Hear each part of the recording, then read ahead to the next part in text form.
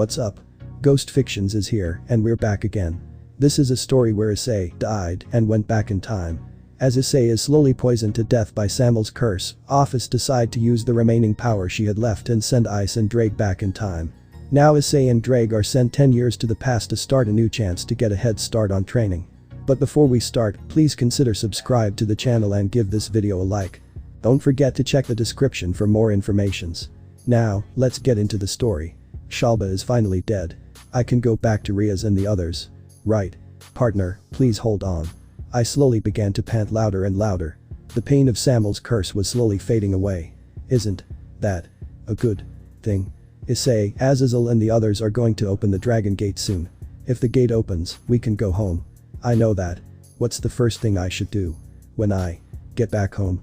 You won't make it, Ophis stated monotonously. Of course. I will. I panted weakly. I still haven't had sex with Riaz or Keno. I want to have children with Zenobia. I want to catch up with Irina. I want to see Kaneko and Ravel get along. And I also promised Asia that we would stay by each other's side. These girls mean a lot to you, Ophis noted. I coughed out a bit of blood. I also have dreams and goals I want to accomplish. I fell on my knees and coughed heavily. Can you tell me these goals? These dreams, Secretary? Ophis requested. I smiled weakly. Of course. My first goal is to surpass all my rivals. I need to surpass Kiba, Saji, Saraerg, and Vali. I want to become the ultimate pawn. I also want to master the power of my dividing gear. And most of all, I want to create a harem. My vision slowly blurred. I didn't feel the pain of the curse anymore. My panting became slower. Hey Ophis. Why did someone like you create the Cows Brigade? I asked. Huh? Why are you asking such a thing at a time like this? Ophis asked back. You saved them. You saved Asia and Irina. I was simply returning the favor. Ophis replied. Asia and Irina are important friends of mine. I laid my body down on the ground and stared up at the sky. It felt cold. You saved them. That is the reason I came to save you. So why join them? I created the Cows Brigade for one purpose and one purpose only. Ophis explained. Everyone who joined the Cows Brigade swore an oath to aid me in defeating Great Red. So, what would happen if he were defeated? I asked. If Great Red is defeated, then I could then return to Dimensional Gap and obtain silence. They would never keep that oath. I pointed out. They simply took advantage of you and misused your snakes. Ophis shrugged. I don't care if they do. As long as they can beat Great Red and return me to my rightful home, I wouldn't care. The Dimensional Gap means a lot to you, I declared weakly. Ophis nodded. That's the reason why I came to the Security's home. I thought I could find something that would help me fulfill my dream. I thought I could find the secret behind the true dragon and heavenly dragon that lies within you and in turn, find the reason why I myself exist. I took in a big breath. I see. I finally understand. This dragon god was the purest leader of the entire organization. It was really ironic when you really thought about it. All this time, Ophis was nothing more than a figurehead. My body felt a bit cold. I was getting sleepy and it was becoming difficult to keep my eyes open. Ophis, do you want to be my friend? I asked. Friend. She seemed surprised when I asked her that. How do I benefit from being your friend? I could at least be someone you could talk to. I see. That might be fun. I inhaled one last breath. Hey Ophis. When we go back home, do you want to stay with me and the others? Ophis seemed speechless of my request. Live with you. The Secretary. I smiled weakly. Yeah. I believe that everyone would enjoy your company. I would love that. Ophis said, kneeling down next to my head. But you won't make it. Huh? I asked. You won't make it in time when the gate opens. She stated. I need to. My voice slowly trailed off. I need to. My life slowly flashed before my eyes. Memories of my childhood until now. Was this how it was going to end? Issei. I could hear Ddraig crying. This wasn't his typical cry of grief. This was a true cry of sadness. You were the best partner I ever had. You made the impossible possible. You're truly a man of miracles. Even though your perverted nature gave me a lot of grief, you never ceased to amaze me with the miracles you perform. So please, do not die. I don't want to leave your side. I don't want to leave your side either. I can easily tell that everyone, even Ddraig, will feel sorrow from your loss. You really are a nice guy, Sekiruyate. Perverted, but still a nice guy. Ophis remarked. Call me Issei. I suggested. Issei.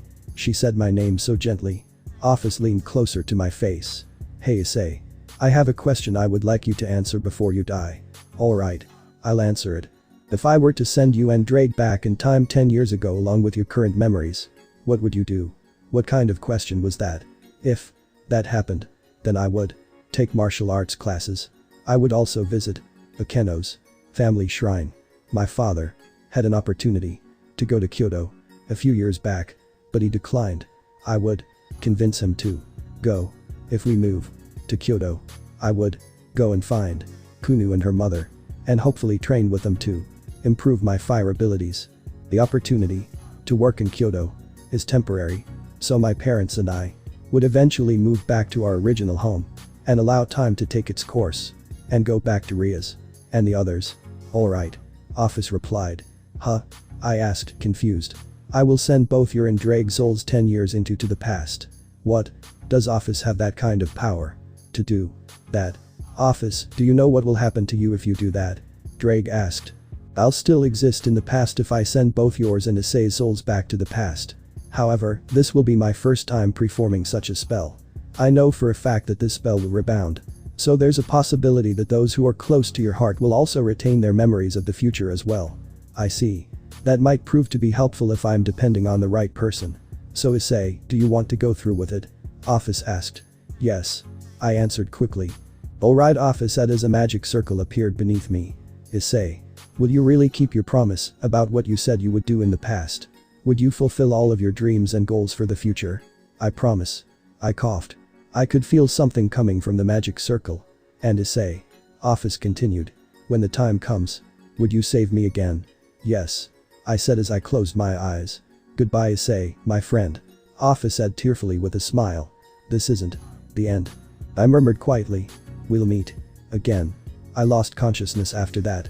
However, instead of looking into a dark abyss, a radiant light headed my way. Rias, Asia, Akeno, Kaneko, Kiba, Zenobia, Irina, Gasper, Azazel Sensei, Roswas, Ravel. We'll all be together again. Right. Beep, beep, beep. The alarm clock rang loudly throughout my room. Ah. I have a terrible headache. It must be thanks to the noise of my annoying alarm clock. Without opening my eyes, I moved my arm wearily to the nightstand and tried to hit the snooze button. But something was wrong. I couldn't reach my alarm clock for some reason.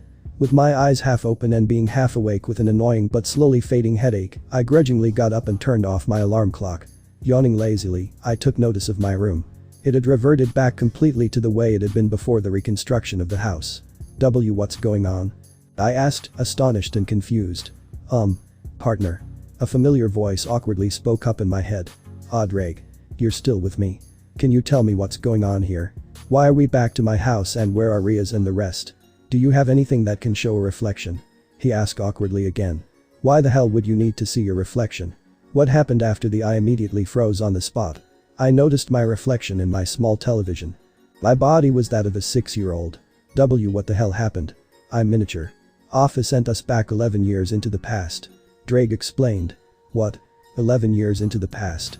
Then I really did almost die after my fight with Shalba. Yes. Ddraig confirmed with finality. If I was sent 11 years into the past then, something must have gone wrong with the spell. It would appear so. Originally Ophis was supposed to send you back 10 years. She must have used a little too much power sending you back. So I was sent back an extra year, huh? Wait, didn't Ophis also tell us that there's a possibility of others remembering us? Yes, she did say that. Wait. Irina should be right next door. Maybe if she sees me, she'll remember me. She's close to my heart, right? Yes, there is a chance that she might remember us. However, there is something important I must tell you. Ddraig said in a grave tone. What is it, Ddraig? You're back into the state that you once were when you were just a human. Frankly speaking, your body is useless as it is now. Well, sorry for having a useless body. I fired back sarcastically. All of the power we gained during the time you were a devil is completely gone. Your balance breaker is gone. The power of Triana is gone. Well, looking on the bright side, our ability of getting power from breasts is also gone. Ah. I feel so relieved. With a resigned sigh, I turned back to my bed and proceeded to sit down. You're really enjoying this, aren't you? But if it helps your mental health, then I guess I'm okay with that. Yes. We can start fresh again. We can be something else beside the op-eye dragon. And Albion and Vali won't be the Ketsuryuku. I find myself to be somewhat happy that you received the curse of Samael now. Ddraig sobbed tears of happiness. My eyebrow chose this moment to develop a rather impressive tic. Hey. Don't get overexcited from this. I almost died, you know. Not to mention we had only just started enjoying the op-eye dragon lifestyle. A familiar voice added. Wait, I recognize that voice. I closed my eyes and proceeded to enter the white world within the boosted gear. Shocked and surprised, I noticed all of my past senpai partying and dancing around in a huge conga line. That tick in my eyebrow couldn't have been healthy now. What the hell are you idiots doing? It's good to see you, Issei. One of my past senpai said cheerfully with a broad grin. Wait, you guys remember me? That was kind of strange, but it also made sense in a completely roundabout kind of way. Why, yes, of course. Another replied in a carefree manner. You know, even though I had decided that this all made sense, I was still terribly confused. Since we were sent back in time with our memories intact, I'm guessing these idiots were sent back with us, since they're a part of me and the boosted gear. Ddraig cut in at that point to offer his opinion. Well, I'm somewhat relieved of that, I guess. Don't worry, Issei, one of my senpai assured, waving at me. We'll aid you in your new quest to become whatever dragon you want. We'll work on a plan to train you to achieve Balance Breaker 2. So come join the conga line of happiness. Or go see that little girlfriend of yours. Irina. That's right, I have to go see her. Well, I'll see you later, senpai. Waving at them half-heartedly, I prepared to leave my subconscious and return to the world of the living. Metaphysically speaking, of course. I opened my eyes, stood up and moved away from my bed, quickly changed into some nondescript children's clothing, and ran downstairs into the kitchen. Morning. Upon seeing my parents, I offered them an enthusiastic greeting before taking a seat at the dining room table. Morning, honey. My mother greeted back while placing my breakfast on the table in front of me. You seem to be in a rush. My father pointed out, picking up the morning paper and flipping it open to the business section. Looks like your parents don't have their memories of the future. Ddraig pointed out succinctly. I sighed in relief, thankful for that. It would be hard to explain this to them if they did remember the future. I'm kind of glad I wasn't that close to them. Even though I loved my parents very much, we just didn't see eye to eye very often since that day. Was it the day you became a pervert? Ddraig asked in disbelief. Yup, that's pretty much what happened. I kind of am. I replied back to my father's words. Oh. Do you really want to spend more time with Irina then? My mother asked. I nodded. I really do. It's kind of an emergency. Is that so? My father asked, although not making eye contact. He continued to stare at the morning paper. Well, it is Irina's last day here. My mother advised me. Wait, it is? Crap. Now I really need to see Irina ASAP. But before I could make my hasty getaway from the kitchen, my mother grabbed the back of my shirt collar. Where do you think you're going? She asked. To Irina's house. I replied. You can go and see her after you finish your breakfast. My father said, putting down the paper and picking up his fork and knife. I opened and closed my mouth several times as I tried to formulate an argument, but in the end I acquiesced. Alright. I went back to table and hastily got to work on devouring the pancakes and miso soup my mother had prepared for breakfast as quickly as I could without choking. Whoa, slow down, Issei. My father demanded, seeming rather taken aback by how quickly I was scarfing food down my throat. One would think I was inhaling it. I can't. I told him while continuing on the warpath against breakfast. You'll upset your stomach if you don't, Issei. My mother informed me casually as she continued her work in the kitchen.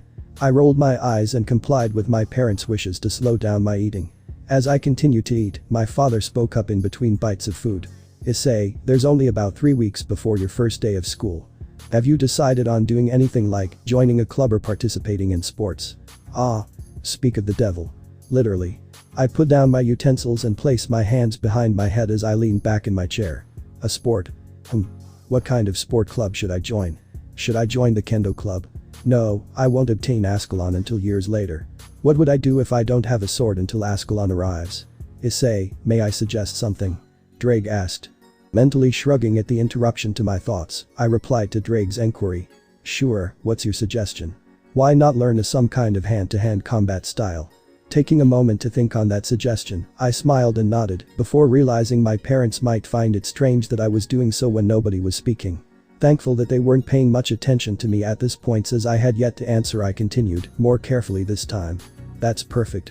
Since I'm pretty much useless without the power of the Sekiryuite anyways, taking a martial arts class would definitely help me in the future. Especially against Ddraig. Thanks for the suggestion, Ddraig. No problem. I just wanted to keep the promise you had with Ophis about taking martial arts. That's right.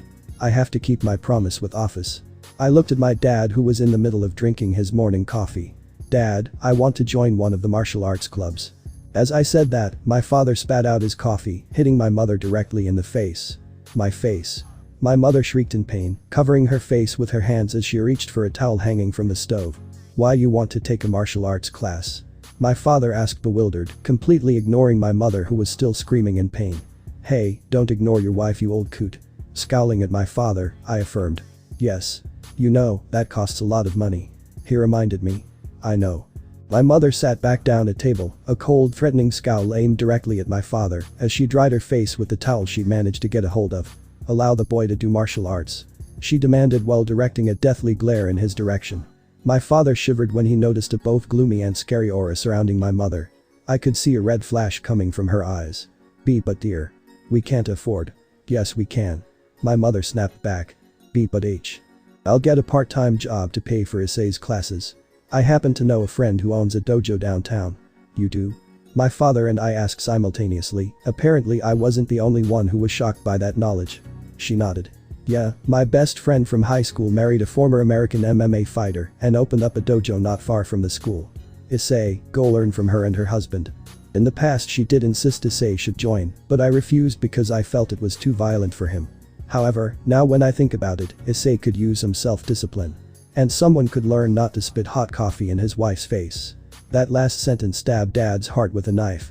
He buried his frightened face behind the newspapers and sheepishly asked. Discount? Yes. Since we're friends, she'll give us a discount. My mother confirmed. Well, at least we got that out of the way. You can say that again, Ddraig. I smiled. Thanks, Mom. Thanks, Dad. Shortly after that I left the table and headed on over to Irina's house. As I arrived, I noticed a huge moving truck parked in the driveway, Irina's parents and some unknown men loading various things into the back. Ah, Issei. Her mother smiled as she noticed me. Did you come to see Irina one last time? Her father asked. Yes, I said cheerfully. Do you know where she is? She must still be upstairs packing her stuff. Her father guessed. Why don't you go up there and play for a little while? We still have some time before we need to get going anyways. I agreed to her father's request, heading inside and running upstairs to her room. As I walked into her room, I noticed Irina packing the remnants of her belongings. Hey, Irina. I greeted with a bitter smile. Irina turned around and forced her own smile. Oh hey. She greeted back listlessly, attempting to hide the sadness in her heart. So. I started, a sheepish grin on my face. Yeah. She replied, not knowing what to say to me either. Partner, aren't you going to check if Irina remembers anything about you or your past life? I know, but I don't know where or how to begin. I don't know if she remembers anything about us. How about this? Ddraig whispered a suggestion into my mind. Oh. That could work. Hey Irina. I had a dream not too long ago. I stated. A dream? She questioned, tilting her head in confusion. I nodded. Yeah, it was a really crazy dream. And you were in it. I was. I nodded in response. Yeah, you were an angel. An angel? She asked. Yeah, you had everything an angel had. You had white wings and a halo made out of light. Now Irina made a face as if I was crazy. I don't want to be an angel. She responded with a nasty look on her face. Ddraig also made a shocked sound. But angels are pure and good. Why you can become an follower of God. I pointed out, a nervous look on my face. But it's because of God that I'm moving away. Irina countered. Huh? I had a clueless and probably comedic look on my face. I want to stay here and go to first grade with Ise-kun. I love it here. This is my home and I don't want to leave. Irina complained, tears slowly coming out of her eyes. Looks like the past self-proclaimed angel doesn't have any memories of us or her present self. Ddraig declared. I sighed. This might be a good thing. When we were catching up back in the present, Irina told me how she hated the private school she went to during her time in elementary school. I'd rather not have the present self go through that again. Why, you know what school my parents are going to send me to? Irina asked with barely concealed sobs. A private school. I guessed. Why yeah. She nodded tearfully. It's a private school for Catholics. Issei, aren't you going to cheer her up somehow? Ddraig asked. Yeah, I guess that might be the right thing to do. I walked closer to Irina and gently patted her head. Irina squeaked, noticing me patting her head. Calm down. I said soothingly. We heroes don't cry, no matter what. Heroes? She asked, confused. Yeah, you and I are heroes. And you know what the first rule of being a hero is? We don't cry. I said keenly. But I won't ever see you again. Irina protested tearfully. I sighed. You want to know another rule of being a hero? What? Heroes don't say goodbye. I told her with a refreshing smile. Heroes will always be reunited with other heroes no matter what. As long we stay heroes, we'll meet again. I promise. Irina was speechless from happiness after my words. She wiped her tears and gave me the most cheerful smile I've ever seen her make. You're right. She said after sniffling once. I smiled. Let's go to the park and play superheroes one last time. Yeah. Irina concurred joyously. A few minutes later both our mothers accompanied us to the park. On the way I received another massive headache that disappeared after we arrived. Ever since coming back to the past, I've been getting short and intense headaches. I guess it must be the rebound effect, and since I had no other explanation, that was what I was going with for now. It's been 10 minutes since we arrived at the park. Irina and I were playing superhero in the playground while our mothers talked with each other on the nearby bench. Hey Issei-kun, I'm going to get a drink of water. Irina informed me. After she left for the water fountain, I was all alone. I decided to wait for her near the swing sets on the playground. However, I was surprised when I noticed someone sitting in my favorite swing. The person looked right at me. In disbelief I staggered towards the person on the swing. Hello, Issei. She greeted me with the usual blank expression on her face. Hearing her say my name however, drove whatever breath I possessed from my lungs. I was quite literally speechless. Ophis. The girl on the swing set nodded in response. It's good to see you again, Ice. It seems like the spell worked after all. It's really you. I said, truly relieved. Sorry for sending you back 1 year further than originally intended. Ophis apologized. No. It's alright. I assured her, waving my hands back and forth. How's Ddraig? Are you able to communicate with one another? If I remember correctly, the two of you didn't establish communication before to your rebirth as a devil. I'm fine, Ophis. The spell was truly a success. Issei, I, and the rest of his predecessors have retained our memories of the future. Well, that's good. Ophis remarked bluntly while swinging gently back and forth. So Ophis, what are you doing here? Why do you ask that? Does my presence bother you? And no. Don't get me wrong. I don't mind you being here. I just didn't expect you to be here of all places. I said nervously. Well, I came here to talk to you about the time-traveling spell.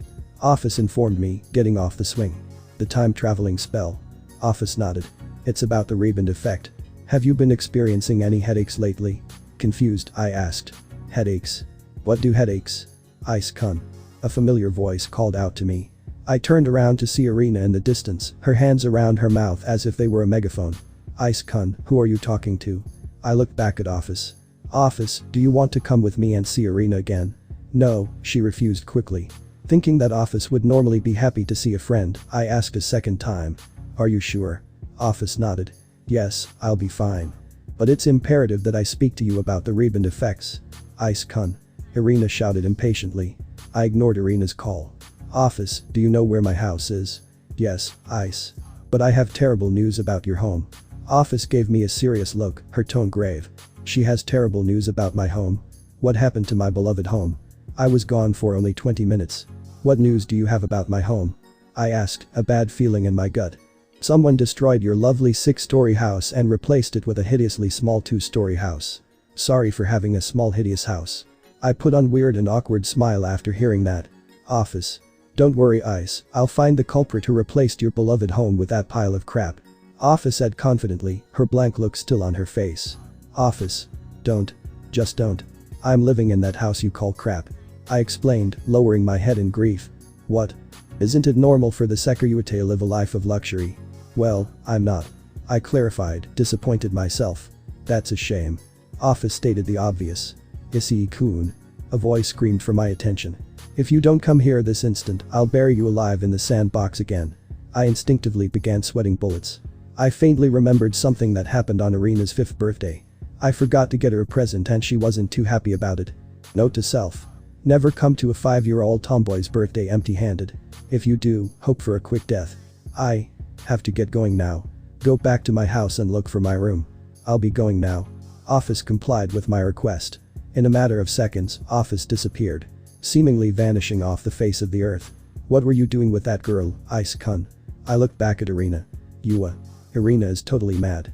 She had puffed her checks, crossed her arms, and narrowed her lovely eyes into a look of pure hatred. Well, are you going to explain? Irina asked, sounding a bit calmer. Explain what? I asked, completely clueless as to what she was talking about. Explain to me your relationship with that gothic Lolita girl. Irina demanded. Well. I trailed off nervously. How am I going to explain this to Irina? She definitely wouldn't believe me if I told her the truth. She's a friend. I answered hesitantly. A friend? She asked incredulously while raising her right brow. It's true. So how did you meet this friend? She began to question. How am I supposed to phrase this delicately? I met my dragon god friend in my 6-story house 11 years in the future, along with my devil girlfriend and her servants, consisting of a sadistic fallen angel, a criticizing hellcat, a power idiot swordswoman, a cheap Valkyrie, and a blonde nun. Yeah, Irina is sure to believe this, right? She visited my house not too long ago. Exactly how long ago? She interrogated me aggressively. A couple days. I replied quickly. On which day? She continued. What's today? It's Monday, right? So. Last Wednesday. I guess. That sounded about right. Ddraig, do you know which day we met Ophis? I really don't know. I've been living within the boosted gear for countless centuries, so I can no longer keep track of even the era we're currently living in. Last Wednesday. I was out of town last Wednesday. Oh no. Irina suddenly became depressed. Is Ise-kun is going to replace me with that skanky gothic Lolita girl? Irina muttered in depression. What? Did Irina just call Ophis a skank?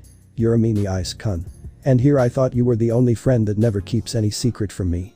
I noticed Irina's eyes were starting to tear up. I don't know what to do. Irina was already depressed due to it being her last day before moving. I don't want her to remember me as the jerk. Partner. What is it, Ddraig? Can't you tell that I'm in the middle of a predicament here? Your dream is to become a harem king, right? What's with this rhetorical question? Of course I want to become a harem king. It's my life's dream. If what you said is true, then tell me one of the rules of being a harem king. Do many perverted things with lots and lots of women. True, but that's not what I'm looking for. Listen, partner, if you want to become a harem king, the first thing you need to learn is how to understand a woman's heart instead of their breast. Why do you think there were countless girls all over your pretty boy swordsman? He was kind and considerate to every girl's feelings. He was also a pretty boy bastard. Any girl would fall for his charming face. Well, that doesn't matter. Try to consider that girl's feelings. Try to cheer her up. If you can't even cheer up a little girl, then how do you plan on becoming a harem king?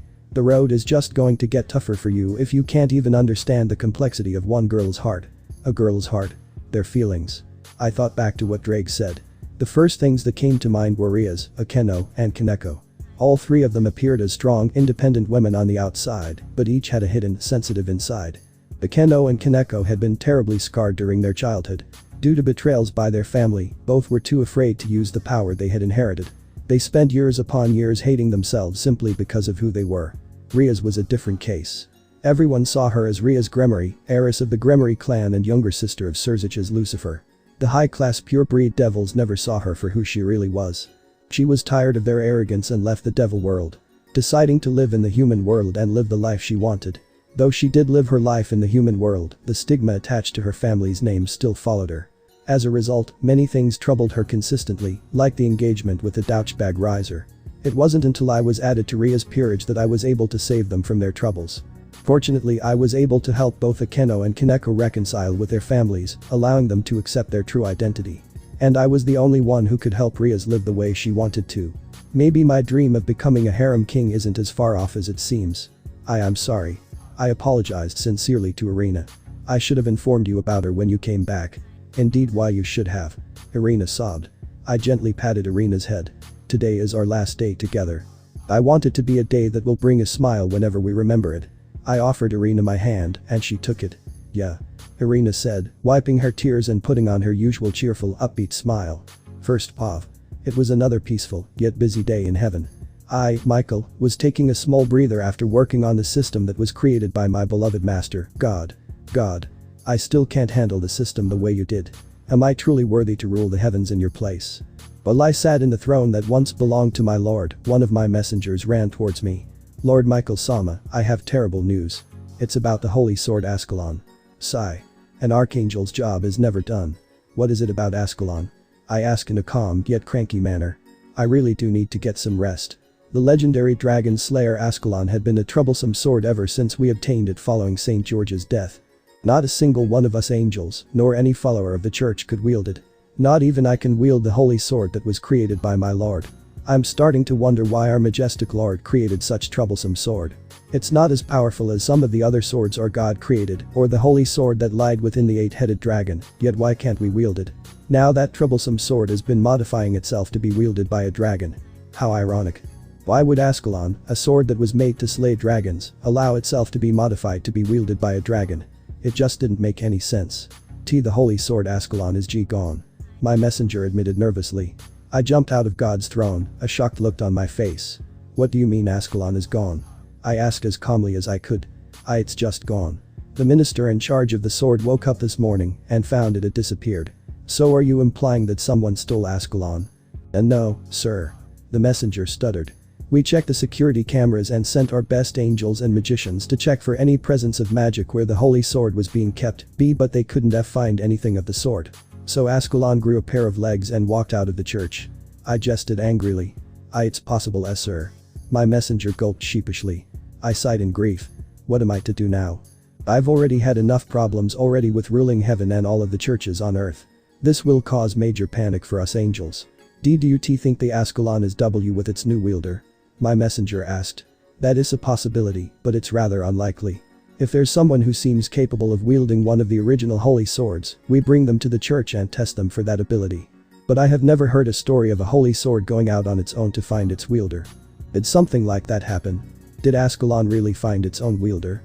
If so, I wonder what kind person the holy sword chose. Achoo. I sneezed. God bless you, Ise-kun. Irina said, touching my forehead. Are you sick? Irina, our mothers and I came back to Irina's house. Everything that used to be inside her house was now packed inside the moving trucks. I'm fine, Irina. I assured her. Are you sure? Irina asked, concern clearly visible in her eyes. I'm sure. I reassured her with a smile. I still can't believe this is my last day here. Irina said while releasing a depressed sigh. She looked down to the ground with a sad face. Hey Irina. Yeah, Ise-kun? Asked Irina, looking back up at my face. I leaned over to Irina's left cheek and gently placed my lips upon it. When I leaned back, I noticed Irina's shocking reaction to my kiss. Her face was burning red and her ears literally fumed. Ise-kun. She exclaimed, stuttering. What? I forgot to get you goodbye present. So would you settle for a kiss instead? Irina simply nodded, that same shocked look on her face. After the kiss, Irina and her parents moved away to England. I wouldn't able to see her for another 11 years. Sigh. I was on top of my bed in my bedroom. It was almost time for me to go to bed. Ophis was nowhere to be found. Where the hell was she? Don't tell me she got lost. Hello, a familiar deadpan voice greeted from underneath my bed. Huh? I asked, noticing someone rolling out from underneath. It was Ophis. How long was she hiding under my bed? I've been hiding there for 3 hours. What's with those words of confidence? That's not something you should be proud of. Well, you found my room. I pointed out as kindly as I could. Ophis got up and sat on top of my bed. Alright, Ophis said, speaking a bit more serious than before. Let's talk about the rebound effect of the spell. Feeling nervous, I made a fairly audible gulp as Ophis began to speak. When I performed the spell, numerous rebound effects surfaced as a result. For starters, I sent you back a year earlier than I intended to. That's fairly understandable considering the fact Ophis isn't a specialist in this type of magic. That being said, a spell of this caliber could have easily backfired, as it apparently had. Ophis was hesitant to speak again, but she continued. Now let me tell you about the other effects of the time-traveling spell. Remember when I told you that there's a possibility of others, which are close to your heart, being able to remember you? I nodded in response. Ice, have you experienced any headaches more than once today? Yeah, I actually did. I answered while remembering the massive headaches I got in the morning and on my way to the park. Well, what I'm about to tell you is going to sound very confusing and complex. So be prepared and listen very carefully. Ophis warned me gravely, still maintaining her emotionless expression. Alright. I quickly replied. I'm ready. Ophis took a deep breath before she continued. I have found out that there will be 10 people close to your heart that will remember you and Ddraig. What Ophis said wasn't complicated to understand. So from everyone close to my heart, only 10 of them will only remember me. Still, that's a good thing, right? But here's complicated part. Unlike you and Ddraig, they won't immediately remember anything about you or their future selves. Say what now? What exactly are you trying to say? I asked, a puzzled and concerned look on my face. Those 10 chosen people won't remember you or their future selves on the spot. Even I, the spell's caster and one of the 10 chosen people, didn't remember you at all until late this morning. Now I'm even more confused, you know. I looked to my left arm. Even Ophis, who cast the spell in the first place, hadn't remembered me nor Ddraig. Please tell me you understand what's going on, Ddraig. I'm as lost as your partner. I might understand what Ophis is saying if she continued explaining more about this rebound effect. I looked back at Ophis. If what you said was true, then how did you remember me and Ddraig? Ophis took in another deep breath. Before Cow's Brigade was formed and while Great Red occupied my birthplace, I was lonely. I traveled around the world looking for another place I could call home. But I couldn't. However, one day I noticed a couple of devil children playing cards and calling each other friend. It was at that moment that something hit me. My memories of you, Ddraig, Volley, Ise, and Arena came rushing back to me accompanied by a terrible headache. After the headache subsided, I went straight to your house and searched for you. Headache? I asked. Ophis nodded. Yes, Ise. Those 2 massive headaches you received today were a direct result of me and another individual who now remember their lives of the future. Ah. I think I get it now. What is it, Ddraig? What did you just understand? Unlike you, me, and those idiots within the boosted gear, Ophis, who didn't remember us or her future self right away couldn't, not until she activated a certain trigger that allowed her to remember. Also, the second she remembered us, a short but massive headache appeared. Ophis nodded to Draig's words. What Ddraig says is true. Someone like me, the embodiment of the infinite, should have remembered you the second I sent you 11 years into the past, but I didn't. It wasn't until I received both a keyword and a key action that I remembered both of you after getting a massive headache. So what you're trying to say is that the other 8 people who were chosen won't remember me unless I find their respective keywords or actions and trigger a terrible headache, right? I guessed. Yes. Ophis replied, emotionless as usual. For me it took both a keyword and a certain action to remember everything. The other 9 probably only need one or the other. The reason why I needed both was probably because I'm both the infinite dragon god and the caster of this spell. Now I somewhat understand this rebound effect. But I quickly realized something. Ophis, I had 2 headaches today. Do you know who the other person might be? Ophis shook her head. No. I don't. And I'm not done explaining the rebound effect yet. There's still more. I slowly became paler and paler after realizing there was still more to this effect. The rebound effect is a double-edged sword. Without even looking at my body I knew I was as pale as a ghost. Just because these 10 people are close to your heart doesn't necessarily mean that you have a positive relationship with them. They could be people you have hated deeply within your heart. If these people manage to unlock their memories, the first thing they might do is hunt you down. My body began to shake as I thought about the possibility of people I hate showing up with no hesitation to kill me at first glance. I quickly shuffled through my mind, thinking of all the enemies I deeply hated. Shalba, the leader of the old Mau faction of the Cow's Brigade, as well as the man who almost stole Asia from my life. It was because of him that I awakened the Juggernaut drive that greatly shortened my lifespan and almost died a second time. He was a so-called Mau that didn't rely the power of others. But he was nothing more a pathetic hypocrite who made me sick. Diodora, the man who makes my blood boil. It was because of him that Asia was labeled a heretic by the church. That bastard wanted Asia to be his sex slave and had the gall to call me a filthy dragon. He is definitely someone who I can safely assume to be a person close to my heart whom I hated. However, the next person that entered my mind sent fear and sadness down my spine. Will you die for me? A dark voice taunted in my mind. Ise. Ophis said, snapping me out of my deep concentration. I'm scared. I admitted, my voice filled with dread. I'm completely defenseless in this state. How am I to defend myself when I'm only 6 years old? Ophis grabbed my hands and firmly squeezed them. It's alright. Ophis assured. You and your friends protected me. Now it's my turn. You don't have to worry, Ise. I'm also here to protect you. I'll undo the seal if I have you. You too, Ddraig. Don't worry about a thing, Ise-kun. We'll also do our part in protecting you. Even my senpais are willing to protect me. Yeah, we even have Ascalon.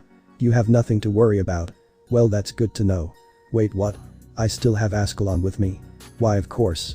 Since it was stored within the boosted gear during the time you were about to die, it also came back with us. Is that so?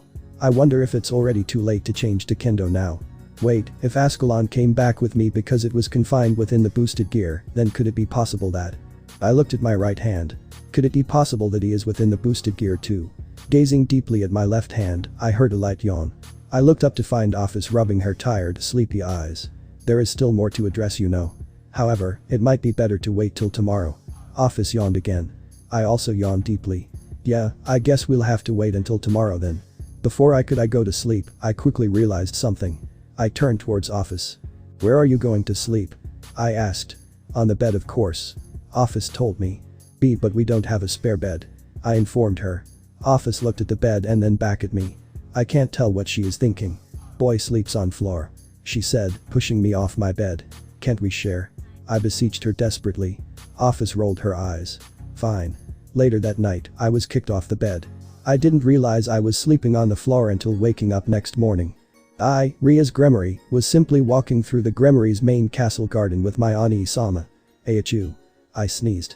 Ria's, what's wrong? My Ani-sama asked worriedly. It's nothing. I assured him. But I was wrong. I made a louder sneeze than before. My Ani-sama became even more worried than before. Alright, I'm taking you to bed. He said worriedly, dragging back to my room. But I'm not sick. I complained. You sneezed twice in a row. But that doesn't mean achoo. I sneezed even louder than before. After the third sneeze, my over-worried Ani-sama was convinced that I was truly sick. Now I'm strapped between my mattress and my blanket that's been coated a powerful magic seal to prevent me escape. But Ani-sama, Issei and Ddraig are going visit me today. I protested to get out of my bed. It's alright. They can come and play in your room and I'll supervise. Oh no. If Ani-sama supervised my play date with Issei and Ddraig, I can never show my face to them again. I'm fine. Really. I'm not a Jew. Ani-sama panicked. That's it. That's it. That's it. All week you're getting best rest. I'm going to get the week off and watch over you. Hey Ani-sama, if you're getting time off, then you should go stay with Wani-sama. She's bears your child in her belly. What are you talking about, Rias? Gray if it doesn't have a baby in her belly. No, she's just fat. Babies come from the delivery stork. Good job, Ani-sama. That's probably the last time you ever get laid if Wani-sama finds out of what you just said. I put on a skeptical half-eye look. I already know how babies are made, Ani-sama. A man and a woman just have to. Blah, blah, blah, I'm not listening. Ani-sama exclaimed, covering his ears with both of his index fingers. Am I interrupting something? A new voice awkwardly asked, coming into the room. It was Ani-sama's knight, Saoji Akita, leaning against the doorframe. Saoji-chan, please knock some sense into stupid Ani-sama. Oh no. Panicked Ani-sama. Her condition are getting worse. She's not remembering how great of a brother I am. Both Saoji-chan and I stared at Ani-chan with half-open eyes. So Ria's Haim is sick then? Saoji-chan asked, who decided to play along with Ani-sama's scene, walked up to my bed. Oh yes. Ani-sama sobbed. You wouldn't believe how many times she sneezed today. Oh how many? Saoji-chan asked, placing his hand on top of my forehead. Ani-sama putted up his hand and hid his thumb behind his palm. F4 times. Ani-sama cried. Well, her temperature is alright. Saoji-chan muttered quietly, removing his hand from my forehead. He turned over to Ani-sama. Lord Surziches, I think I know why she's sneezing without being sick. Ani-sama looked at Saoji-chan as if he was crazy. What the hell are talking about, Saoji? Well, there was an old saying in Japan. If you're not sick and you sneeze, that means someone is talking about you. Now Ani-sama put on a blank look on his face. Don't talk nonsense, Saoji. My beloved baby sister is now sick and it's my responsibility to stay by her side till she gets healthy. Sorry to inform you, but you can't stay with your so-called sick sister. Saoji-chan said after sighing. Ani-sama raised a brow. What are you talking about, Saoji? There's nothing you can say that can make me leave this room. Is that so? Saoji-chan snorted, cracking his neck. He coughed before he spoke. It's your wife. She's in labor. Ani-sama became speechless. She's what? He exclaimed loudly, cupping his checks and looking like the screamer. She's in labor. Saoji-chan repeated clearly. Oh, fuck. I thought the baby was supposed to come next week. What am I going to do? What am I going to do? I'm not mentally prepared for this. Someone, anyone, tell me what I have to do. Ani-sama panicked crazily, pacing back and forth. How about release me from my bed? I suggested. Ani-sama quickly reverted back to his normal self. Ha, yeah right. He laughed. I sighed. Well, I at least tried. Saoji-chan walked up to Ani-sama and gave a bitch slap him so he could snap out of his panic state. Oh. Ani-sama's face has a huge red hand mark on his left cheek. First I need you to calm down. Saoji-chan ordered Ani-chan calmly. Next take in a good nice big breathe. Ani-sama slowly inhaled and exhaled heavily. Saoji-chan smiled and placed his hand on Ani-chan's shoulder. Look Surziches, it's really common thing for a woman to go into labor before the due date. Many men go through a panic state. But you have to calm down and show you're not that kind of man who panics when an unexpected situation happens last minute. Ani-sama took in one more last breath before calming down. Sorry for my rude behavior, Saoji, Riaz. I just realized that I'm going to become a parent. I never thought that this day will actually come. Well, it did. Saoji smiled. Now let's go to the hospital. You have to be there when your wife gives birth. But before you leave, I want to leave you smiling when you arrive to Grayfa's side. So think something funny, huh? Has Beowulf been info yet? Ani-sama asked. Nope. Saoji snickered. I can't wait to see the look on his face when we inform him a week later. Ani-sama laughed. Ah. Seeing Beowulf's misery does bring me joy. Sigh. Why does everyone is Ani-sama's peerage pick on Beowulf? I hope my peerage don't make fun of my future pawn. Ophis Pav. Every morning, I always wake up before Ice does. What I usually do before Ice wakes up is simply look at his sleepy face and listen to his sleep talk. Oh, someone is probably thinking of him. Is it first? First Pav. Achoo. I sneezed. I rubbed my nose. I wonder who is talking about me. Riaz Pav. After the Saoji-chan's pep talking Ani-chan went via magic circle to the hospital located in Styri's territory. Now let me release that seal that your idiot brother put on your bed, Saoji-chan said, trying to remove his seal. After the seal was removed, Saoji-chan took notice of my evil pieces on my mini table. Oh? Are these your evil pieces? He asked. I happily nodded. Yes, they are. Saoji-chan examined my pieces carefully. As I suspected, you have a mutation piece just like your brother, though it's a bishop piece. But may I ask you something? Sure. I said. Where are all your pawn pieces? I put on a bitter smile when he noticed my pawns weren't with the rest of my other pieces. Well, there was a problem with my pawn pieces. A problem with your pawns? Asked Saoji-chan, who raised his right brow. Yes. When I received them, they were emitting red static. They were too dangerous for me to hold. I explained. Static? Saoji-chan questioned. So where are they now? They are with Beelzebub-sama. I answered. He's checking if there is something wrong with my pieces. Saoji-chan put his hand under his chin and hummed. For evil pieces to do something like emitting red static and hurt its owner, that's a strange case indeed. Well, if the pawn pieces are with Ajuka, then we have nothing to worry about. Let's go to hospital and see your great one Isama give birth to a healthy baby. Yeah. I agreed enthusiastically, grabbing onto Saoji-chan's hand. Issei's Pav. It was a clear sky morning of a summer day. I, Issei, woke up early in the morning in my room and properly getting dressed for today. I had a special date with a special little lady today, and I have to dress properly for it. Are you going to visit her again? Ophis, who's playing my old Game Boy on my bed, asked. Of course. I replied, finishing off my attire. Are you going to do your errands I ask you to do? Ophis, who continued staring at my Game Boy screen, waved her hand. Yeah, I'll do them as soon I become a Pokemon champion. Right now I'm battling against the so-called Dragon Master. I really should take away Office's video game privileges, but I'm in a rush, so I left my house as fast as I could. I got on my bike and rode off to the other side of town. It's been 3 years since Ise, Ddraig, my past senpais and I went back in time. Since then Office have been staying at my house. I started to think back 3 years back to what Office said about the other rebound effects. 3 years ago. What?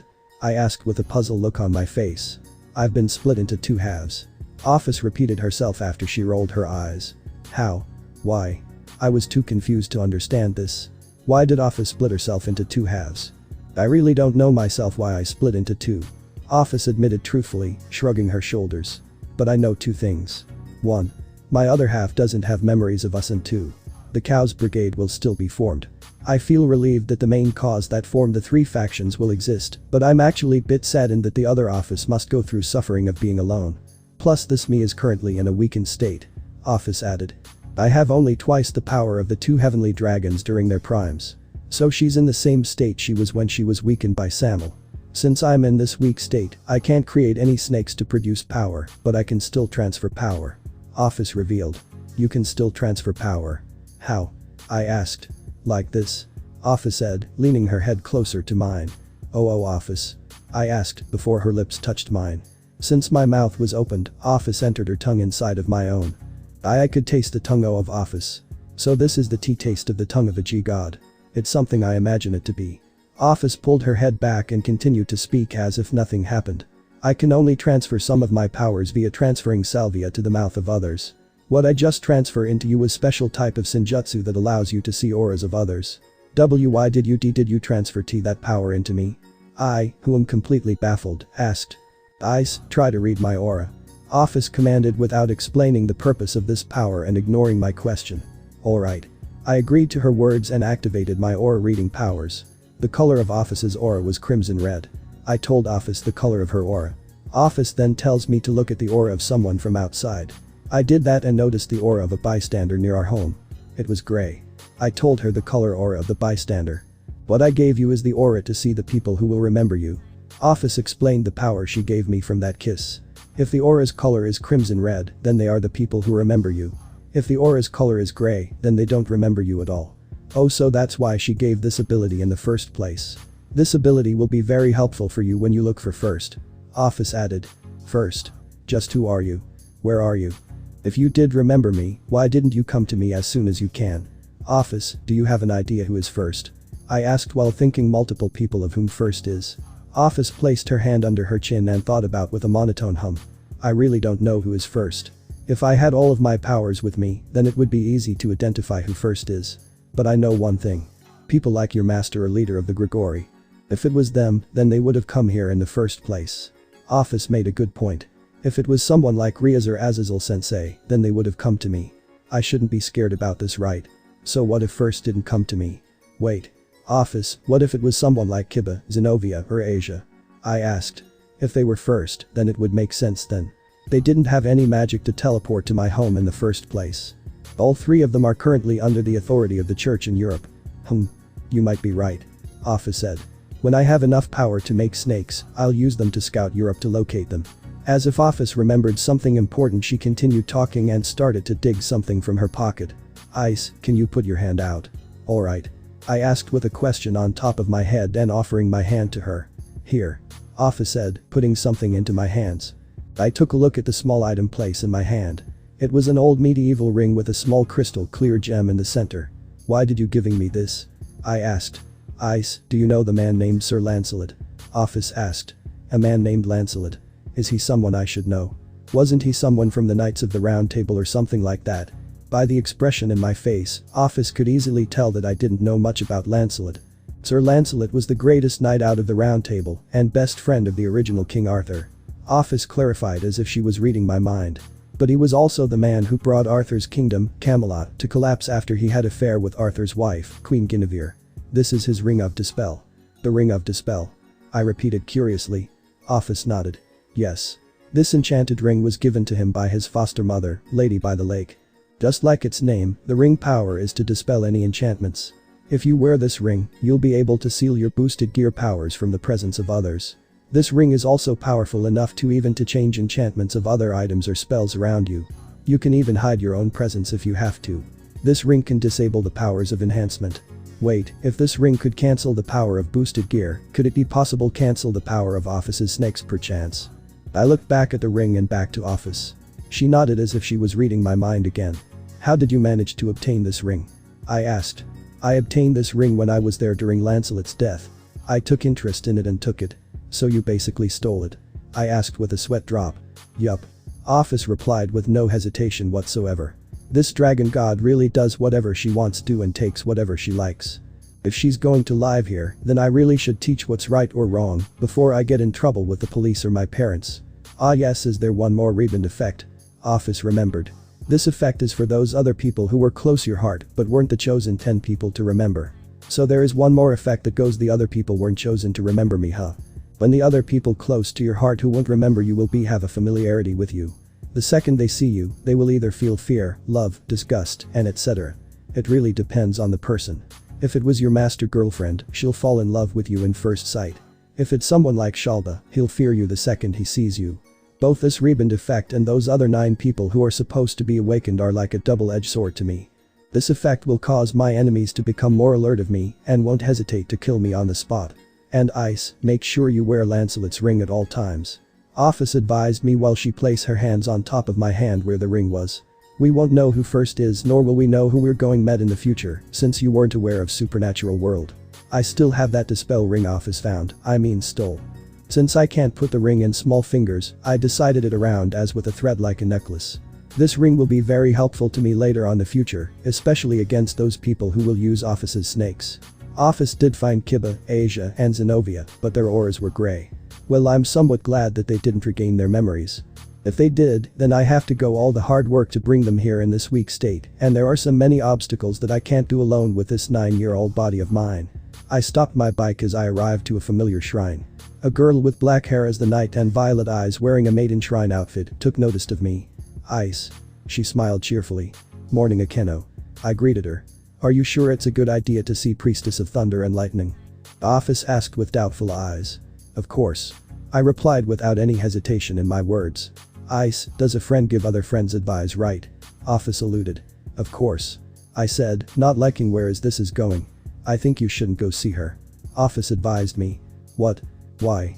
I asked confusedly.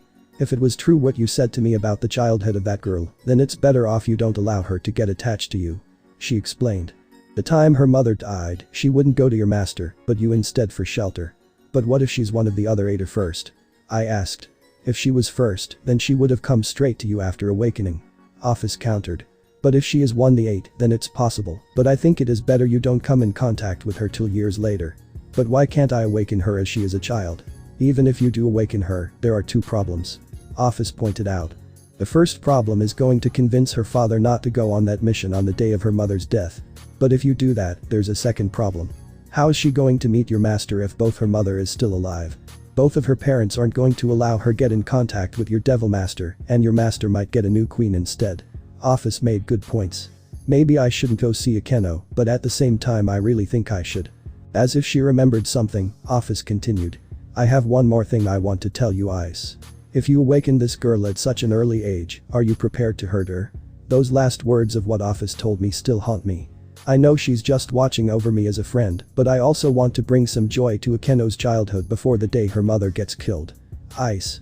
Asked Akeno worriedly. What's wrong? I shook my head and smiled. Nothing, I was just thinking about something not so important. Alright. Akeno said cheerfully. I'll be right back. I'll need to change first. I nodded and Akeno ran off to her home. Oh? A voice said from behind me. I turned around to see a familiar middle-aged, gruff-looking man with black hair, matching beard and a muscular body man. It was Akeno's father, Barakiel. It's good to see you again, Ice-kun. Are you here to see Akeno? He asked. I happily nodded. I'm going to take Akeno into town with my bike. I said happily, patting the handlebars of my bike. Barakiel smiled. That's good. Hey Ice-kun, how did you do in your green belt tournament? I came in first place thanks to those moves you taught me. I replied gracefully. Barakiel then snorted. Of course you won. Those cliché and pity moves they teach in dojos these days won't help you at all if you fight a powerful opponent. I know true material arts. If I only had more free time, I would love to teach you all ancient fighting styles that I learned when I was your age. Well, you are somewhat right about that. I admitted bitterly. My sensei is very talented, but compared to Barakiel, he's very weak. Ever since Barakiel knew the fact that I was learning material arts, he taught a few moves that he learned from ancient times. He even taught some sword fighting techniques that going to helpful for me when I use my Ascalon.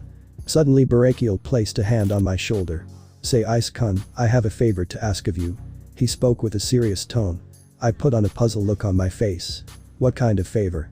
What do you think of Akeno? He asked with a concerned look on his face. I placed my hand under my chin and hummed thoughtfully. Akeno is a good girl who is very important to me. I replied. Barakiel smiled. That's good. You know there are going to be times that I won't be able to be there for her when she needs me. I wonder if you wonder if I can stay by Akeno's side. I said, finishing Barakiel's sentence. Don't worry, I will. It's a man's job to protect the woman they care about, right? Barakiel looked relieved and sighed. That's right. I'm glad you're Akeno's first friend. Daddy. A voice not far shouted happily. You're home. Both Barakiel and I turned our heads and noticed Akeno, now dressed with a white blouse, black mini shirt, white bucket hat with a sunflower attached to it, and her hair was loose, not tied up. I became completely speechless with her appearance. Even her father became speechless as well. What? Akeno asked shyly. Is there something wrong with my outfit? Both of us nodded our head no. It was just. She just looked so. I can't explain in words. She was truly looked a child of her age. I leave her in your hands. Barakiel whispered that into my ear and tapped my shoulder before he left back to his house. "SORY, you ready to go?" I stuttered nervously. Akeno nodded cheerfully. She got on the back seat of my bike and we rode off to town. We first arrived at the convenience store in the shopping district of town. Akeno was looking at dental hygiene section of the store and examining an electric toothbrush. "Why do you need a new electric toothbrush?" I asked while examining electric toothbrush last night as well. "I have to throw away the one I had this morning," Akeno said, taking an electric toothbrush that she has selected. "Why?" I asked. "Well, Daddy came home last night." Akeno began telling her story. "So he and Mommy decided to do one of their daily breathers and used my toothbrush in the process. The next thing I knew, my electric toothbrush had a stinky smell and the brush was completely brown. Blood gushed out from my nose. I nearly lost my posture when I knew exactly what happened. Ever since the defeat of Loki, Akeno became more open about her childhood with me. She talked about her mother and how she was the S and her father was the M. She even told me that there are times she watched her parents playing S and M. How sick is that? Ise-kun, your nose is bleeding." Akeno took out hanky from the pocket of her black miniskirt and gently wiped off the blood. "Thanks, Akeno." I replied shyly. "Yufufu, Ice is a not boy." Akeno giggled with a sadistic smile. "Oh no." I activated her S mode from my nosebleed. Akeno leaned closer to my ear and whispered seductively. "You were thinking something naughty, weren't you? Does the naughty boy need to be taught a lesson? Should we buy a second electric toothbrush and use it on you?" More blood gushed out from my nose. I staggered back and fell on the back of my head. "Ouch." I groaned weakly, rubbing my over-exaggerated bump on my head. "Yufufu." Akeno giggled cheerfully. "Teasing with Ise-kun is very fun." Sigh. "What's wrong, Ddraig? Why are you sighing? How can an idiot like you become harem king if you continue to bleed out senselessly? You need some self-control. If you don't, it would lead you to your death. Remember the bishop girl of Saraerg. You nearly fell for your trap because you couldn't attack her because of a simple striptease. But I was able to beat her. Only because you weren't satisfied with how she stripped herself. Hey. I take striptease very seriously. If any girl in my harem is going to do a striptease, she has to do it right." Sigh. "I give up. Your lecherous thoughts is going to haunt me for the rest of my life. Someone. Anyone. Just euthanize me right now." Ddraig begged depressingly. "Whoa. Calm down, Ddraig. Don't get too depressed. I can change. Really. I'll control my nosebleed. It just to quit a bad habit. That's it. You're 20-year-old stuck in a 9-year-old body and you're getting seduced by a 10-year-old girl." Ddraig snapped. "This isn't any 10-year-old girl. It's Akeno. Please try to understand, Ddraig." Sigh. "I'm done. At least you're not gushing out too much blood like you did in the past. Or is it the future? I give up." "What's wrong, Ice?" Akeno asked concernedly, noticing that I was looking down at my left hand. "Nothing." I quickly replied. Akeno quickly finished her shopping and we left the convenience store. "So where do you want to go next?" I asked. I think I know a good place that we can go play in for a while." Akeno suggested her next location by whispering it by my ear. "Alright," I said. "If the little lady wants to go there, then I'll drive her there." I rode my bike a bit away toward the woods that a few meters away from town. I stopped my bike and both Akeno and I got off. "So why did you want to come here?" I inquired curiously while Akeno walked straight into the woods. "Come," Akeno said, waving her hand to follow her. "Alright," I said, following Akeno from behind. After a few minutes walking in, Akeno stopped in front of a creek. "Why did you stop?" I asked. Akeno turned around and smiled. "I wanted to bring you here." I raised a brow. "You brought me to a creek. Does this creek have any significant meaning to you?" I asked. "Yes," Akeno replied sincerely. "This is where my parents met. Her parents met each other here in this lake." Akeno turned back at the creek and continued. "My daddy was injured from some very scary people and hid here in the woods. He was on the verge on death till my mommy found him on his spot and nursed him back to health." I walked up and stood next to Akeno and stared down at the creek. It was love at first sight for them. This place was where my father told my mother he loved her for the very first time. He even proposed to her here. When I was younger, we always came here for a picnic. My daddy always retold the story of how he met my mommy. Akeno sounded more bashful and quiet. Akeno's hand clasped with mine. I interlocked her fingers and gently squeezed. I could see Akeno's reflection from the lake and noticed a light blush on her face. I looked at my reflection. I also had a small blush on my cheeks. "It's a touching story," I said honestly. "Hey, Ice." Akeno spoke my name timidly. "Yes?" I asked. "Do you remember the day we met?" "Yeah, I do," I replied happily. "It was 3 years ago. For some reason I wanted to visit your shrine. I begged my parents endlessly till they agreed to take me. We went walking and 3 years ago. Hurry up. I shouted impatiently. We're puff. Trying our best. My father huffed. Why? Huff. Did you want to come here? My mother asked wearily. I just wanted to. I half lied. While I was walking ahead, my parents were talking behind my back. Do you think our son wants to become a priest when he grows up? My father asked. My mother shrugged. It could be. Maybe Irina's religiousness could have rubbed off on him. What are you two talking about? I asked with half-open eyes. I wasn't listening, but I could easily tell they were talking about that. Oh, nothing. My father replied sarcastically with a sweat drop on his face. I rolled my eyes and continued up ahead. I'm really thankfully that neither one of them remembered the future. I was the first arrived to the shrine. My parents arrived a few minutes after I did. We're here now. My father stated. Are you happy?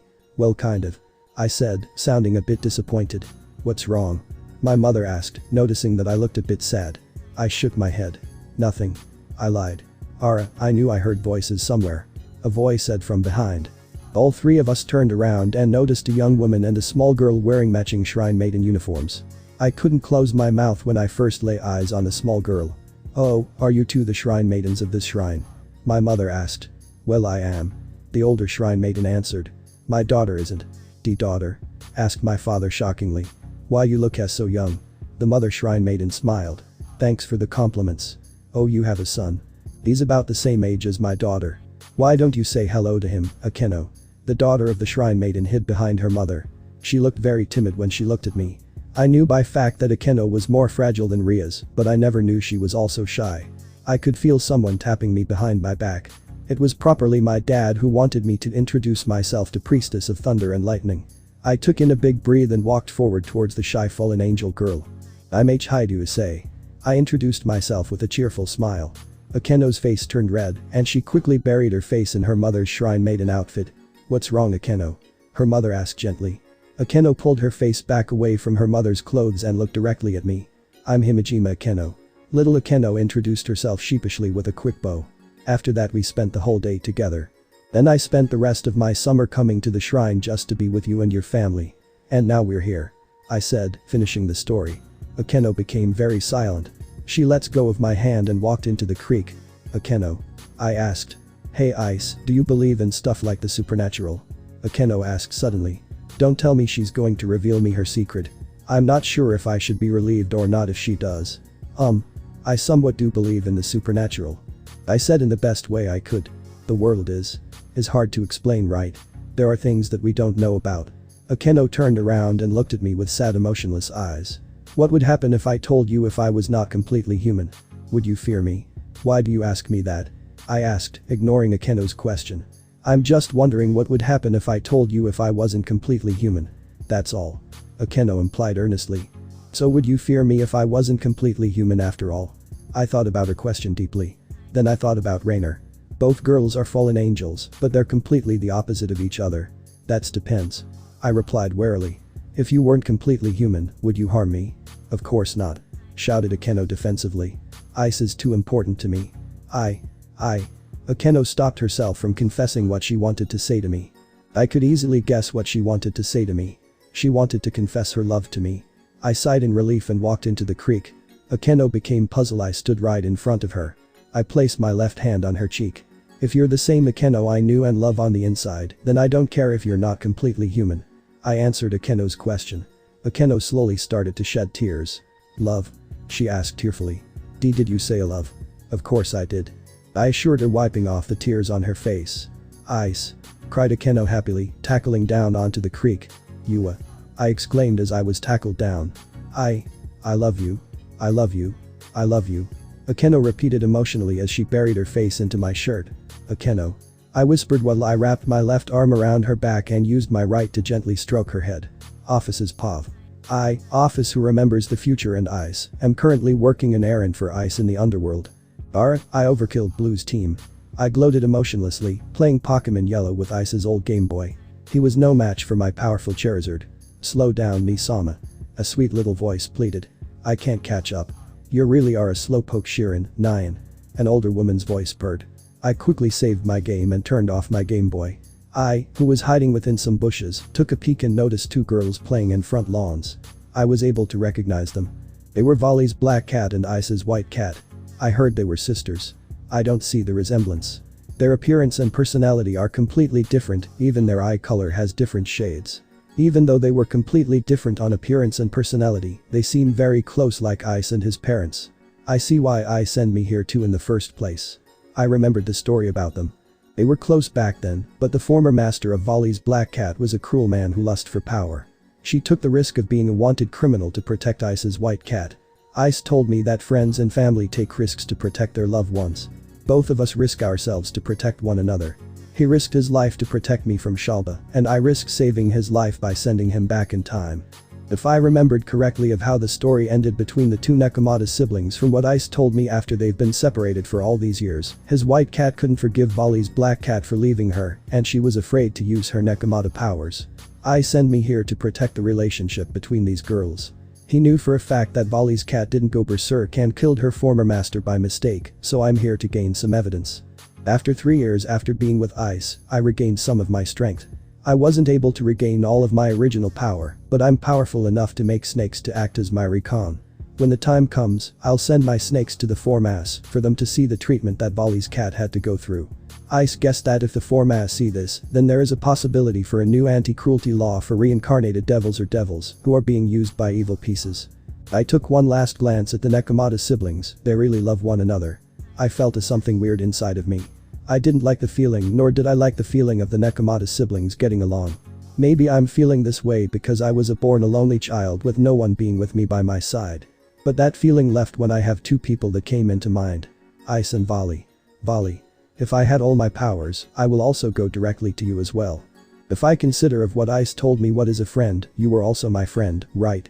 You told me that about your childhood and how lonely you felt. I no longer feel lonely since I have Ise, but you Vali. I really wish I knew where you were. My job here watching over the heavenly dragon's pets are over. I have other errands I have to do. I don't have much time left before it happens. Ise's pav.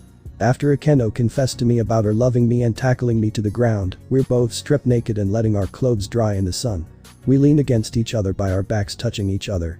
My body is a lot calmer for some reason. If I even touched a girl's bare back, I would have nosebleed to death. But for some reason I'm not, though I'm still a bit nervous standing back to back naked with Akeno. Ise. Akeno said my name peacefully. Why yes? I asked nervously. Can I tell you something? Why yes? I said after I nervously gulped. Akeno placed her hand on top of mine. I was always afraid of meeting new people. I didn't know how to act with them at all. Every time my parents made me interact with other children, I always had a fear of making a fool of myself. I didn't want to meet anyone really. I was just happy being with my family and nothing else. Akeno was a schizoid. Well, no wonder why Azazel passed down the responsibility to me. That and she's a fallen angel that couldn't reveal her secret identity. It also explained why her parents have been so consistent of me visiting Akeno multiple times. But that all ended when I first lay my eyes on you. Akeno continued soothingly. When I first lay my eyes on you, I felt something warm inside of me. I couldn't explain it. I wanted to talk you very badly, and I felt happy when you became my friend. All the times we spent together made me happy. So happy. I was probably happier spending time with you rather than my family. Akeno wrapped her arms around my chest from behind. She rested her head on top of my right shoulder. I love you. Ise-kun. I smiled gently and placed my hand on top of one of her wrists. I love you too, Akeno. I confessed happily. As if she remembered something, Akeno continued talking. Ise, do you love someone else? My eyes widened in surprise when she said that. What did you just say? I asked. Do you love someone else more than me? Akeno asked clearly. I couldn't figure out what to say to Akeno. How did she find out that I love Rias more than her? Is this going to be a future issue since I haven't told her my dream of having a harem? She already became too dependable on me after the battle with Loki. Maybe Ophis was right. I don't know what to do. Akeno smiled gently. It's alright if you do love someone else. Huh? What's going on? Have my ears gone mad? It's alright if you love someone else. Akeno continued. Just promise me that I'll become your mistress. I don't you understand? I stuttered confusedly.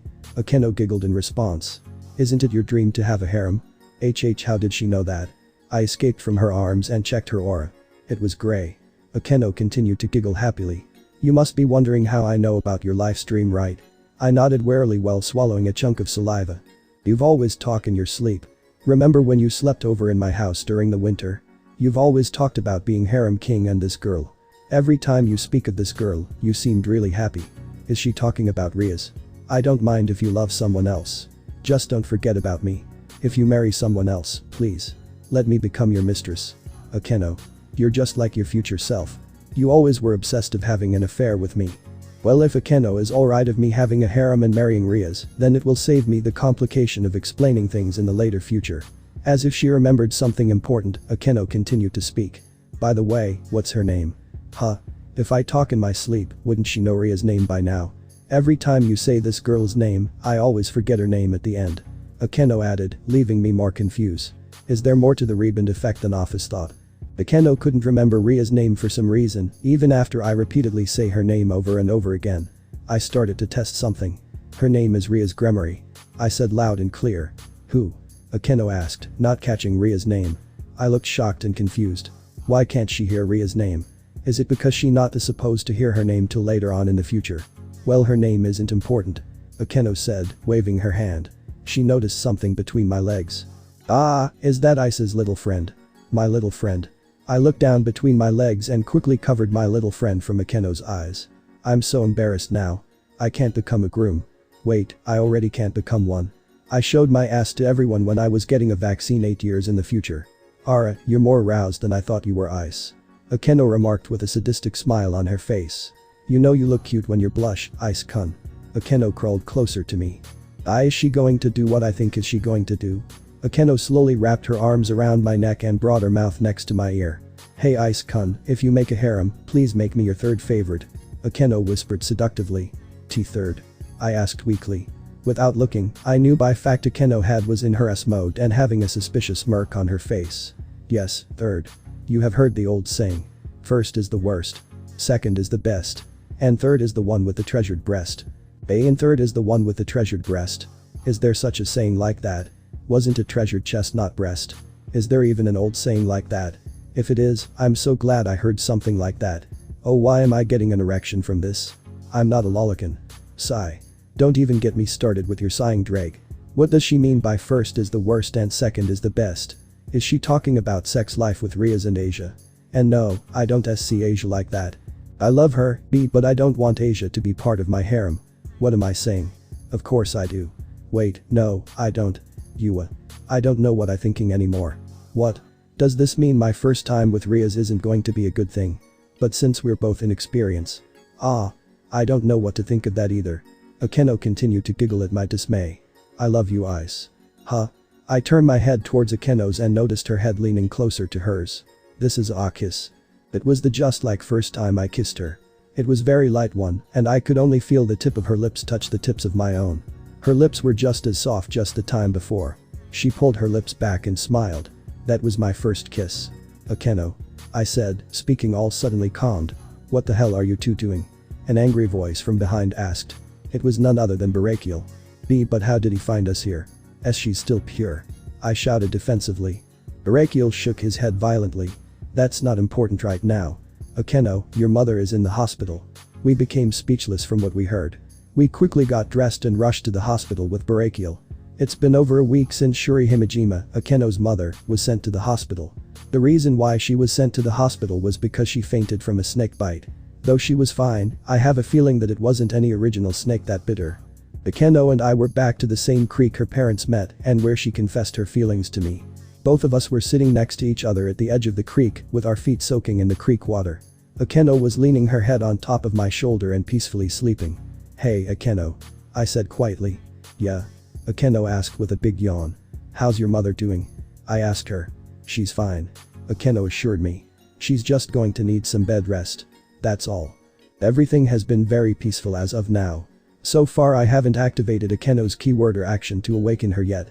Her father comes and goes every day for his job with the Grigori, so I don't know when that day will come, when her mother's dies. I don't know how much longer I could keep this up. The more I spent time with Akeno, the more I have the urge to tell her the truth of her mother soon to be dead. Akeno, there's something I stopped talking the second I sensed something nearby. Akeno also sensed it as well. We both turned around and noticed them. Their two giant-like black vipers with cold predator eyes stared at us as if we were their prey. Both of them stick out their tongues and hissed. They slithered quickly directly towards us. I quickly grabbed Akeno's hand and ran for it. Why are we being chased by these snakes? Could be possible at first is actually one of my mortal enemies. No, I refuse to believe that. But who is attacking us? Ah. I tripped on a twig and Akeno fell behind on my back. I looked back and noticed the serpents were hot on our trail. I got back up and quickly took off the ring of dispel. Looks like I need to use boosted gear. Boosted gear. I chanted out, putting out my left hand out. Now it's. Something went wrong. My red gauntlet didn't appear at all. Why? Ddraig, it's an emergency. Please let me use your power. Forgive me. Ddraig. I tried to move my own body, but I was completely frozen. Ddraig, is this your doing? The only part of my body I could only move was my head. I looked back and noticed one of the serpents appeared in front of me with its mouth opened. Ise-kun. I heard Akeno scream my name in horror. The next thing I knew everything went black. Ice. I. Love. You. Those were the only words I could hear after everything went black. It was a bit blurry to hear, but I recognized the voice. Akeno. Pat, huh? I felt my face being patted roughly. I opened my eyes and noticed Ophis sitting on top of my chest and patting my face. Oh Ophis. What the hell happened? You just passed out. Ophis pointed out the oblivious. What happened during the time I was passed out? I asked, clarifying what I meant by my last questions. Oh, the snakes I made were easily destroyed by the priestess of thunder and lightning. Ophis replied emotionlessly, getting off from my chest. What? Where's Akeno? I asked while getting up. She went home. Ophis said, pointing to the other direction. Wait, why? I asked confusedly. She panicked after you saw it. Ophis replied, leaving me more confused. Saw what? I asked. Her wings. Ophis replied quickly. What? I'm so confused. I answered while rubbing my forehead. Partner, may I tell you something? Ddraig. What the hell didn't you lend me your powers? I could have saved Akeno. Just why didn't you let me move my own body? You did hear that Ophis made the snakes, right? Yeah. And so? I quickly processed what Ddraig and Ophis just said. What? I turned towards Ophis, who still remained calm and emotionless. It's today. Ophis stated. Today? What do you mean today? I asked. Today is the day that her mother dies. Ophis answered back. While she didn't look or sound by it, I could somewhat tell she regretted to inform me this. Is Akeno's mother dead? I asked. Ophis nodded her head, no. Has her family attacked the shrine? Yes. Has priestess's mother's body become a corpse? Yes. Has her soul gone into the afterlife? No. Huh?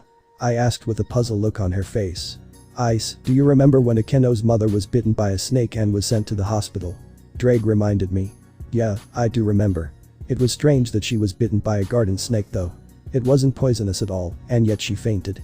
Well, it was one of my snakes that bitten her. Ophis said it with no hesitation. What? I asked, sounding completely dumbfounded. Ophis took out a purple gem that had the same shade color as Akeno's eye. She tossed it over to me and I caught it. I used my snakes to absorb the priestess's mother's soul. Ophis explained. With a little magic, I was able to transport the woman's soul into this purple gem after her body was killed. Ice, just close your eyes and search deeply within your heart. There's a small chance you might feel something. I did what Ophis commanded me to do. I closed my eyes, closed my hand with the purple gem inside, searched deeply within my small 10-year-old heart. Akeno. Brachial. I recognized the voice. It was definitely Akeno's mother voice. I could easily feel betrayal and despair within this gem. I looked back at Ophis. Why? I simply asked. That family hasn't done anything wrong to deserve this kind of punishment. Ophis began explaining. So I decided to save this woman's soul. I believe the fallen angels have technology of cloning. We can create a new vessel for this woman when you meet the leader of Grigori. The priestess and her father will be thankful to you for saving this woman's soul. When they reconcile with one another, it won't start out so rocky. I didn't know what to say to Ophis. I just became speechless on what the dragon god just did. She was able to save this woman's life and transfer her soul into this gem. By the time I meet Brachial in the future, Akeno and Brachial can find closure and reconcile within one another a lot faster. Hey Ophis. Yeah, Ice. I gently squeezed the purple stone that contained the soul of Shuri Himachima. You really are a good person. Later that night, I found out that Ophis and Ddraig planned this out behind my back. They knew by fact I couldn't keep the secret of her mother's death, so they decided to save Akeno's mother's soul instead. Though I scowled them for not telling them this, I was still graceful for what they did to me. It's been a few weeks since the death of Akeno's mother death. Ophis explained what happened to me while I passed out when her snakes attacked Akeno, and I didn't pass out when the snake was about to devour me. Akeno saved me by using her fallen angel powers. Akeno killed off both vipers with such ease. Since my body was frozen because of Ddraig, Akeno thought I was frightened by her. She decided to erase all of our memories we spent together and fled back to her home. Your memories of Akeno were erased. But I was able to save a copy of all the times you spent together since you removed the Ring of Dispel. Ddraig explained the details of how I still remembered Akeno. I see. So the next time I see Akeno, she'll believe that I won't recognize her. Should I be grateful for that? You shouldn't be sad. Ophis, who's walking beside me, said. I sighed. Don't worry, I'm not. Both Ophis and I were walking towards the park where we met. For some reason Ophis enjoys coming here for some reason. I don't mind accompanying her. I feel at ease when we go to the park. Hey Ice, what's a best friend? Well, a best friend is. I became speechless when I noticed only one person at the park. Ophis noticed the person too. We couldn't believe our eyes. This person was someone we both were familiar with. He was the same age as us. I quickly checked his aura and noticed it was gray. The person took notice of us. He quickly curled himself into a ball. What do you want? He asked timidly. Both Ophis and I became completely speechless on his timid behavior. Volley. We both asked simultaneously. Life 04. Best friends. Volley. Volley Lucifer. The man who the descent of the original Lucifer and the current possessor of the divine dividing is right now cowardly curled up into a ball from the sight from Ophis and I. What do you want? He asked nervously, rocking himself back forth in his curled form.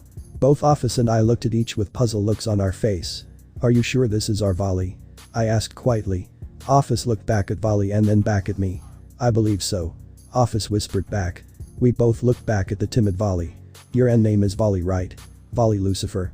Little Volley nodded his head timidly. How do you know my name? He asked. I put on a bitter smile. Well. How am I going to explain this to him? Volley doesn't even remember us at all. I'm not even sure if he got in touch with Albion yet. I felt someone tugging on my right sleeve. It was Ophis. She leaned closer to my ear and quietly whispered. I thought Volley would be first, but looks like I was wrong. She thought Volley was first. Well, there were times I thought it was Volley as well, but if it was him, he should come to us as well. Hey Ddraig, do you sense if Volley awaken Albion yet? Well, it's hard to tell if he did or not with you wearing Lancelot's ring. Ddraig stated bluntly. Oh sorry. I removed the necklace that contained the Ring of Dispel from underneath my skin and put it in my pockets. Better now? Yes. Ddraig replied, sounding very pleased with me removing Lancelot's ring. Now my entire left arm pointed directly to Volley. Yup, as suspected from the strongest hacker Yuiku in history, he has already awakened Albion. Hey Albion, can you hear me? Ddraig. A familiar voice replied to Draig's question. It was none other than Vanishing Dragon himself. Yup. It's good to see you again Albion. By chance, do you recognize my host? Do I recognize this host of yours? Albion asked while the divine dividing appeared behind Volley's back. Sadly, I don't recognize this boy of yours. I don't sense any magic nor demonic energy him.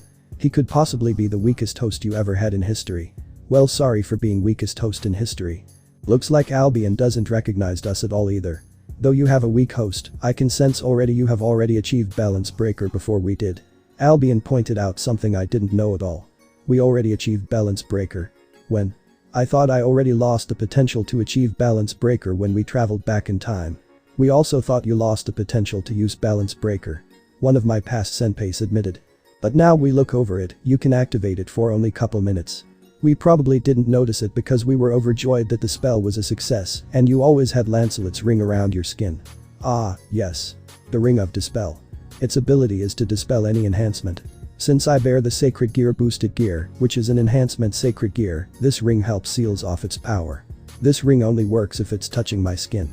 Since my fingers are still too small for me, I decided to wear it as a necklace and hide it in beneath my shirt. But for me already obtained Balance Breaker. Does mean I already obtained Balance Breaker is the same case with the Ascalon. Yeah. Let's go with that. My past senpai spoke so lazy and laid-backed. I sighed from how my senpais replied. I'll never understand these idiots. They behaved how they pleased. I looked back at Volley. Yeah. I'm Haidu Issei. And I'm T the Seker Yuite. Volley screamed in high-pitched tone. He was to make a break for it, but I quickly grabbed his collar. I'm caught. Someone save me. Azazel. Please come and save me Azazel. I sweat dropped. Vali is more pathetic than YASAKA. What should we do with Vali, Ophis? I asked while looking at her direction. SS's office. A pale Vali asked when he turned his head to see Ophis. The Ouroboros dragon and the infinite dragon G god. Yup. We assured Vali simultaneously. I'm doomed. Vali cried as he tried to escape again, but failed since I'm still holding on to his collar. Hey. Stop trying to escape already. Oh, where's a cardboard box when you need one? We didn't come here to fight you. I sighed pitifully. Vali stopped running in place and looked back at us. Why you don't want to fight me? He asked to reassure what we said was true. No. We reassured. I let go of Vali's collar. He didn't run away. He still looked timid, but he was a lot calmer than before. SOW, why are you here? He asked calmly as he could. We live here. I replied. Why you live here? Vali asked, looking around the park. In the park. I waved my hand in denying it. No. I live in a house not far from here. A house. Vali seemed shocked from me hearing that. Do you still live with a mommy and daddy? Why is Vali asking me this? Of course, wait. I remember now. When Team Gunmare and Team Vali fought against Cao and Georg within the Mist World, Cao revealed that his parents abandoned him. You were abandoned by your parents because they thought you were a monster, and the one who picked you up and taught you how to use your power was Governor Azazel, wasn't it? Are you enraged because the lifesaver who raised you got taken down? Cao. The next time I see you, I will kill you without a second thought. I won't allow you to hurt more people than you already did in the original timeline. Kunu, YASAKA, those other sacred gear users, and many other people suffered because of you. I looked back at the timid Vali. Could it be possible that Vali was abandoned by his parents? If so, that could be the case. If Vali here in town, then Azazel must be here as well. He must be with Barakiel at the shrine. Well, yeah. I replied hesitantly. Aren't they afraid of you? Vali asked. I shook my head no. They don't even know that I possess Ddraig. They don't even know about the supernatural world that we live in. They're normal? Vali asked, completely shocked from hearing my confession. I nodded. Yeah, normal as they can be. My ancestors were all commoners. I'm basically a random nobody. I have no idea why I possess one of the 13 longiness that can kill a god. We became very quiet all of a sudden. I didn't know what to say to the timid Vali. Lonely. Ophis spoke up, breaking the awkward silence between three of us. Both Vali and I both turned to Ophis. Ophis coughed before she continued speaking. All three of us were very lonely. Ise has been all alone in this world since he can't share his secret of being the Securite to just anyone. I've been lonely because I neither have a place I call home, nor do I have someone I can call a friend for many centuries. Tell me, Vali, why are you lonely? Was it because you've been abandoned from your biological parents? Vali seemed startled. He slowly backed away from Ophis and was ready to make his second attempt to make getaway, but he didn't escape. No, he looked deep into Ophis's hollow, emotionless eyes. Vali. Ophis. I asked, moving my head back and forth at the two. You look familiar. Vali said, moving closer to Ophis. I don't know why, but I feel relieved to see you all of a sudden, and I don't know why. Ah. Vali's eyes are getting teary. I don't know why. Vali sobbed while he rubbed off the tears, but they continued flowing. I'm just happy to see you.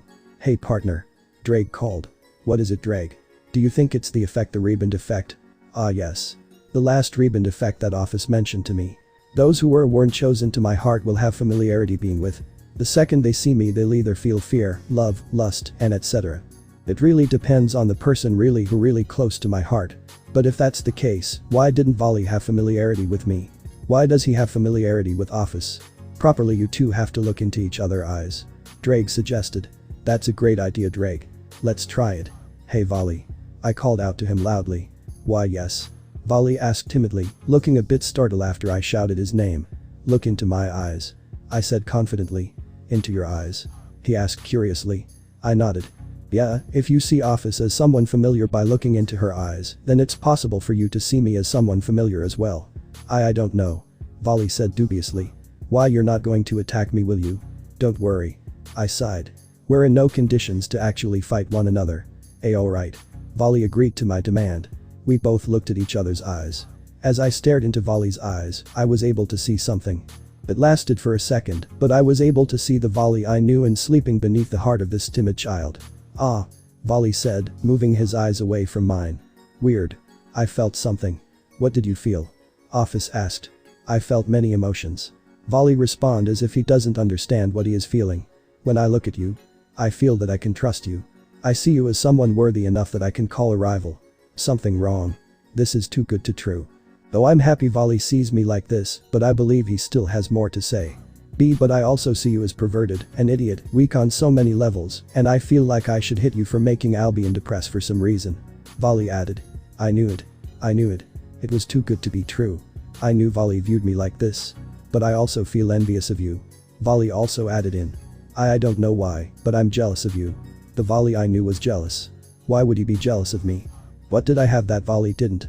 Love. No, he refused to sleep with Kuroka. Then what? If I awaken Volley, could I ask him what was he envious about? Should I try to awaken him?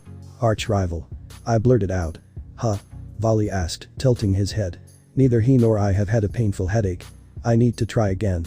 Your descent of the original Lucifer and the current hacker Yuiku. You don't need to rely on any other weapon beside the power you're born with. I do.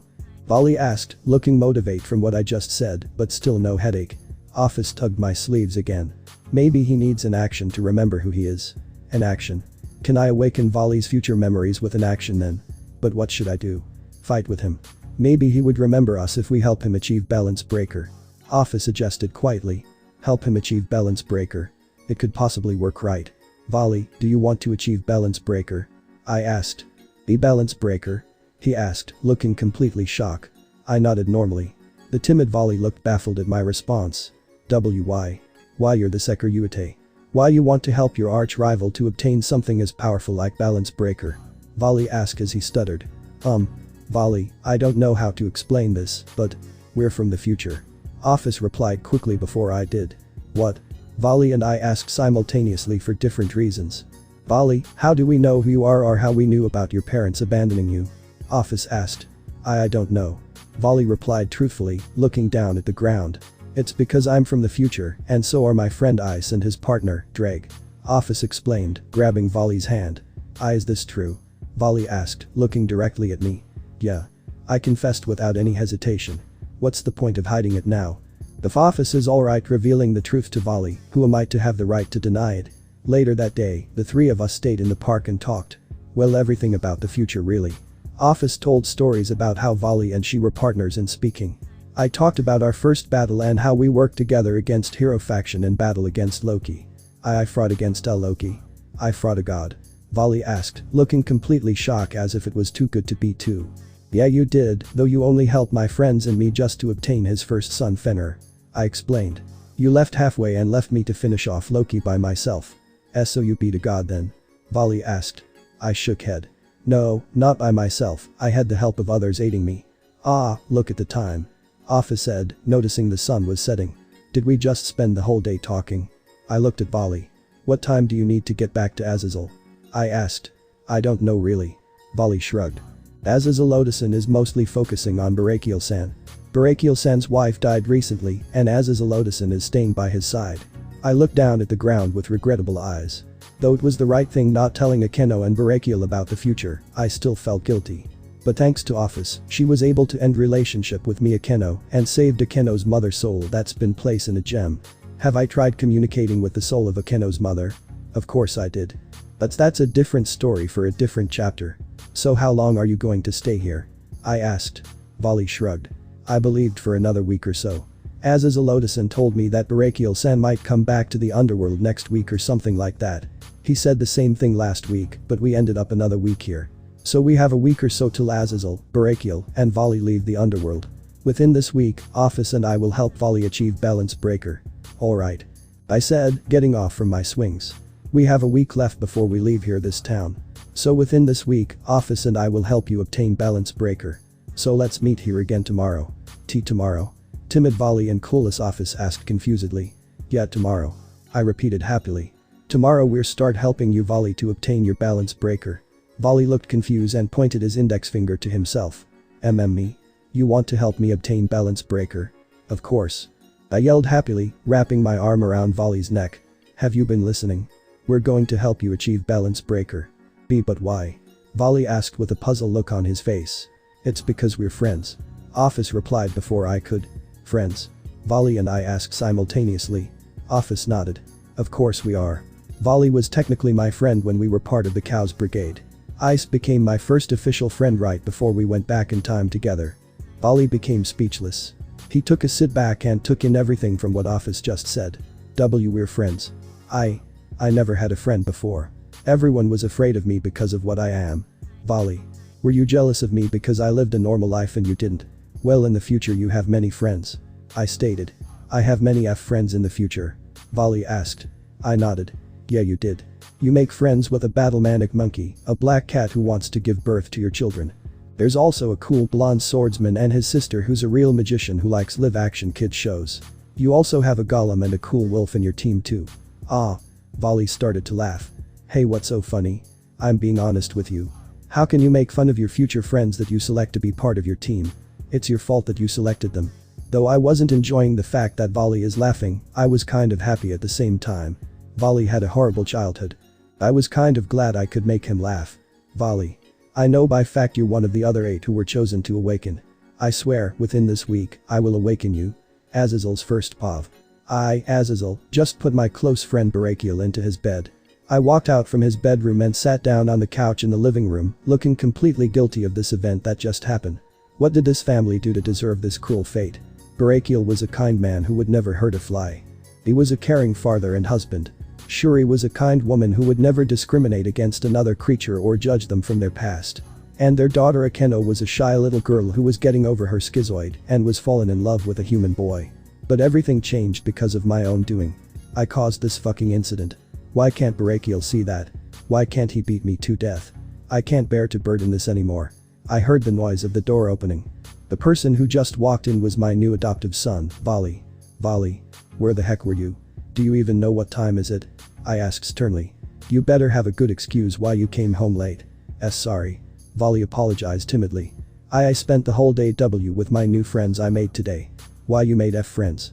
I blurted out loudly with a surprised look on my face. Volley looked startled by my loud outburst, but he still nodded timidly. Yeah. I made 2 new friends. Volley stated happily.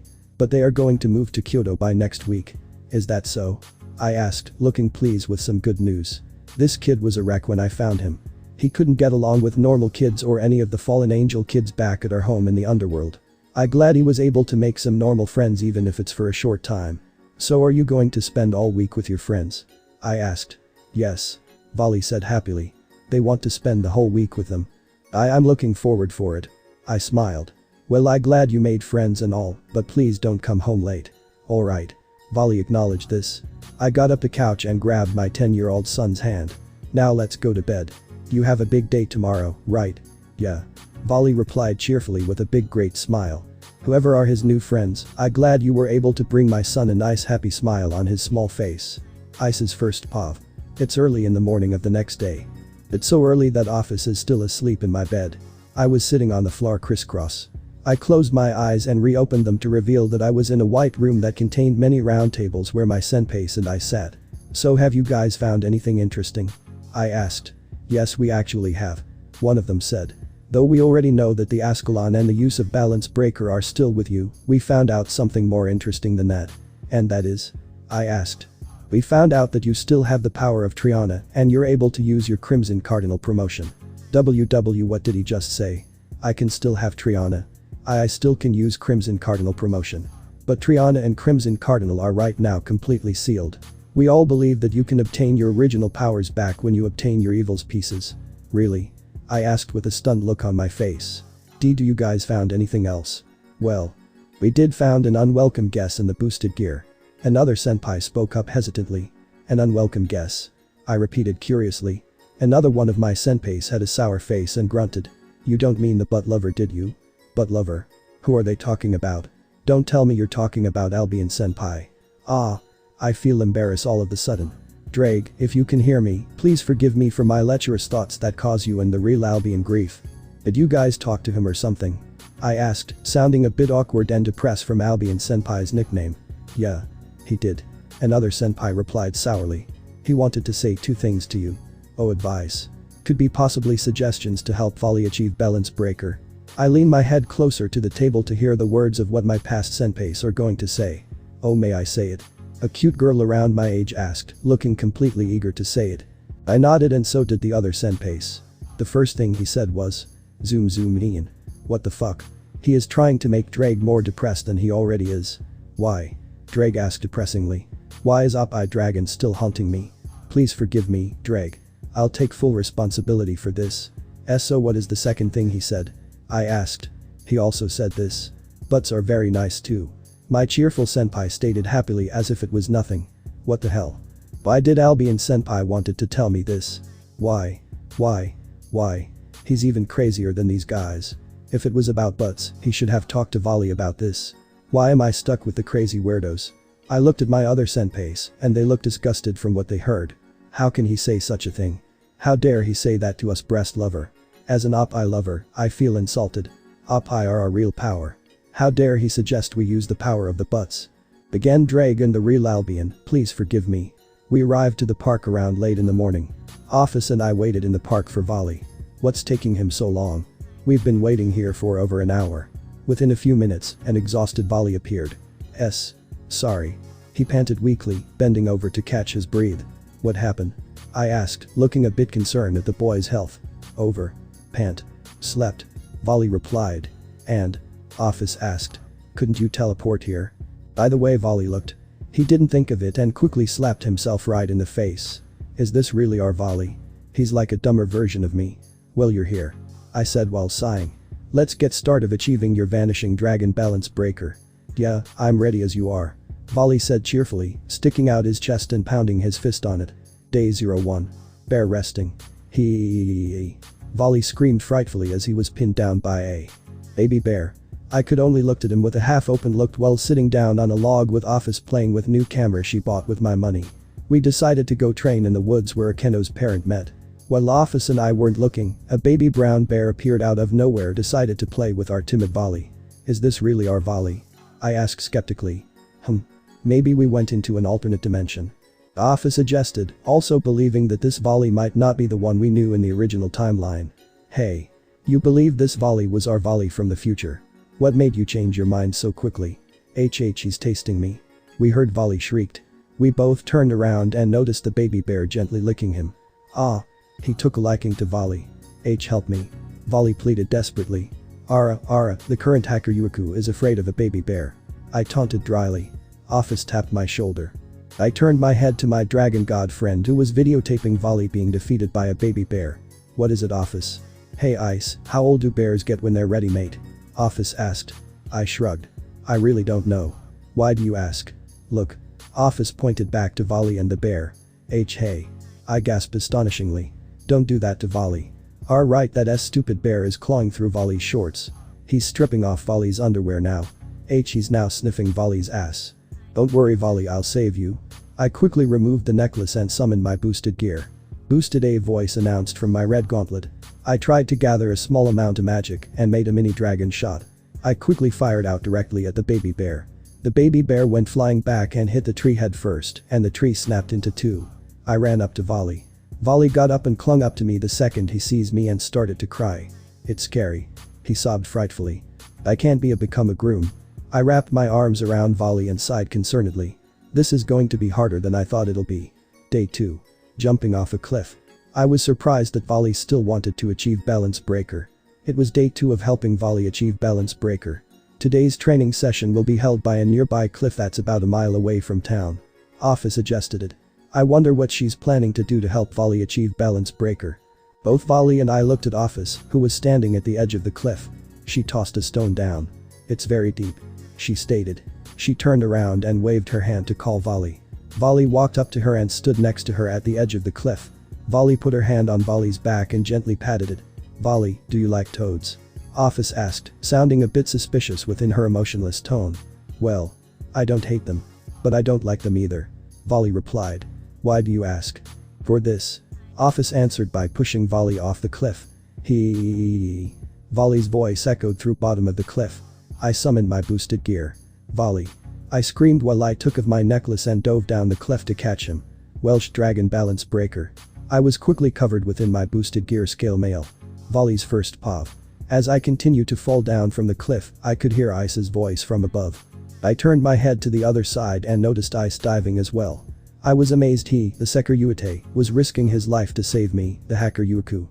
Welsh dragon balance breaker. I became speechless when I noticed beautiful red armor Ice wore and a pair of long dragon wings. The shape of a helmet was shaped as a dragon. Albion will and I will have armor just like him when I obtain balance breaker. Volley. Ice shouted as he reached his hand for me. Ice. I cried, grabbing onto his hand. After I grabbed onto Ice's hand, Ice flew us back up to the top of the cliff and carefully landed. A few seconds after Ice has landed, Ice's armor disappeared and Ice dropped lifelessly on his knees. Ophis. He shouted furiously. What were you trying to do? I was trying to see if Volley awakened his powers and summoned a huge toad. Ophis explained emotionlessly, spearing her hands out to show the size of the toad she wanted me to summon. What the hell does a toad have to do with this? Ice asked while his right eye twitched. Well, I read a manga that this old perverted man threw his dim-witted pupil off a cliff and he used his cursed power within him and summoned a huge toad. I wondered if Volley could reach balance breaker like this and summon me a big toad. Ophis replied while holding a terrible manga that I never read before. Ophis, no more reading manga for you. Ice shouted angrily. Ice's POV. Day 03. Daycare. First Volley was almost raped by a baby bear and yesterday he had nearly died from falling off a cliff. With all these scarring experiences he'll suffer through the rest of his life. I thought he would have already obtained balance breaker, but he didn't. I'm still surprised that Volley wanted to continue our training for him to obtain balance breaker. He forgave Ophis for almost killing him with her rash plans of hers. Ophis had another plan to help Volley obtain balance breaker. She told me this plan is safe and foolproof that we don't have to anything. So on the third day of training, Ophis brought Volley and me to a daycare. What the hell are we doing in a freaking daycare? Hey Ice, is this the only daycare in town? Ophis asked, placing her hand on her chin and thinking gravely. I had a sweat drop on my forehead. Of course. There's about 3 more in town. But what's wrong with this one? It's red. Does it even fucking matter if it's red? And why are you being so picky with on its color? And what the hell are we here in the first place? After that we went searching too for the other 3 daycares in town. We went to daycare in the south end of town. Ophis didn't like it because it was green. We went to the daycare in the east side of town and Ophis didn't like it because it was blue. And when we went to the last daycare on the west side of town. Rats. Ophis said, sounding disappointed when she noticed the yellow daycare. This isn't the color I wanted. After being tolerant with Ophis all day, I finally snapped. What the hell does the color even matter? And what the hell do we need to go to a fucking daycare for? Ophis turned around and took out my Game Boy Color and pulled out the neon blue game cartridge. We came to the daycare to help Volley level up. It's safe and easy. We leave Volley with the people of the daycare and within a day or 2, Volley will get stronger. What the hell? I exclaimed furiously with a vein started throbbing from my forehead. That only works in the fucking games. This is real life. Why were you picky with the color? I wanted Volley to have an egg with me. Ophis replied as if it was nothing important. Since the first generation games didn't do breeding, I needed the color version to be second generation or up. What the hell? I, and even Volley, asked loudly. What? Ophis asked, not noticing the dilemma here. Ophis, no more video games for you. We both exclaimed. Day 07. Giving up. After day 3, we couldn't have any success after that. On day 4, Ophis had another bright idea, being sarcastic, and we spent all day searching for 7 mythic balls that can grant us our wish. I added another punishment to Ophis to no longer see television after that. On the 5th day we had to cancel training due to me having a martial art tournament. I won first place and been promoted to blue belt in my class after that. Ophis and Volley came to the tournament and Volley was really impressed. He said that after he and Azazel goes back to the underworld, he would want to take martial arts as well. On the 6th day was the town summer festival. Both Volley and Ophis desperately wanted to go, so I had no choice but to cancel training again. Though I hated the fact we're just procrastinating, I was still happy to see young Volley's smiling face. It's always refreshing when I see a child smile.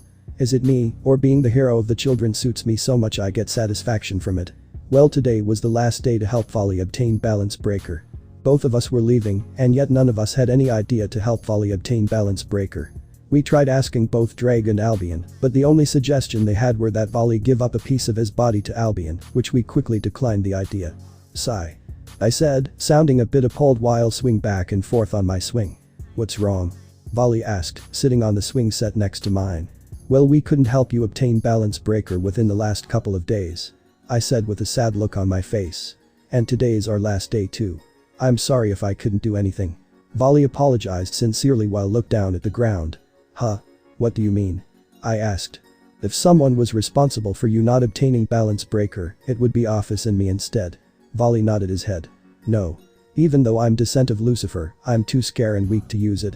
Ice, tell me how you obtain balance breaker. I poke the breasts of the woman that I love. That what I would have said, but I don't want to give grief to Ddraig. I spent 20 days training in the mountains with the former Dragon King, Tannen. I replied with a cough. Really? Asked Volley with his eyes shining as if he was worshipping me. Is this true, Ddraig? Albion asked. Did you guys actually train with the former Dragon King? Ddraig sighed wearily before replying. Yes. Somewhat of what he said was true. Though we did spend 20 days training with him, it was later that night after his training he obtained balance breaker. I believe you, Ddraig. Albion said, sounding a bit concerned with Draig's tone. But why are you depressed all of a sudden? It's nothing. Ddraig quickly assured him. It's better off if you didn't know. After a few minutes, some older delinquent kids who looked particularly familiar to me came by to the park and quickly surrounded us. Here he is. One of the delinquent kids sneered in content. He must be the leader. Do I know you? I asked calmly. What? You don't recognize me? The delinquent asked, looking completely offended. I shook my head side to side. No. Why, you little son of a bitch? He bawled, pushing me off my swing violently. Ice! Cried Volley as he got off the swings and came to my aid. Why did you do that? The delinquent leader scowled. You defeated me in the tournament we had a couple days ago. I was humiliated after you defeated me. My parents are ashamed of me that I lost to a younger kid. You know, I come from a clan who are one of the great and material arts clans in Japan. You know the shame my parents had when I lost to a commoner like you. This is so familiar to me. Ah yes.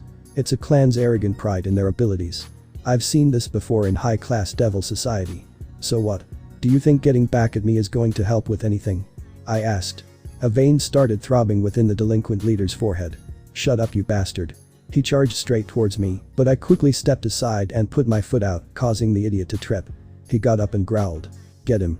He commanded his goons while he pointed directly to Volley and me. The goons quickly surrounded us. I quickly got into my battle stance while Volley hid behind. I was able to defend both of us, but since these guys were experienced and we're outnumbered, we were caught pinned down by the enemies. I was quickly shoved down to the ground, and Volley was caught in a full Nelson by one of the goons. I tried to move my left hand to remove Lancelot's ring, but it was stomped on by the delinquent's foot. Arg! I screamed in pain. Ice! Volley cried worriedly. Use it.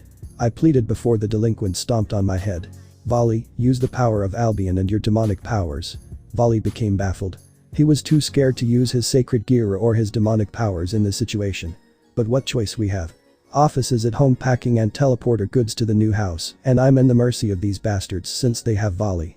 The only way we can get out of this situation is for Volley to either awaken or his powers. Volley, do you remember what we said before we fought Loki? I asked while getting up just only to get beaten down to ground by the leader. That seems good. I'm going get stronger and get the best servants there is, you know. On top of that, they will all be beautiful women and beautiful girls. Phew, then I shall be looking forward for that time to come and wait. Though it will seem like I would have to fight against the Gunmare team first. One day, let's battle each other. Ria's Gunmare's group also won't lose to you guys. But don't come at us like how a terrorist does. Phew. I can't promise that. I got my battered body up from the ground and continued to persuade Volley to use his abilities.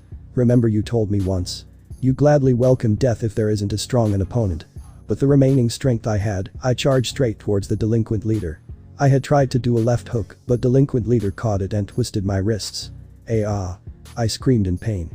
Is this all you got? The delinquent leader asked cockishly. He quickly shoved me violently down to the ground and kicked in the guts. I gasped for air and coughed as if I was prepared to throw up. I got up and continued speaking. You didn't really on anything. But your hacker Yuku and demonic powers. I staggered crookedly and fell on the ground. I looked back to Volley and noticed how terrified he was. Shit. Nothing is working.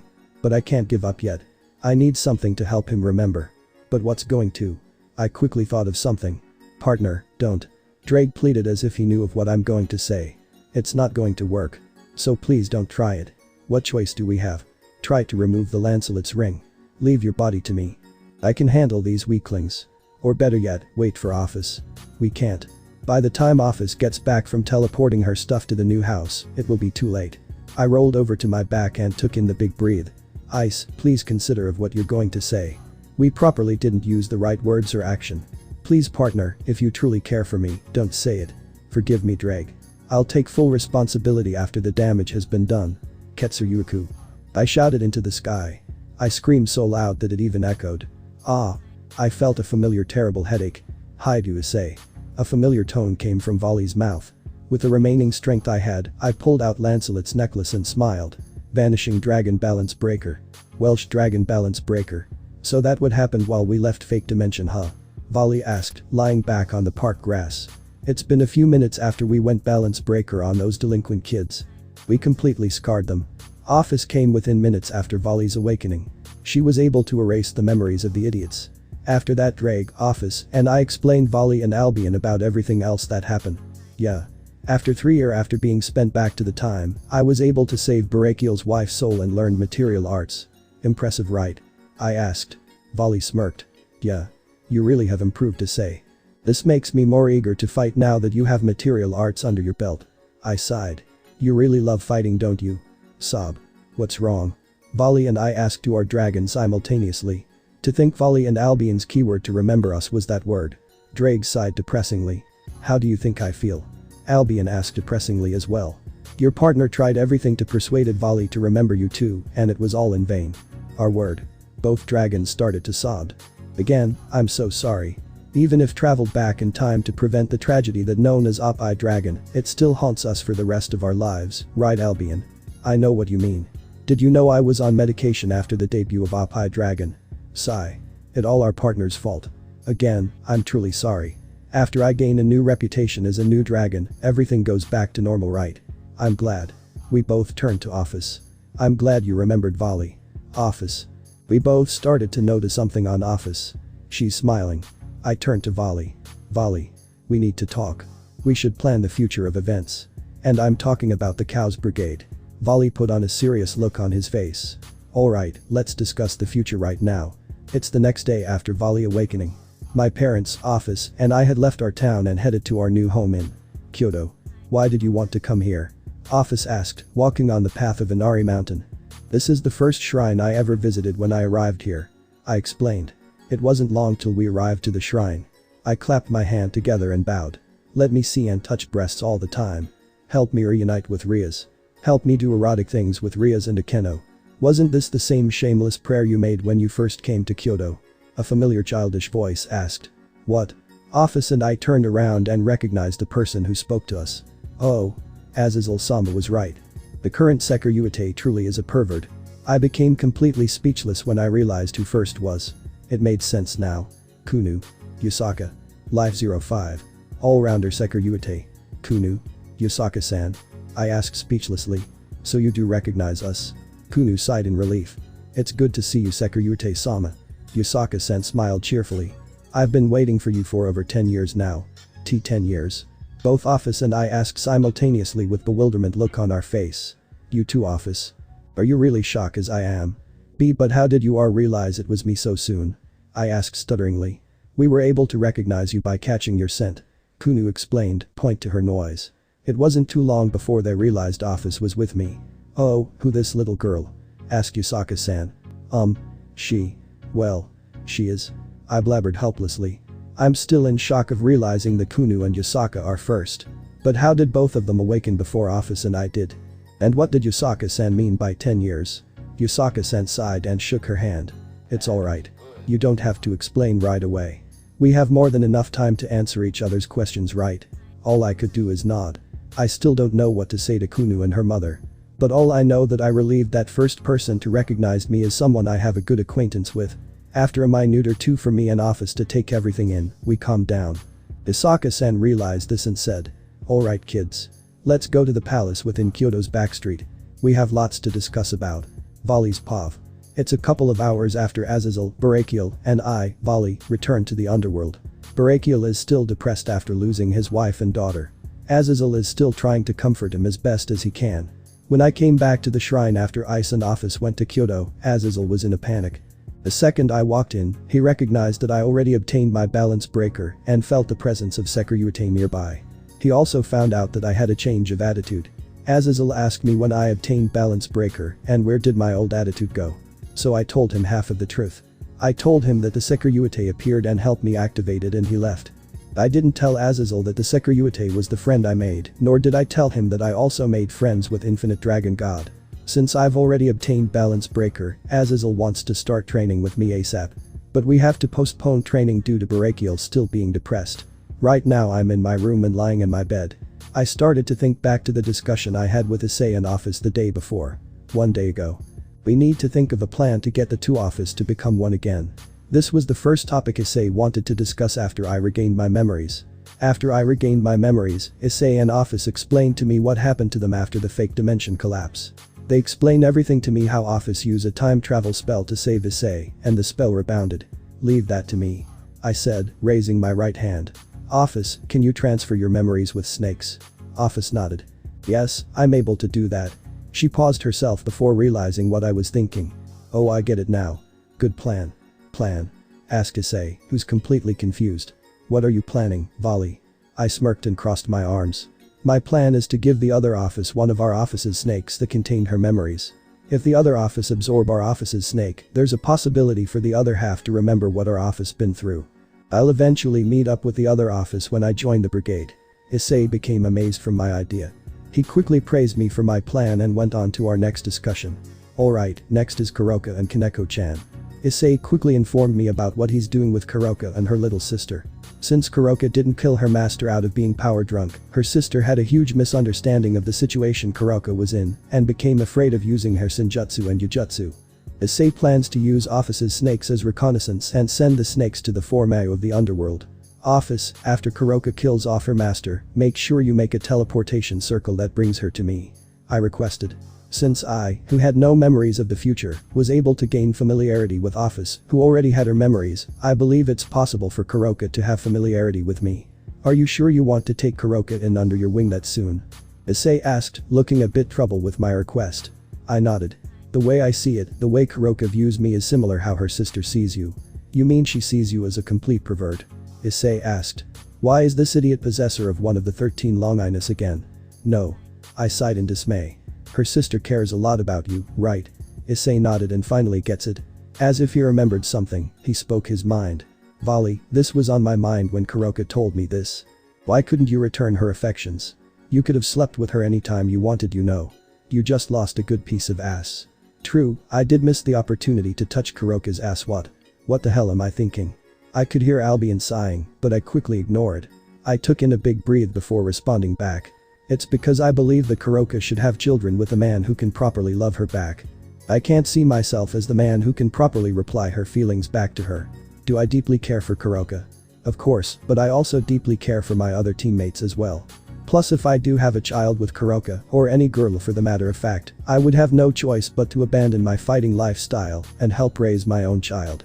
I don't want to become those kinds of people who abandon their kids. Issei became speechless after that. He soon came to an understanding about my situation with Kuroka. He quickly apologized for asking that, but I replied that it was alright. We quickly went to discuss the next topic. Volley, do you think it's possible that Azazel could be the one of the other 7? Issei suggested. I thought deeply about this and nodded. Yes, it could be possible. The relationship between you and him are similar to teacher and his favorite student, or a big brother and his little brother. You two are very close. You can leave it to me. I'll help Azazel remember us in the future. Issei smiled. Thanks Volley, I owe you one. I shook my head to side and waved my hand. No, don't worry about it. Just promise me you're going to continue getting stronger. After our conversation, Ophis and I exchanged saliva for me to read the aura of others of who will remember Issei. Now I'm responsible for making Azazel remembering the future. I just hoping Azazel has a key action, not word. If he doesn't, the only word that comes to mind is Op-I Dragon. Volley. Albion sobbed appallingly. Don't worry Albion. I sighed annoyingly. I listened to your troubles. Ice's Pav. I was back into the inner capital of the Yaokai. All 4 of us were heading to the mansion via carriage. I'm still completely nervous from earlier at the shrine. There are still so many unanswered questions. I looked back at YASAKA-san and Kunu, who looked cool and composed. I looked to my side to see Ophis, who was now calm. Whoa. I wonder how Ophis became so calm so quick. Earlier she appeared surprised earlier ago. ZZZ. Ophis nodded with her eyes widely opened.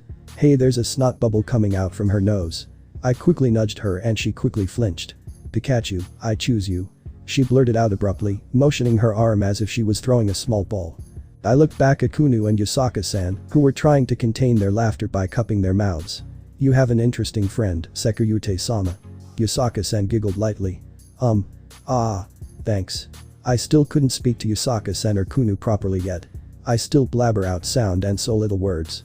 Oh Sekyute-sama, is it true that you and your family is going to become residents of Kyoto? Yasaka-san inquired kindly. I nodded timidly. We're going to stay here for a few years. That's nice. She commented. The litter carriage stopped. We must have arrived to the mansion. We walked out from the carriage and walked inside the mansion. We walked into a beautiful Washitsu dining room. All four of us took our sits. It wasn't long till some yaokai came and served us Japanese cuisine. I did akimasu. We all chanted with our hands clapped together. All of the girls started to dig in. The Kitsune family ate gracefully like proper true Japanese noble. I looked over at Ophis, who was not eating so gracefully since she didn't care that much. Try at least look gracefully. They're giving us a meal. What's wrong, Ise? Kunu asked, noticing that I haven't started eating. I shook my head to the side. It's nothing. I lied badly. Yasaka-san smiled and sighed while putting down her chopsticks on the table. Well, let's get to the point. Tell me, Sekyute-sama. Tell us everything that caused us to go back in time. I inhaled and exhaled before start my explanation. Where do I begin? I see. So that's what happened. Yasaka-san said, taking a sip of tea. I just finished telling everything to Yasaka-san and Kunu about everything that happened to Ophis and me. I told Yasaka-san about how the hero faction using Samael and Shalba poisoning me. I told her about Ophis and the spell she used to save me. I even told her the rebound effects of the spell and my time with Akeno and Volley. It's somewhat starting to make sense now. Kunu added. I sighed in relief after telling the two about my story. But something was bothering me. Yasaka-san, Kunu, how is it possible that the two of you have your memories of the future? Yasaka-san put her tea down on the table and her face had more of a serious look. It happened 10 years ago for me. She began. We had an oracle one day visit Kyoto's inner capital. She was supposed to have dinner with the former yaokai leader of Kyoto. She didn't have any intention of telling the fortune of me or the former yaokai leader. But when she saw me, she had a vision. A vision? Both Ophis and I asked. Yasaka-san nodded.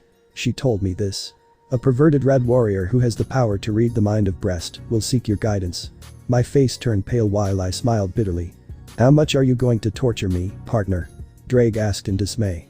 Hey, don't blame me. Blame the oracle. But damn. That oracle got every detail of me on the spot.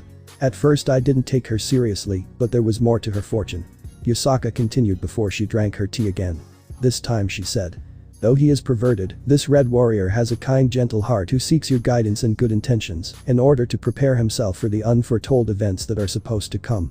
I believe she must be referring to the Cows Brigade. After hearing those words, my memories of you came back to me. I would have come looking for you, but there were two things that got in the way. I didn't know where to look for you, and I was appointed the yaokai leader of this territory, so leaving wasn't an option for me. Yasaka finished. But what about Kunu? I asked. How did she manage to regain her memories? Both Yasaka-san and Kunu looked at each other with troubled looks on their face. We're not exactly sure. Yasaka-san admitted truthfully. The second Kunu was born, she spoke her first word. Kunu's face turned red and timid. Mother, don't. Yasaka-san had one of those I'm going to embarrass you on purpose because I'm your mother and it's my job smile. Her first word was Ise. Mother. Kunu exclaimed with her face being covered by her hands. Really? I asked, sounding amazed from hearing this. But it really doesn't explain much at all. Ophis stated. I might get it how you the yaokai leader remember you, but why is she close to your heart and why is it possible for the two of you to being first at the same time? I might think I have a theory. Kunu spoke up timidly. You do? Kunu nodded. Yeah, I think I do. I think we were close to your heart because of your special spell of yours. Bilingual was it? Yes, bilingual was originally a spell that allowed me to read women's breast, but this spell I made was more than that. It started with the hero faction using Yasaka-san to summon the Great Red. The first gen. Told me to use bilingual to connect a telepathic communication with Yasaka and Kunu. I can see it possible for them to be close to my heart without me realizing it. But it still doesn't explain how Kunu remember though. Ophis reminded us. We all became silent after that. It's true that we don't know how Kunu remember you too, but we'll eventually get the bottom of this. For now let's ignore it for now. Yasaka suggested. Yeah, we should ignore it for now. I agreed. But Yasaka-san, I have a favor to ask of you. Favor? What kind of favor? Yasaka asked, raising her brow in interest. As you can see, I'm now in a weak state. I stated truthfully with my hand on my heart. The power I once had is sealed till I become devil again. Though I don't mind waiting for another 6 to 7 years to become a devil again, but the truth is. You want to become stronger, is it?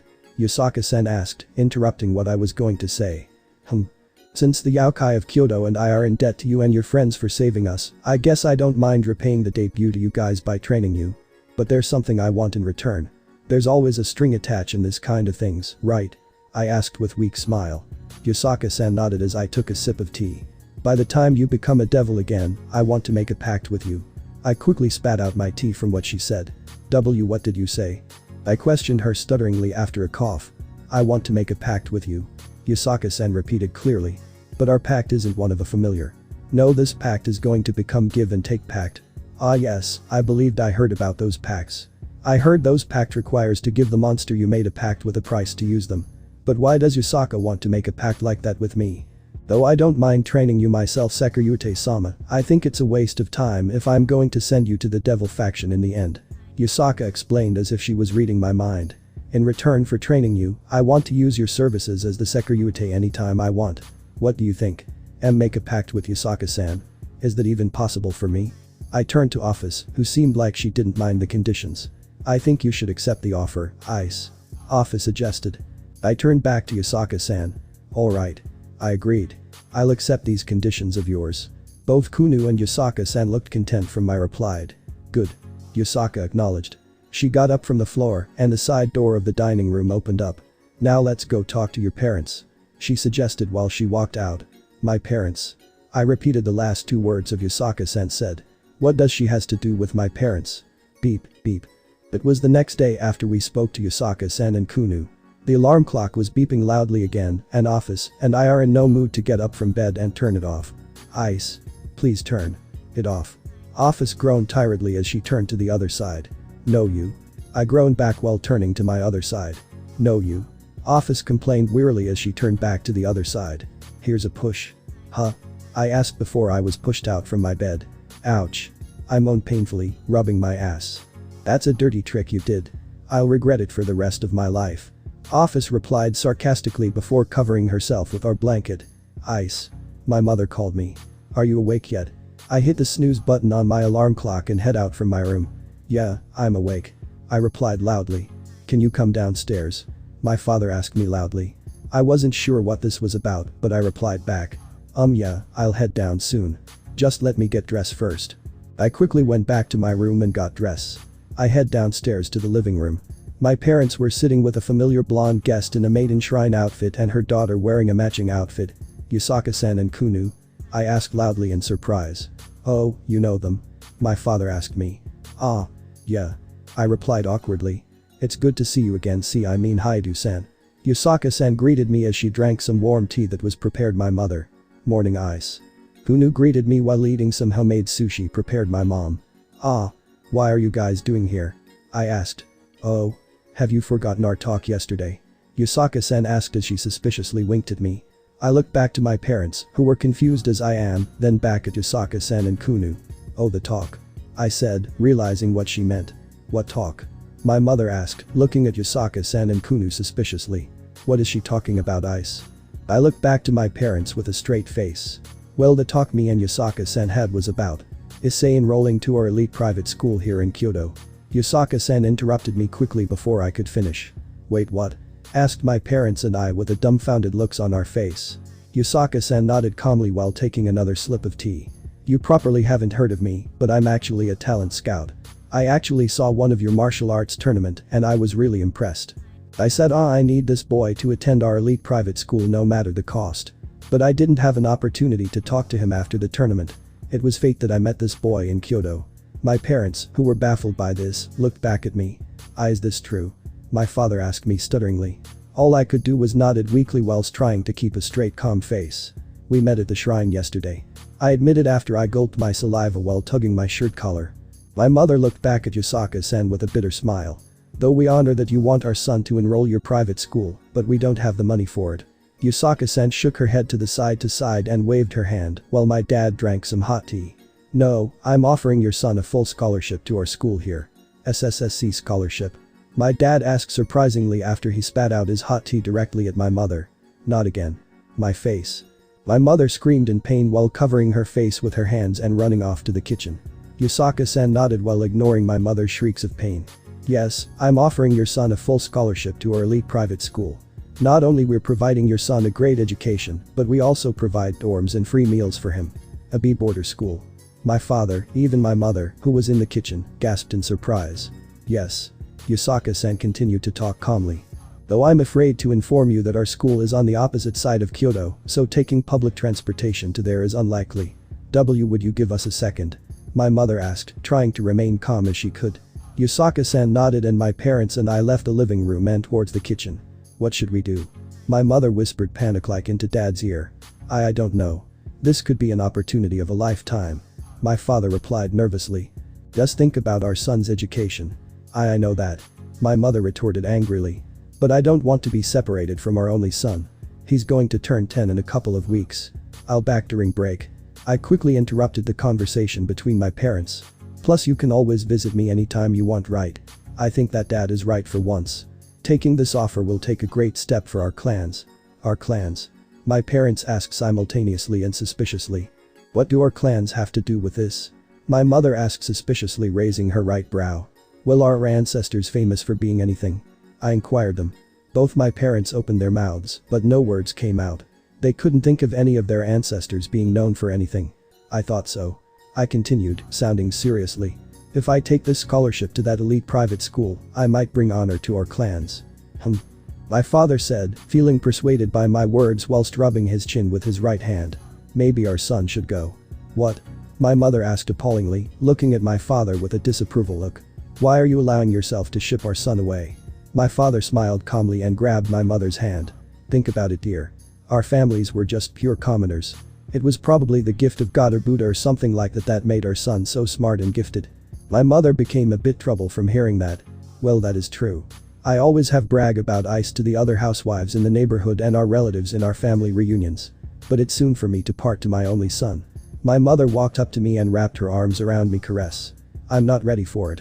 My eyes soon got teary. Don't worry about it, mother. I'm just going to a boarder school which is on the other side of town. It's not like I'm enrolling into the military during some war. My mother started to cry. I know, my son. I know. It was later decided that my parents and I accepted scholarship from YASAKA-san. Kyoto's backstreet. YASAKA and Kunu residence. Ophis and I arrived back to Kunu and YASAKA-san's mansion with our luggage. We were packing our stuff into our new rooms within the mansion. Sadly, the both of us are getting our own separate rooms. Both rooms were both classic traditional Japanese room with huge space, one futon. This is great, right? But is that a bad thing? Well, not exactly. But after getting accustomed to sleeping with girls every night on the same bed, I no longer sleep alone. Sigh. Why can't time speed up already? I want to sleep with Riaz and Asia again. Ise, are you crying? A voice asked as I cried in a comedic way. I turned around, it was Kunu standing on the door edge. No. I denied quickly while whipping off my tears with my palms. I got something in my eye. Why do I have a feeling you're lying? Kunu asked with a gloomy frown. So why are you here? I asked. We're going to have supper soon in the dining room in a few minutes. Kunu informed. I just want to tell you and Ophis this. We'll discuss our future plans of training you during supper. I nodded and Kunu left. After she left, I quickly finished settling my things into my new room and I left to the dining room. As I walked in, I noticed that only YASAKA-san was in there with many ancient Japanese textbooks and scrolls on the table. Oh, Sekirute-sama. She said after noticing my presence. She closed the current book away and took the other books and the scroll of the table. She patted down the space next to her. Come, Sekirute-sama, we have a lot to talk about. I obliged and sat down next to her.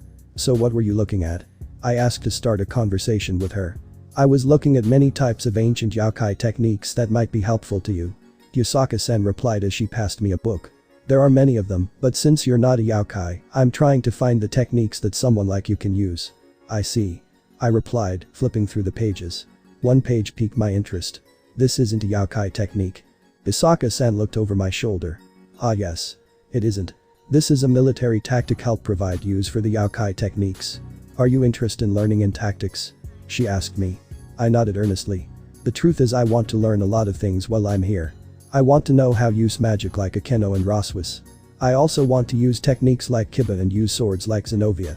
I also want pure strength like Kaneko and Saraerg. I even want to support my comrades in some way, somehow like Gasper and Asia. It seems you want to be an all-rounder then. Both YASAKA and I turned towards the open sliding doors where Kunu and Ophis were walking through the door and into the dining room.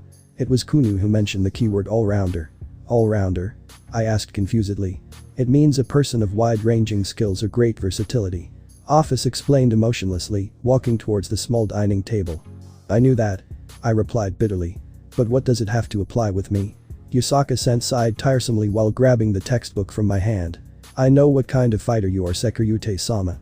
You rely on pure power and nothing else. You greatly lack technique and wizardry. Kunu and I saw the rating game between your master and the devil that has the Regulus Nemia part of his peerage. Though I was impressed with your match against the owner of the Regulus Nemia due to the fact it was a battle of pure power, but would happen if you fight against someone with techniques or wizardry. I thought back on the last thing YASAKA said. I remembered our rating game match against Sona Kaichu. I fell into her trap when Saji used his absorption line to drain my blood. And I think back to Razor's and Saraerg's queens. There were expert fighters in wizardry and very powerful indeed. Ddraig, has there ever been an all-rounder Sekiryute? Well, technically no. All the past predecessors of boosted gear either were wizardry, technique or plain power, before being drunk by the power of Juggernaut Drive. The closest of becoming an all-rounder was Belzerd and Elsha. Though you were only power, you could be considered to be an all-rounder as well, thanks to power of Triana. Ice, you were a pawn, right? YASAKA inquired me, trying to clarify my evil piece. I nodded. Yes, I took up all 8 pawn pieces of my master. Kunu hummed with her hand under her chin. What are you thinking, Kunu? I asked, raising my right brow. You told us last night that you didn't want to become Op-Eye Dragon anymore, right? Maybe I have a better nickname for you if you train yourself to become an all-rounder. Do you want to hear the nickname? Kunu suggested. Sure. I shrugged. This might be good. How about this? The all-rounder Red Pawn Dragon. What do you think? I become completely speechless from Kunu's suggestion. The name sounds way cooler than Op-Eye Dragon. So what do you think, Ddraig? Ddraig. Can you hear me? Sniff. It's so beautiful. Ddraig sobbed so passionately after hearing it. It's a perfect fit for us, who a pawn. And Vali and Albion can be the White King Dragon. Since Vali is descendant of one of the kings of hell, it makes perfect sense. Whoa, relax, Ddraig. I know you're happy from hearing this, but try to calm down first. I haven't decided if I want to become an all-rounder yet. Oh, shut it, Ice. Ddraig snapped contemptuously. We all know you're going to accept this either way in the end. There's no way I'm going back to become Chichiryute. I don't want to become the laughing stock of the world. I want people to fear us. Whoa. I never seen Ddraig so determined and angry before. Alright. I'll become an all-rounder for you. Just calm down. Ddraig soon started to pant. The sound of his panting means he was calming down. Thanks, partner. I feel so much better. I feel like something heavy has been lifted off from my shoulders. Yeah, I'm sorry I caused you so much grief. I looked back at YASAKA with a confidence look on my face. YASAKA, please train me to become an all-rounder. I request while bowing my head. Alright. YASAKA accepted my request. But the journey is going to become all-rounder is harder than you think. Red Pawn. Riaz Pav. It's been a few weeks after my baby nephew, Milika's Gunmare, was born. Within that time, I, Riaz, have recruited my first person into my peerage. Her name is Himejima Akeno and she's my queen. With the help of my daddy's bishop, I was able to save this poor girl and put her under my wing. When we saved this poor girl, she was very shy and timid with us devils. She never suspected that her mortal enemy will save her from her own family. Now both of us were walking within the castle's hall of where my One-Sama and Ani-sama live. We walked to the main bedroom of where my One-Sama and Ani-sama live in. I knocked the front door. Who is it? I heard the voice of Ani-sama asked. It's me, Riaz. I replied cheerfully while opening the door. I also brought Akeno too. Can we come in? Oh yes. Please come in. My Ani-sama insisted, motioning his hand to make us come inside. We walked inside my Ani-sama and One-Sama's luxury bedroom. One-Sama was on the bed, cradling with her newborn child in her arms like a warm loving mother should. One-Sama raised her head and noticed us. Riaz, Akeno, what brings you two here? Asked One-Sama quietly. Did you come to see the baby? Both Akeno and I nodded. Alright, but please be quiet. Little Milikas is now taking his nap. One-Sama whispered quietly. We walked up closer to the bed and I leaned on the bed. Do you want to hold Milikas? One-Sama asked. I nodded happily. Yes. May I? One-Sama nodded and scouted a bit on the bed. I sat down on the bed next to One-Sama and she carefully passed baby Milikas to my arms. I awed at the sight of the beautiful sleeping face of my little nephew. He's so cute. I squealed quietly. Oni-sama smiled. It's one of the greatest miracles of life, Rias. Oni-sama said in a peaceful yet somewhat serious tone. It's hard to believe that we bear the seeds to create a new life. I put on a half-open eye, skeptic look. What do you mean? You told me that babies come from a flying stork and you called Oni-sama fat too. He called me what? Oh no, Oni-sama was quickly covered in ominous aura and gave a killing intent glare at Oni-sama. And now grey if I had a reason why I told Rias this. Oni-sama excused whilst waving his hands frantically and slowly backing away from the bed. Rias, keep an eye on Milikas for me a while. Oni-sama got from the bed and rolled up her sleeves. She slowly approached Oni-sama while cracking her knuckles. Your Oni-sama and I are going to have a little talk. Rias, please help. Oni-sama begged. I averted my way from Oni-sama and pretended to ignore his pleads. Let's go for a walk. Oni-sama demanded sternly, dragging Oni-sama by his collar. He screamed Oni-sama. Goodbye Oni-sama. I'll always remember you within my heart. Cute. I turned my head to Akeno, who was smiling happily at the look of Milika's sleeping face. Yes, what she said is true. This baby is just too cute. I really wish I had a baby I owned from the man that I. Just then I just saw a quick vision of a young man. It was only for a second, but I was able to make a little description of him.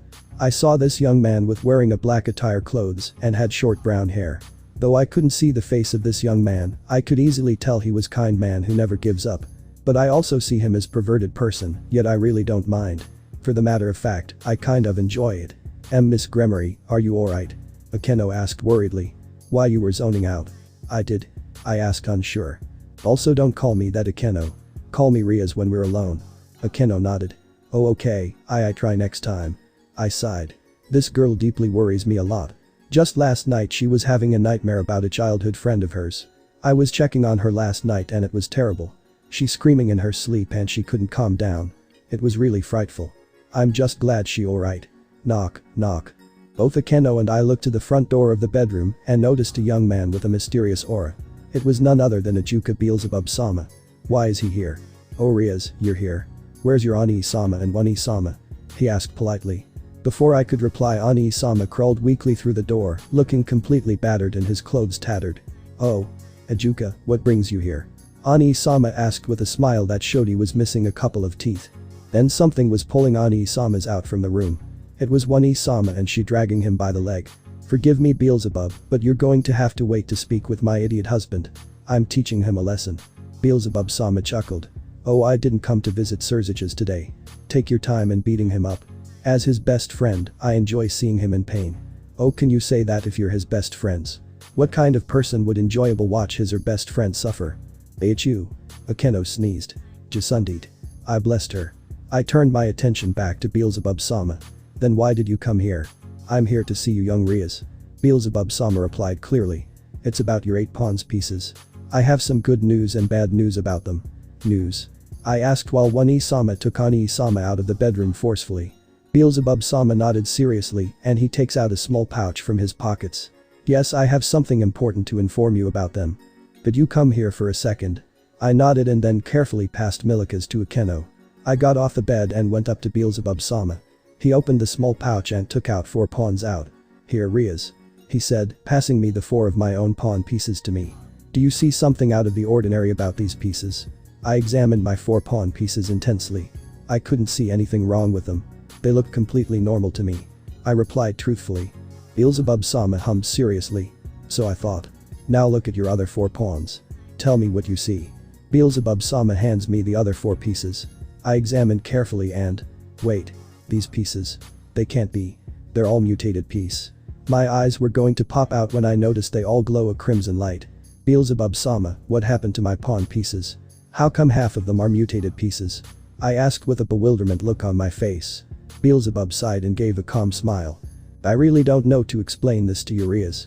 I spend hours and hours trying to understand why red sparks did appear around your pawn pieces. While I was thinking up theories why red sparks appear, these 4 pawns transform on their own. Also. Before Ajuka could finish talking, the 4 normal pawns in my other also lit up a white glow. I become completely speechless from the crimson and white glow coming from my pawn pieces. Both lights soon faded out a couple seconds later. Also the normal pawns also glow just like this mutated pawns did, but they all had a white glow for some reason. Ajuka continued to explain. Though they no longer spark, I still haven't concluded what caused the sparks to appear on the pawn pieces. Also there's also the bad news to these pieces. Bad news? I asked worriedly. Ajuka nodded. Yes, all these pieces seem to they already have assigned themselves to same person. That completely shocked me. All of them are assigned to the same person. Yes, it seems so. Ajuka concluded. I have done many tests on these pieces on reincarnating other people and animals, and yet nothing happens. They all refuse to reincarnate anything except for the one they chose. So you're saying I'm going to have one pawn then? Yes. Ajuka replied. While I was working on the pawns, they all seemed to be assigned to the same person. I looked back at my pawns. They all were to assign to the same person. But why it happened again? I saw another image of him. That young man again. He appeared in my mind. Why did he appear in my mind again? As if Beelzebub Sama remembered something, he spoke. Oh yeah, well half your pawns were modifying on their own. I discovered they also added a special feature. Special feature? Do you know what the special feature is? I asked. Beelzebub happily nodded. Of course I do, but I won't tell you. I'm letting you and your future pawn to figure it out. Beelzebub Sama left, leaving me completely confused. Bali's Pav. It's been a few weeks now since returning to the underworld. I'm currently within a lifeless canyon within a fake dimension that was created by Azazel himself. The canyon was completely filled with huge craters that Azazel and I created. I collapsed within one of the craters and heavily panted. What's wrong, Vali? Don't tell me you can't handle a little light. Azazel, who landed safely on the same crater as I, taunted lightly. Within the last few weeks I tried anything I could to make Azazel remember us. I tried talking to the man about sacred gears, perverted things, and other crap that he and Issei had in common. The only thing I haven't talked about to Azazel is Op-Eye Dragon. Well Vali, are you giving up already? On. I murmured weakly. What? Azazel asked confusedly. He leaned closer to me. What did you just say? Op-Eye. I panted a bit clearer. You want to see an Op-Eye? I thought you were into that. I shook my head. No. Op-Eye Dragon. I shouted wearily. Op-Eye Dragon. Azazel repeated confusedly. Suddenly my head started to hurt and Azazel looks like his head is hurting too. Vali. Don't worry Albion. I'll listen to your problems later. Life 06. The sword that I wield. It was an early chilly morning in Kyoto. The entire town was lightly coated with white frost and there was a light winter's fog. It would have been a beautiful view for me if I wasn't occupied at the moment. I was currently in the middle of a morning jog whilst dragging a tire wheel that was strapped to me by my waist with some rope. No slowing down. Ophis demanded, who was sitting on the tire with Kunu next to her. She took out a whip and scored me so harshly. Go faster. I flinched and shrieked like a little girl from the pain and started to pick up the pace. We returned back to mansion after the morning jog around Kyoto. Right now, the lowly duo, Akakunu and Ophis, and I are resting within dojo that is used for my Kenjutsu, Japanese swordsmanship, classes. Kunu is currently applying ointment on my back where the many of my scars are placed. Ah. I moaned in relief as Kunu applied the ointment on my back. That feels so good. Thank you Kunu, I feel a lot better. Kunu slightly blushed. Why you're welcome Ice. She said timidly.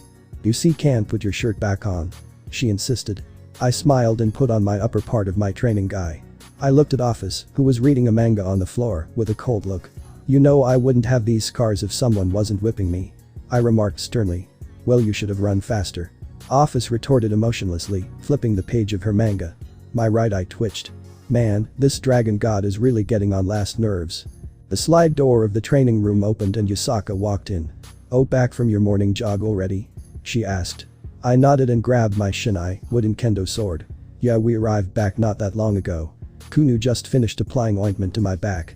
Ophis whipped you? YASAKA-san guessed, crossing her arms. Of course. Ophis admitted with no remorse. How the hell is Ice going to take us back in time for my morning shows? I really wish that I never introduce Ophis to stuff like manga and anime. I really corrupted the mind of the dragon god to modern culture. I got into my battle stance with my shinai and started on my practice swings. After a couple of swings, YASAKA-san stared at me with concerned look. I stopped my swinging and looked at YASAKA. Is there something wrong YASAKA-san? I asked. Ah. It's nothing really. Teaching you Taijutsu, sword techniques, is perfect for you in the Ascalon, but… YASAKA seemed a bit troubled as she explained, but she continued speaking. But I believe you're suited for a different sword. Suited for a different sword? I asked confusedly. YASAKA nodded. Though the Ascalon is a good sword for you, the sword is only perfect for you against dragon opponents. This may be a legendary sword forged by God of the Bible, but it considered to be one of the weaker holy sword compared to the other. I summoned the Ascalon. I took a good look at its holy aura. I think back to the other holy swords that I have seen. I thought back on Arena and Zenobia with the Excalibur fragments, and Durandal and Arthur Pendragon with his Callbrand. I even thought of Kiba with his holy demonic sword and Siegfried with his demonic swords. Each of them knew how to wield their respective sword properly to their full potential. Can some idiot like me be able to bring out the full potential of a holy sword like my Ascalon? Is the Ascalon not suited for an idiot like me? The only reason why I was given this sword is in first place is if I fight dragon-like opponents later in the future. You shouldn't think too much on it. It was Ophis who said it. The sword is good as its wielder. You shouldn't forget that. True, the Ascalon isn't as powerful as the original Excalibur, Durandal or the Callbrand, but it doesn't mean it's weak. Just like their wizardry type, technique type, support type, and power type fighters in the world, there are powerful swords that belong into their own type. The Ascalon is more of a technique type sword if you know how to use it right. As Ophis talked about the Ascalon, I started to think back to my first fight with Volley. I remembered utilizing the holy aura of the Ascalon with my fist in order to injure him. I also remember that both Kiba and Rhea suggested transferring the ability of Ascalon into my Dragon Blaster and Crimson Blaster. There were many ways to use the Ascalon as a technique type, and I haven't even realized that till now. Gosh, I'm such an idiot. Ascalon, please forgive me for being a worthless wielder. I never knew how useful you can really be. As if Ophis remembered something, she spoke. But if you want ice, I might know a sword that might be perfect for you to use. Though a sword perfect for me to wield. I wonder what sword Ophis is talking about. I asked Ophis and she replied so costly. Oh, it's a holy sword that can rival the original Excalibur and Durandal. I think it's called Aim no Murakumo no Tsurugi. It's currently residing with the Yamada no Orochi as we speak. The Aim no Murakumo no Tsurugi. Me, Kunu, and even Yasaka-san asked out of astonishment. Ophis nodded. Yup. It currently resides in the Yamada no Orochi. She repeated. Wait, the Yamada no Orochi? I asked confusedly. Wasn't the Yamada no Orochi slayed by the Susanoo? Ophis shook her head no, while turning to the next page of her manga. The eight-headed serpent was never slayed by Susanoo. Susanoo never left heaven in the first place. What? Why didn't Susanoo leave heaven? Wasn't he banished by heaven by his father? Are you telling us that Izanagi never banished Susanoo after he destroyed his sister's rice field? The surprised and confused Yasaka-san asked, trying to clarify what Ophis just said. No. Ophis replied. Susanoo never destroyed Amaterasu's rice field. So the contest between him and his sister never happened? Kunu asked. The contest did happen, but Susanoo didn't destroy Amaterasu's rice field out of being restless. Instead he was talked out from doing it from God of the Bible. I dropped the Ascalon as I heard a familiar voice from behind. Ophis, Yasaka, Kunu and I turned around to see a familiar young man in his mid-20s with black hair with golden bangs and had a bad boy aura leaning on the doorframe. I started to tear up when I recognized him. Azazel-sensei?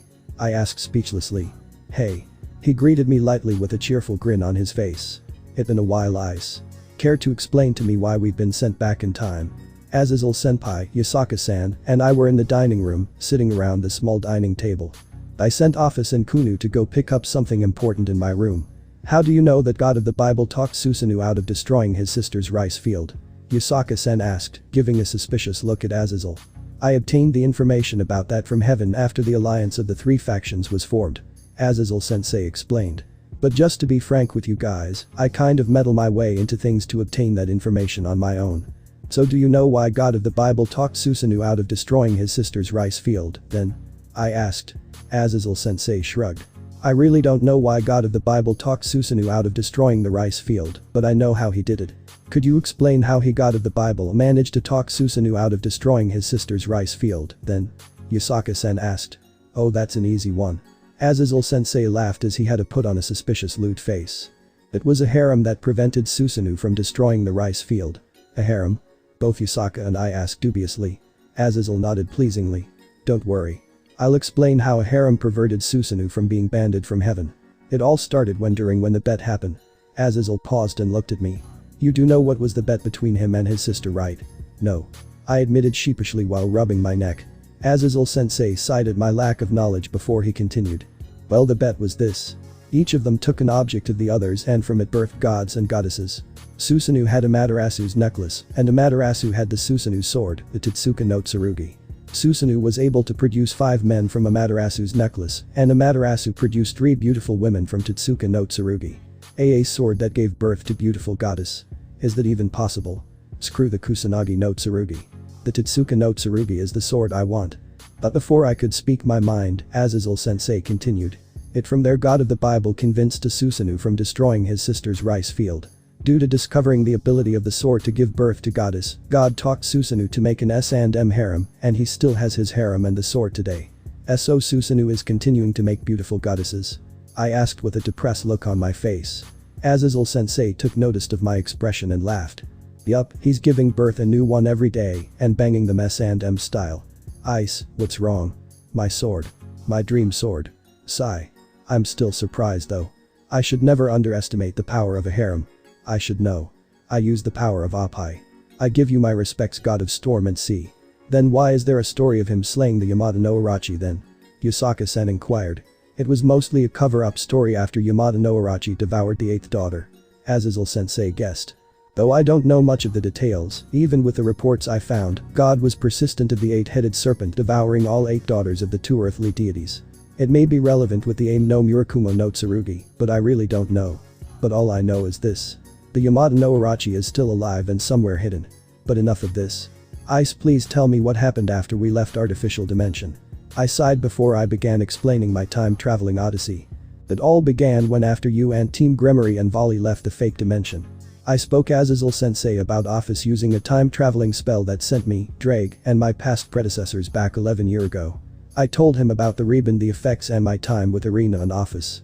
By the time I talked about Akeno, if 1Q, both Ophis and Kunu came in with a purple gem in Kunu's hand. Ah, here, good timing. I said pleasingly as Kunu handed me the purple gem that contains the soul of Shuri Himejima. Now let me tell you about my time with Akeno and her family. I slowly explained my time with Akeno.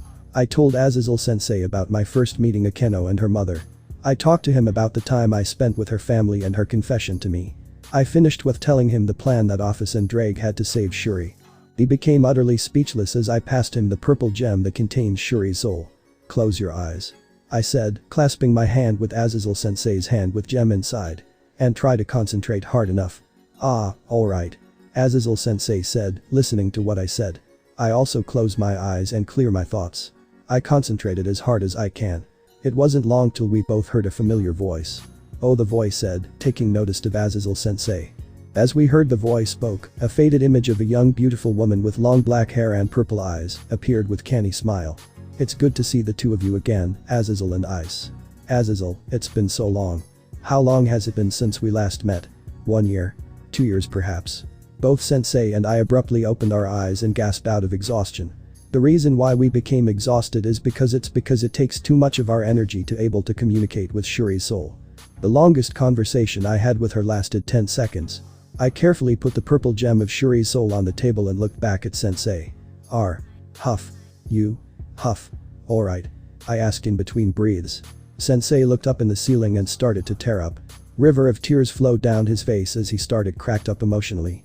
I never saw Sensei like this before. This is definitely the first time I have ever seen the governor cried. Sensei? I asked concernedly. I caused it.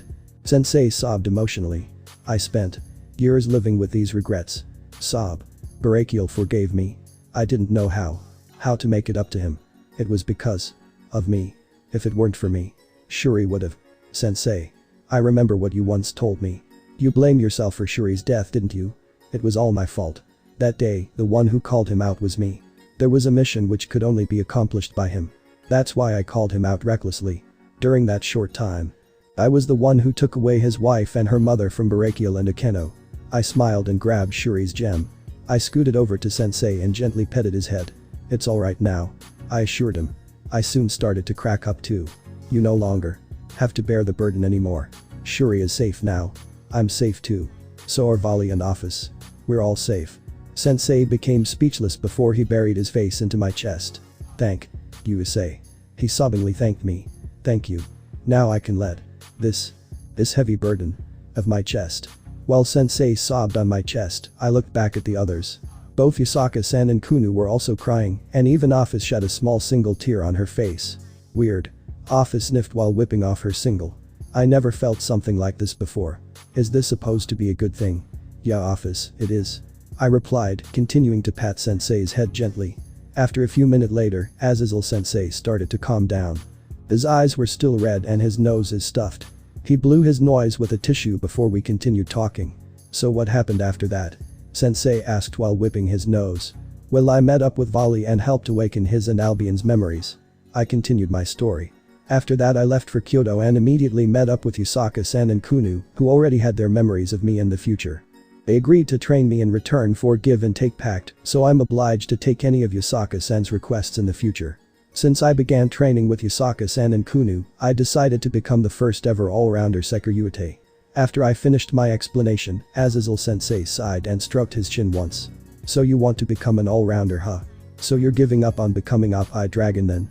After Sensei said the two forbidden words, I could hear a familiar dismaying sigh coming from my left hand. I looked at my left hand. Are you okay, Ddraig? Sigh. I've been worse before. Again, Ddraig, I'm sorry that I have done this to you. I looked back at Sensei and sighed. Look, Sensei, I gave up being the Oppi Dragon. Ever since I became Oppi Dragon, both Albion and Ddraig have been suffering greatly from it, and Kunu here thought up a more appropriate name for me, and it's more subtle for Ddraig, so he shouldn't be so depressed. I'll be known as the Red Pawn Emperor Dragon or the all-rounder Red Pawn Dragon. Oh, so you two want to become the Red Pawn Emperor Dragon, huh? Azazel asked while stroking his chin. That will make Vali and Albion the White King Emperor Dragon. Though I love the new nicknames you guys made, it's a real shame. I really did enjoy making fun of you guys. But it was indirectly my fault too to cause much grief to both Ddraig and Albion. No. The blame is entirely my fault. I said, taking the fault. That's why I want to make it up to them. I already obtained Balance Breaker, and in the last few years I was sent back to the time. I have already become a blue belt in material arts, and now I'm trying to learn some magic and some sword techniques while I'm here. Yasaka-san smiled as she placed a hand on my shoulder. Don't worry about him, Azazel-sama.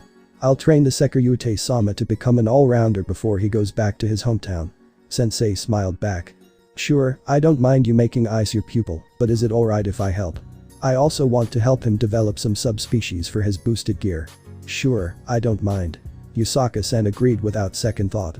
You may train him if you help search for the Yamada no Orochi with me. Huh? I asked with a confusing smile. Oh, you're interested in the Kusanagi then? Sensei asked with a keen look on his face. Yasaka-san nodded seriously. Though I wouldn't mind Ise using the European sword like the Ascalon, but I believe he should be using a Japanese sword like the Aim no Murakumo no Tsurugi. It must be that I want Ise to accept his Japanese culture and heritage or something like that. Plus I'm also interested in the sword itself. Deal. Azazel Sensei agreed without thinking it enough. The reason why I am accepting this is that I also think that Ise also should wield the Kusanagi too. It's the only holy sword that hasn't been created by God of the Bible himself. It makes a guy like me wonder why a sword like that was forged by a dragon in the first place. Wait, you're really going through with this? I asked nervously after a gulped. Sensei smirked and tapped my back. Of course, my little protege. The Kusanagi is a perfect sword for you. A sword forged by a dragon should be wielded by a dragon like you. We'll go search for the 8-headed dragon while you train to fight it. Fight it. I swallowed all of my remaining saliva down my throat. You expect me to fight the Yamada no Orochi? Yeah, and? Azazel Sensei asked so casually, not getting the big problem here. You really think the dragon is going to give you the sword for free, did you? And no. I admitted nervously. The truth is that I didn't really suspected that at all. Good. It might take some years to locate the Yamada no Orochi, but within that time, we'll prepare you to fight it. Sensei assured me confidently. Sigh. What am I getting myself into? As if Azazel Sensei remembered something, he spoke.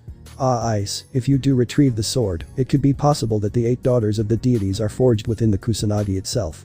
And? I asked with a depressing look on my face, due to the fact I might have to fight an 8-headed serpent in the near future. You know, if you obtain the sword with the 8 souls sealed in the blade, you might a reward from them. Sensei said with a lewd look on his face. A reward? I can imagine it now.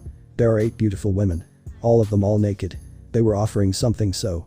Oh Sekiryuite-sama, you have free us from the belly of that nasty dragon. We don't know how to repay you, one of them said with a cute seductive voice. Yufufu, I know how you can repay me, I said with a cool confident look on my face. Repay me with your body.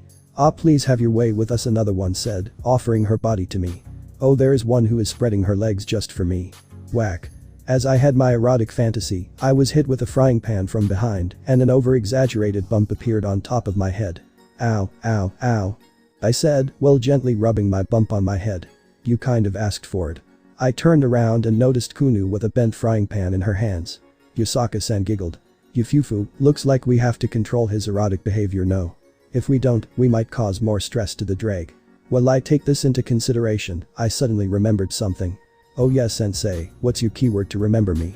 Oh that an easy one. It was Eye Dragon. He said it as if it was nothing. Partner. I heard Ddraig's voice weep in dismay. Yeah I should really control my perverted nature. If not Ddraig and Albion will greatly suffer from this.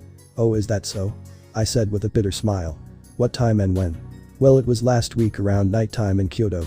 Azazel sensei answered. Come on. Tell me you felt that headache when it happened right? Last week. Suddenly I put on a sheepish grin on my face. I did have a headache. I admitted nervously. But I thought it was due to all the training and meditating I had. I also had a headache too. YASAKA-san admitted. But I thought it was from a hard day of work. Being leader of the Yokai of Kyoto isn't easy you know. We turned to Ophis and Kunu. I also had a headache too, but I thought it was because Kunu and I spent all day watching a marathon of our favorite television show. Ophis explained while Kunu nodded with a slight red face. Azazel sensei put on a sad gloomy smile. Now I know how you feel Ice when no girl acknowledges you. Hey. I said, sounding insulted from sensei's word while everyone laughed. 4 years later. Ice's POV. I was within the artificial field that was created by the same system that used in the raiding game. I'm currently meditating with a clear mind underneath a waterfall, allowing the cool clean water washing down on me. I took in a nice big breathe. I've been meditating for the last few hours. As I continued meditating, I heard a rustling noise within the bushes nearby. I stopped my meditation and quickly got up and summoned my boosted gear. As I cautiously pointed my boosted gear where the rustling sound came from, something came out of the bushes. What came out from the bushes was a huge, yet cute dog with golden eyes. It appeared having an innocent nature, but I was easily mistaken as I lower my sacred gear down at it. The cute innocent nature of the dog suddenly changed as it took form into more vicious wolf-like appearance just like Fenrir of Team Volley. I started the countdown on my boosted gear and put myself in battle position. The formerly cute dog growled at me with a killing intent and warily watching me. Welsh Dragon Balance Breaker. A loud voice announced within my boosted gear while I was covered in my red scale mail armor. The second my scale mail appeared, the yellow-eyed dog charged straight at me. Two giant red dragon wings appeared behind my back and I quickly flew up in time to dodge the mutt's tackle. The dog hastily shifted its position around after I dodged its tackle and leaped up into the air with its mouth widely opened at me. After the mutt made some distance towards us, I hastily raised my right knee and successfully executed a powerful snap kick below the jaw of the mutt, causing it to go crashing down into the ground violently. The second the mutt crashed into the ground, a dozen sphere-shaped dragon shots, dragon bits, appeared surrounding me and went straight to my fallen opponent. The dragon bits hit the mutt before it got a chance to get up. I cautiously landed on the ground and watched the smoke that appeared after the impact and hoped that my opponent was defeated, but I was wrong. The mutt leaped back into the air again and he was completely appeared unharmed. Before I could retaliate, Mutt quickly pinned me on the ground and before it could claw my armor away, I quickly grabbed onto its forearms and backed my head away from its mouth before it has a chance to bite me. We stayed in this position for some time while we rolled on top of another. After a couple seconds of being on top of another, I decided enough is enough and used both legs to kick the Mutt off within its abdominals to make some distance between us. I quickly got up from the ground and mouth part of my helmet opened up. I quickly inhaled lots of oxygen and imagined a whirl of fire within my stomach. Boost. Boost. Boost. Boost. Boost. Boost. Boost. Boost. Boost. Boost. Boost. Boost. Boost. Boost. Boost. Transfer. I breathe out all the fire within my stomach directly at canine opponent. Both the mud and the environment within my flames range got engulfed by the fire. You think my opponent couldn't survive this, right? Wrong. My yellow-eyed companion jumped out from the field of fire with its body coated by my flames. It jumped over my head and landed behind me. It quickly shook off the flames its body and when the flame died out, his body was completely fine. His fur wasn't tattered. I couldn't detect the smell of burning flesh. He looked completely fine. This opponent of mine is only messing with me. We're facing a strong foe. Ddraig acknowledged with a grave tone. You barely made a scratch on him. It doesn't matter how many times you hit him, he'll just get up. We can't beat him in this state. If we only had the power of Tirana, we might be able to injure him. I gritted my teeth in acknowledgement. My opponent is on a whole different level from me. This mud also caused a lot of trouble for Volley too. If I remember correctly, Azazel-sensei told me that this mutt was so strong against volley that he needed to use Juggernaut Drive in order to be in the same level as it. Well, looks like I'll use that new finisher move then. I declared as raised my left fist in front of my face. Oh, you're going to use that? Ddraig sounded interested in what I was planning to do. But you do know that you haven't perfected it. If you use it right now, there are 50% it will backfire. I smiled at my chances as my opponent growled at me viciously. I know, Ddraig, but what choice do I have? The upper part of my left gauntlet was exposed my left hand, leaving my opponent puzzled, but cautious at the same time. Within a couple of seconds, my hand was slowly devoured by a crimson aura vortex. I screamed as I tried to bear the pain. I gathered all my magic and my strength to try to finish my new finishing my move. Within this before I could even finish my chant this headache. It was one of those headaches again. It was the same headache that I felt when I first woke up in the past. It was same headache that I had when I went to the park with Irina. It was the same headache I had when I helped my cowardly friend regain his memories. This was the same headache I had when I thought I was having a difficult day of training, but it was Azazel-sensei remembering me. Someone was regaining their memory of me. But something's wrong. This headache. This headache suddenly had twice the pain of the original one. I never felt this pain before. As I was going through my painful headache, the crimson aura that was gathered around my left hand vanished, and the mutt didn't waste 1 second and tackled me back to the ground. The moment I was tackled down to the ground, my armor vanished along with my headache, and the vicious wolf-like appearance of the mutt vanished as it transformed back into a cute cuddly self. It got off of me and started whimpering worried for my health. I sighed in relief as my headache went away. I rose myself up and looked at the worried dog. I'm alright, Jin. I assured the dog while petting its head. The dog stopped whimpering and happily started to lick my face. Yuck. My right face is covered by dog saliva. Within a couple of seconds, a handsome Japanese man appeared along with Azazel-sensei. The handsome man called Jin by making a whistling noise from his mouth. The mutt stopped licking me and headed towards its proper master, the young man. Ice, are you alright? The owner of Jin asked. Yeah, I'm alright. I assured him. But damn, that mutt of yours is truly as strong. Azazel-sensei smirked. Of course Jin is a strong opponent. He's one of the 13 Longinus, Canis Lycaean. What sensei just said was true. My opponent I just fought was a Longinus with a living beast, sacred gear like Sererg's lion, Regulus Nemia, and it's one of the 13 Longinus. It's known as the Canis Lycaean and its owner and possessor of this sacred gear is the Grigori's top fighter, /dog. I never meet him before during my time as a devil, but sensei was able to send him and his Canis Lycaean, which he named Jin, to help me train. So Haidu-kun, what happened to you? /dog asked. When I noticed you were going to use that new finishing move or yours I thought it was over for Jin, but looks like it failed for some reason. Can you explain why? I had a headache. I replied truthfully. Oh good, you felt it too. Sensei said with a sigh of relief. Looks like the fifth has remembered you now. He turned to /dog. /dog, you can take the day off. I have to take Ice to YASAKA back at the mansion. Okay, Azazel-sama. /dog acknowledged with a bow. He turned to me. I'll see you later, Haidu-kun. /dog and Jin soon left via magic circle, and both Azazel-sensei and I went back to the back streets of Kyoto by a magic circle as well. We waited in the living room for Ophis and the others to come. Within a few minutes, Volley, Ophis, Kunu and YASAKA gathered around the living room and ready to discuss about today's meeting. It seems that the fifth has finally come. Ophis stated the obvious.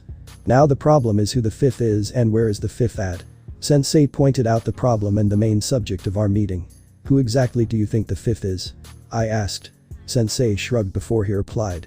We really don't know, Ice. We can think of many of people who were close to your heart to be considered the fifth. A better question is to ask is who do you think the fifth is? I remained silent as I thought of it. Could it be someone from the Occult Research Club? Or could it be someone I knew who I fought against? Who exactly could fifth be? I don't know. I answered truthfully. There are so many people I can think of. I can't decide on who the fifth could be. As if Volley remembered something, he spoke up. Azazel, isn't tonight the night when the slaughter happens?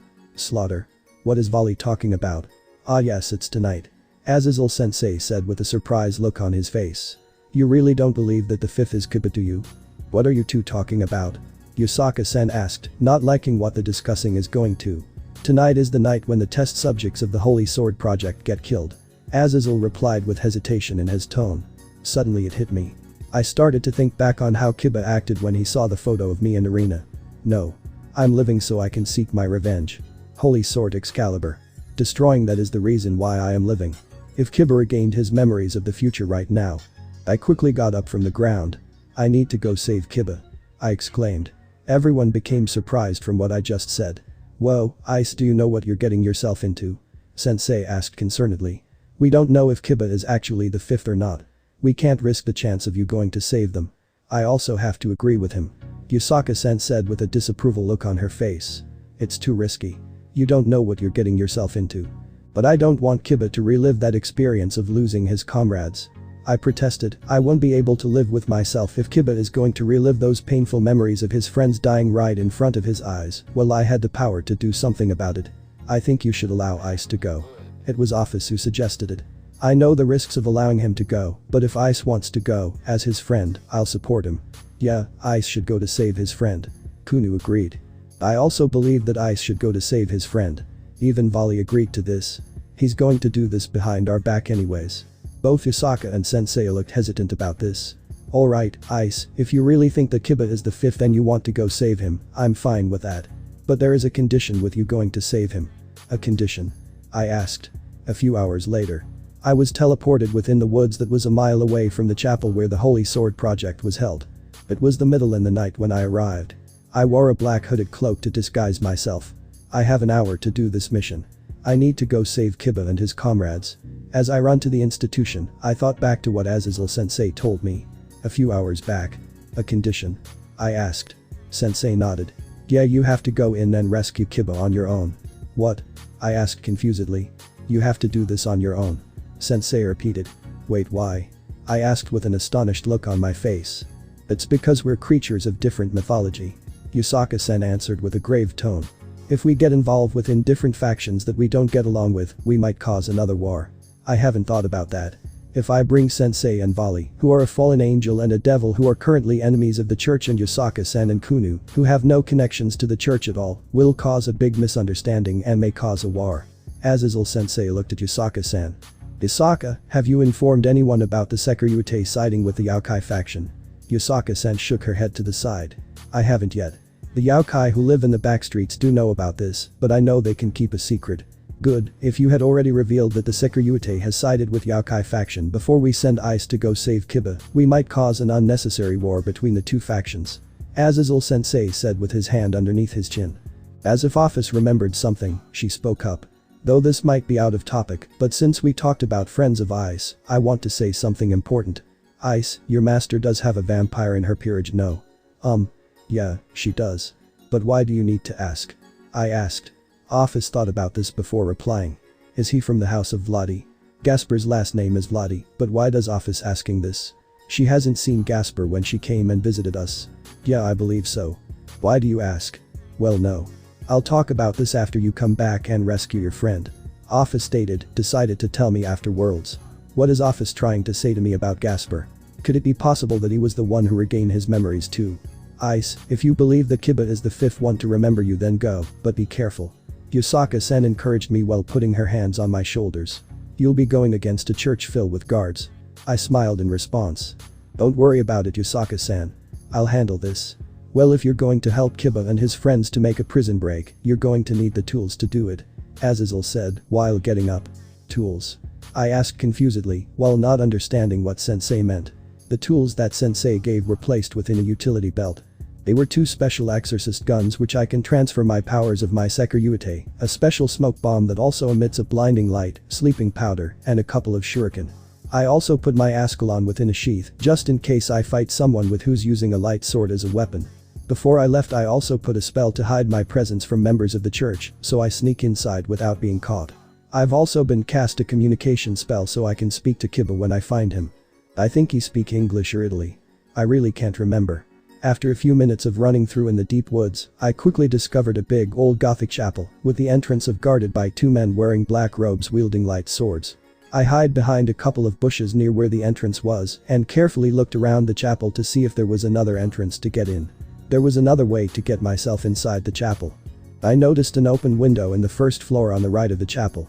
I carefully looked around if there were any guards on duty and swiftly walked towards the open window and carefully snuck myself in through it. The first thing I saw when I entered through the window was an empty room. Was it abandoned? Well, it doesn't matter. I tiptoed to the door and slightly opened the door to take a small peek in the hallway. It was completely deserted. I carefully sneaked out and quietly closed the door behind. I ran through the hallway, while carefully hiding myself from being seen. Damn, I wish I knew where I was going. I checked every room so far on the first floor, but no sign of Kiba and the rest. Where on earth am I going to find them? As I continued forward in my search for Kiba and his comrades, I quickly stumbled on something interesting. I hid myself in the corner of the hallway when I recognized someone in a white priest robe. It was none other than Valper Galilei, the genocide archbishop, and he was accompanied by 2 goons. I noticed him unlocking an electric lock that required a number password. I watched him key in the number. He walked into the room and closed the door from behind, leaving 2 of his goons on guard. He didn't come out from that room for about 5 minutes. For some reason he had a relieved yet lewd look after someone just masturbated. Don't tell me he did something lewd and perverted inside that room. Ah. He sighed in relief. That was good. Let's go, boys. Within a couple of minutes, we'll gas those brats within the basement. After all, the experiment was a failure after all. He started to laugh as if it was nothing. I tightened my fist in rage as that man and his goons walked the other way. I really want to hurt him right now if I wasn't here for Kiba and the rest. After they were gone, I went to the door and put in the code that Valper put in. The door opened and I walked inside to see what Valper had inside. The room was dark inside, but I turned on the lights to see what Valper was hiding. When the lights turned and noticed 6 swords hanging on the walls. They were all holy swords. They were all Excalibur fragment swords. Why were they all here? Could it be possible that the 3 churches gave Valper in order to do his research? Or was it that all the fragments belonged to one church that Valper belonged to? Either way, the 6 fragments were split between the Protestant, Catholic, and the Eastern Orthodox in the end, I guess. I walked closer and placed my hand on one of the blades on the wall. I took one of them out and held it with my hands. So this is what it's like to hold the. I heard the sound of a small splash underneath my new black boots. I took a step back and looked on what I just stepped on. Ah crap. That man really did that. Gross. And I step on it too. And what's worse, this isn't natural. If he wanted to something like this, he should have done in front of some porno magazine or something like that. Kiba, if you're really the 5th one to remember me, I'm going to strangle you in front of your comrades. As I dismay at the ruin of my boots, I heard the door from behind unlock. I turned around and noticed an old man screaming out of astonishment. It was Valper. Why is he back here? An intruder. He screamed, shaking his pointing finger at me. There's an intruder within the vault. He timidly backed away while 2 guards using light swords walked in. I pulled out my Ascalon and tried to harness the holy aura of my sword. I charged towards the 2 guards, made the first swing with both the Ascalon and the Excalibur I stole.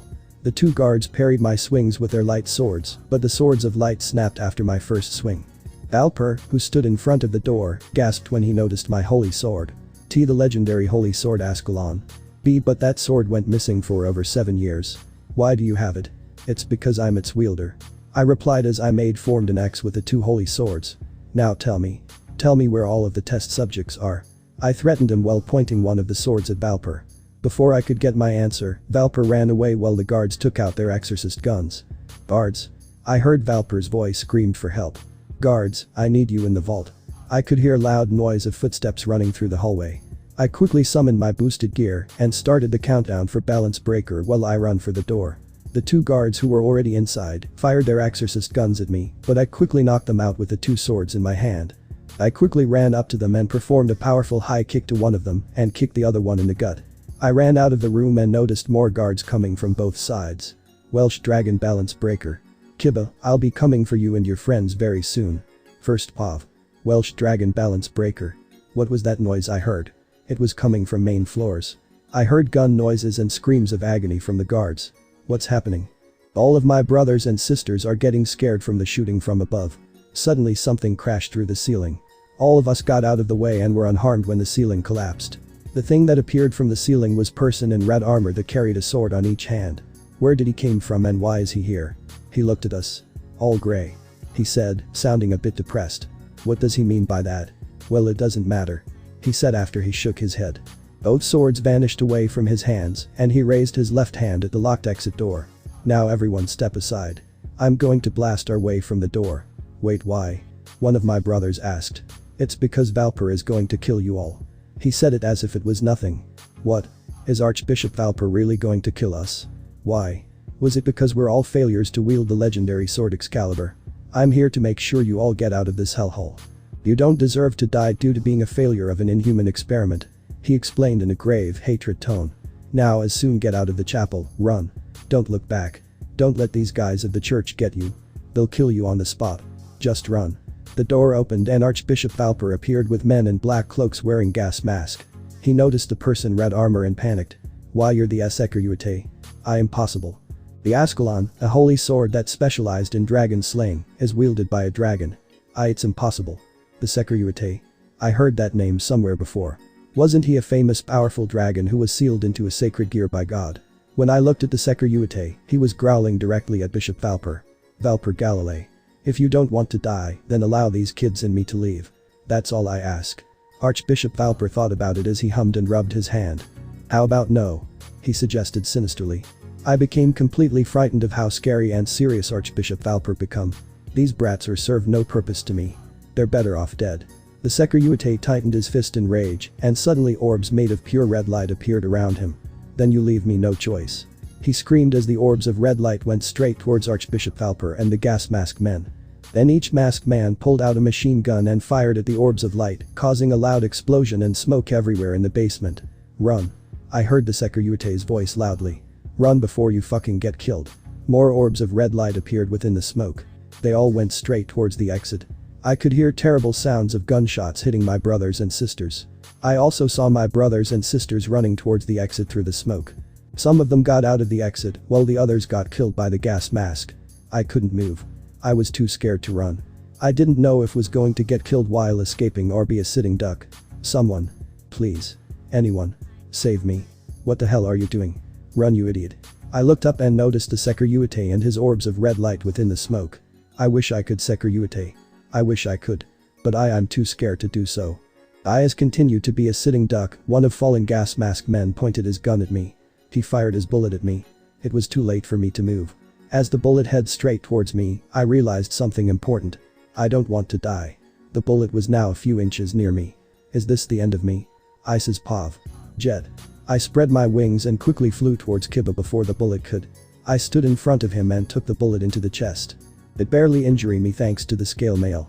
I glanced at Kiba and noticed that he had passed out. He must have passed out due to shock. Kiba. Please forgive me. I couldn't save all of your comrades.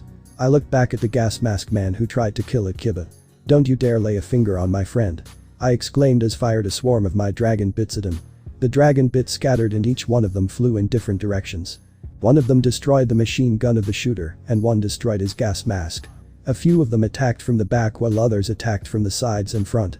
He was instantly killed when the dragon shots attacked every part of his body. Yes, this is the ability of my dragon bits. Ever since my fight against Surziches, I've been inspired to move the directions of my dragon shots. Thanks to the help of YASAKA-san and Sensei, I was somewhat able to perfect the first stage of my dragon bits by making them move remotely from my mind. Though they're weaker from my actually dragon shot, my dragon bits are easier to manipulate remotely in my mind. After I killed off that gas mask shooter, all of the others retreated and I could hear more guards coming this way. I decided it was time to retreat and look like I need to take Kiba with me now. I carried Kiba bride style and I spread out my red dragon wings. Before I could jet off and leave his cursed chapel, I took one more glance at Kiba. Kiba. You can't go serious. Forgive me. I completely changed your fate. Partner. Sorry if I'm ruining your morning, but we need to escape. The portal is going to close soon. I sighed. He's right. I need to go. I escaped back into the woods and teleported back to Kyoto by magical circle that was placed hidden to me to get back. Fortunately, I was able to teleport Kiba back with me through the teleport circle. When we came back to mansion, everyone seemed surprised at my arrival with Kiba. Before YASAKA and Sensei could inquire me on what happened, all of the girls took Kiba to treat his injuries while I talked to Sensei about the Excalibur fragment I stole. This Excalibur fragment. Sensei seemed astonished from examining the fragment I gave him. Ice, do you know which fragment did you just stole from chapel? I shook my head no. Sorry, I don't. The only sword I recognized was Excalibur of Destruction, Rapidly, and Mimic. I don't know which fragment I took. This Excalibur fragment. Is the Excalibur Nightmares? Excalibur Nightmares? I asked. I think I remembered what ability that sword had. If my memory served me right, this sword could cast illusion and manipulate dreams right. Yeah, this sword considered the second strongest sword behind the Excalibur ruler. Sensei explained, passing me back the Excalibur Nightmare. Ice, maybe you should learn how to use this Excalibur during your time training here. I became baffled from what Sensei suggested to me. Me use the Excalibur? Can I really do that? You wanted to become an all-rounder, right? Sensei reminded me. So far you've been great in technique, power and support, but what you lack is wizardry. While you have learned some fire techniques and the ability to manipulate your dragon shots, you are still lacking in the wizardry department. With the help of Nightmare, you can really improve your wizardry skills. Is that so? I asked, examining the holy sword that I stole. Maybe I should learn how to use Excalibur of Nightmare like Sensei said. By the time comes, I'll return it to Arena after the Kakabial incident has ended. Though for now, I'll hold on to the Excalibur Nightmare. After my talk with Sensei, we both went to go check on Kiba. Kiba. I know some of your comrades escaped. As we arrived to the guest room where Kiba is resting, I noticed YASAKA-san, Kunu, and Ophis outside the door. YASAKA-san, Kunu, Ophis, how's Kiba doing? Security-sama. About your friend. YASAKA looked troubled as she was talking. Did something bad happen to Kiba? Your friend. If I remember correctly, he was a boy, right? A boy? Course Kiba is a boy. I'm sure of it. I stated. All of the girls looked at each other and looked worried, except for Ophis. You should come inside. Kunu advised me, opening the door. There's something we need to show you. Oh. Alright. I said concernedly, walking through the door. But what did you guys have to show? I became astonished when I noticed something completely wrong when I entered room. I noticed Kiba was resting in the futon naked with a thin white blanket on top of him. I didn't know why, but my perverted senses were tingling. Ophis walked past me and removed the thin blanket from Kiba. What I saw truly baffled me, the view from under the blanket was surprising. I saw a pair of small but developing breasts on Kiba's feminine body, and he was missing his important part. Don't tell me. Ice, you brought the wrong one. Ophis informed me. She was right. The person I brought with me wasn't Kiba. Instead I brought a girl who looked exactly like him. Life 07. The Grasp of Power PT. 1. It's been a few months since the Holy Sword Project massacre. After my failed attempt to save Kiba's friends, I soon got word about my rescue mission was spread all over many factions around the world. I've been given the nickname Red Savior Dragon for my attempt of saving the failed experiments from people of the church. What do you think of the nickname that the church gave us? It's better than Op-Eye Dragon. That's all that I have to say. Ddraig replied happily, giving a sigh of relief. But for some reason the nickname is a contradiction to you. You did become a savior to that girl you saved a few months ago, and you did save everyone else in your master's peerage from their problems. I know Ddraig, but I still don't deserve the name savior. I couldn't rescue the rest of those kids who were part of the Holy Sword Project and became a thief in the process. I also found out that my buddy Kiba that made it back to Rias while the other escapees died. When the times comes, I will properly apologize to Kiba and introduce him to his twin sister, at least I think they are, that I rescued. I'll even give him Excalibur Nightmare that I stole if I have to gain his forgiveness. You must be wondering where I am. Well, I'm currently in Romania, where the territory I'm in is covered in deep fog. Supposedly I'm supposed to be somewhere in some town near a vampire faction called the Teeps faction, but for some reason I believe I'm somewhere else due to the fact I can barely see anything through the fog. Ddraig, can you help? Did you bring those special sunglasses that Azazel gave you? Ah yes, the sunglasses. I almost forgot about them. Before I left I was given these special sunglasses and new equipment. I was given a custom new black cloak that hides my presence, the same 2 exorcist guns that I was given from Azazel Sensei, 2 mini spray containers filled with concentrated garlic essence, the special sunglasses, 2 costumed light swords created by Azazel, which I called Lightsaber, that allow me to transfer the power of boosted gear into them like my exorcist guns, and the light-powered smoke bombs. I even put both my Ascalon and the Excalibur Nightmare into their respective sheaths.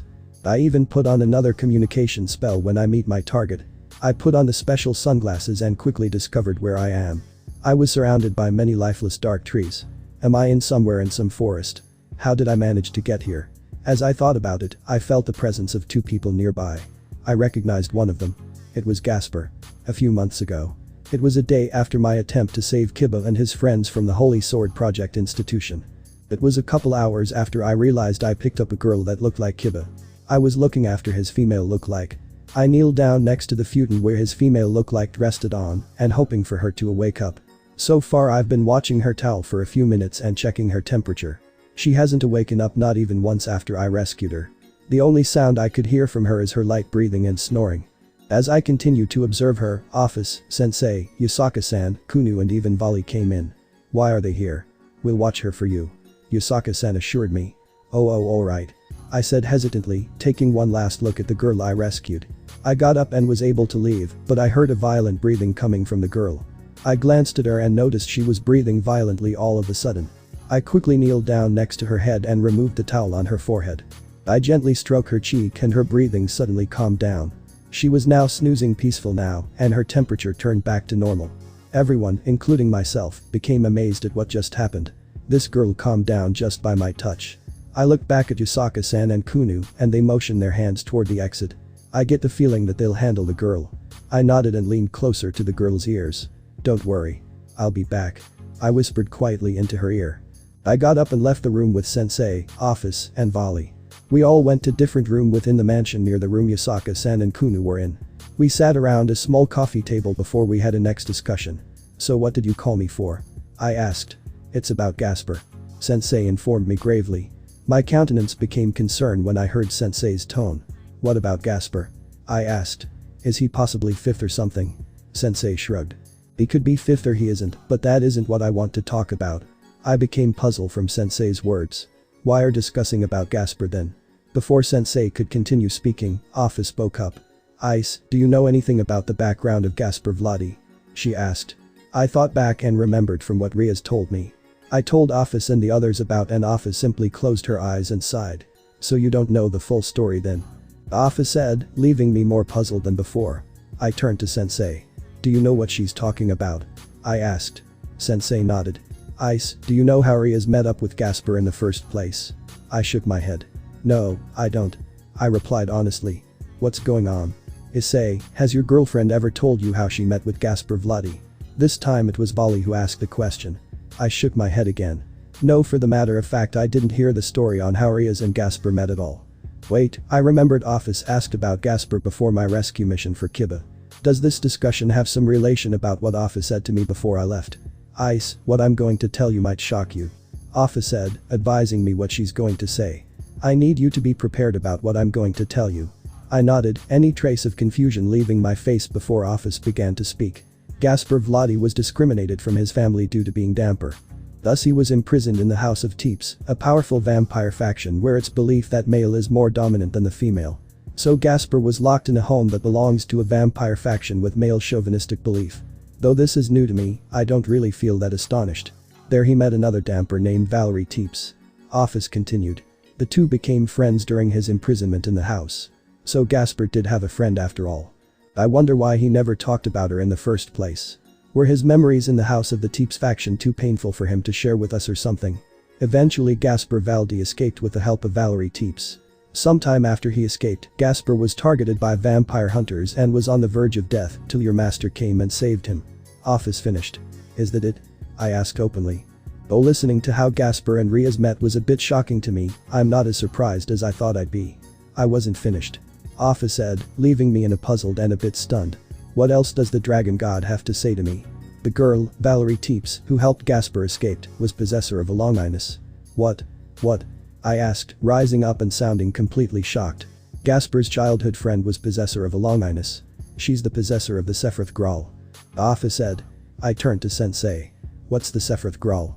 I asked. Sensei sighed and closed his eyes. When his eyes opened, they emitted a look of seriousness. The Sephiroth Graal, or the Holy Grail of the Secluded World, is one of the 3 relics of Christian faith. Sensei explained. It's known as a longinus due to its ability. Its ability?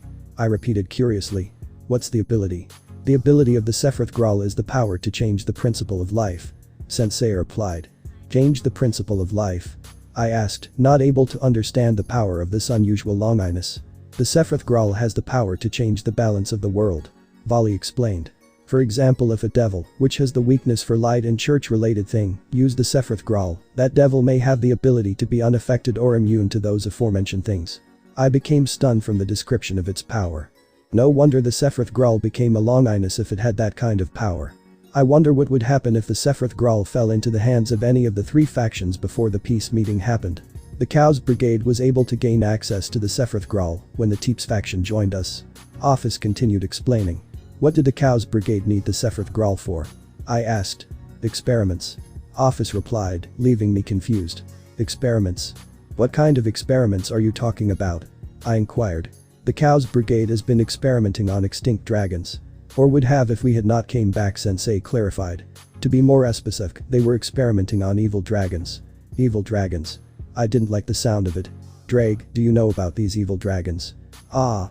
How evil dragons sure bring back memories. Ddraig replied, sounding a bit nostalgic from this. I'm not sure if you know them, but I guess it would be the Crescent Circle Dragon Krom Kruch, Diabolism Thousand Dragon YASAKA, and the Eclipse Dragon Ophis. They were quite dangerous. They were either sealed or killed for being too brutal. Other than them there are Nidhogre from the Norse, and the ferocious Grendel that is said to be slain by the original Beowulf. There was Ladin who was protecting the legendary fruit who was also a dragon, but was defeated by the original Heracles. And in Japanese there was Yamada no Urachi. Wait, what? I blurted out in surprised. The Yamada no Urachi is an evil dragon. Well, of course he is ice. Sensei said, sounding so casual. What? You didn't know? I nodded, panicking. Of course I didn't know. Why are you making me face a brutal evil dragon? You're going to fight an evil dragon? Bali asked, looking at me with keen interest. Yup, our beloved idiot is going to face the long-lost Yamada no Urachi and retrieve the lost Kusanagi sword. Sensei said it with a smile.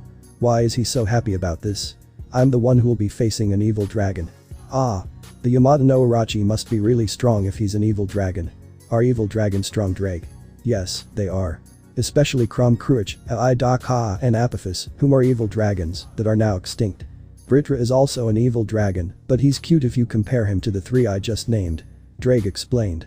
So Saji has the power of both a dragon king and evil dragon, huh? Vritra does give me the creeps. Evil dragons seem so scary. Why do I have to face one?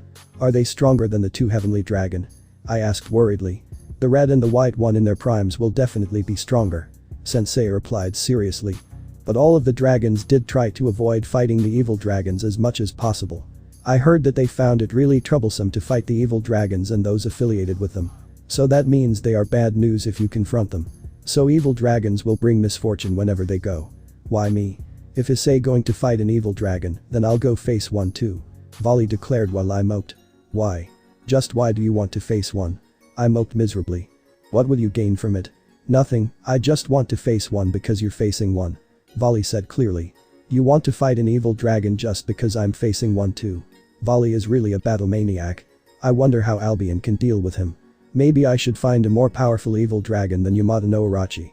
Vali said, putting his hand under his chin. He turned to Ophis. Hey Ophis, do you know if there any evil dragon that went into hiding? Ophis sweat dropped. I really don't know. Most of them went extinct due to their wild nature. Can we go back to the discussion? Whether there are evil dragons left is not important right now. Ah, that's right. We're talking about Valerie and her sacred gear. We quickly calmed down and continued discussing about her. So do you know anything about the vampires in the Evil Dragon project? Sensei asked, getting back to the main discussion. No. Ophis nodded to the side. I couldn't obtain much information about that due to Ise and Ddraig's color changing from red to crimson, and I became interested in it. I didn't even remember the person who was in charge of the project. But I remembered two things. First was the man who was in charge in the experiment was a powerful man who could possibly run the Cows Brigade without me. And two, if we saved that girl, the Cows Brigade wouldn't have the power to bring back the evil dragon. Sigh. This is just great. I need to fight an evil dragon just to obtain a sword that can't produce beautiful women, and I might have to fight the mysterious man who was in charge of the mysterious evil dragon project. Why can't I lead a peaceful and perverted life? Well, that doesn't matter now. My objective now is Gasper and Valerie. I chased after the nearby presence and I was able to see two young kids running through the forest in a hurry.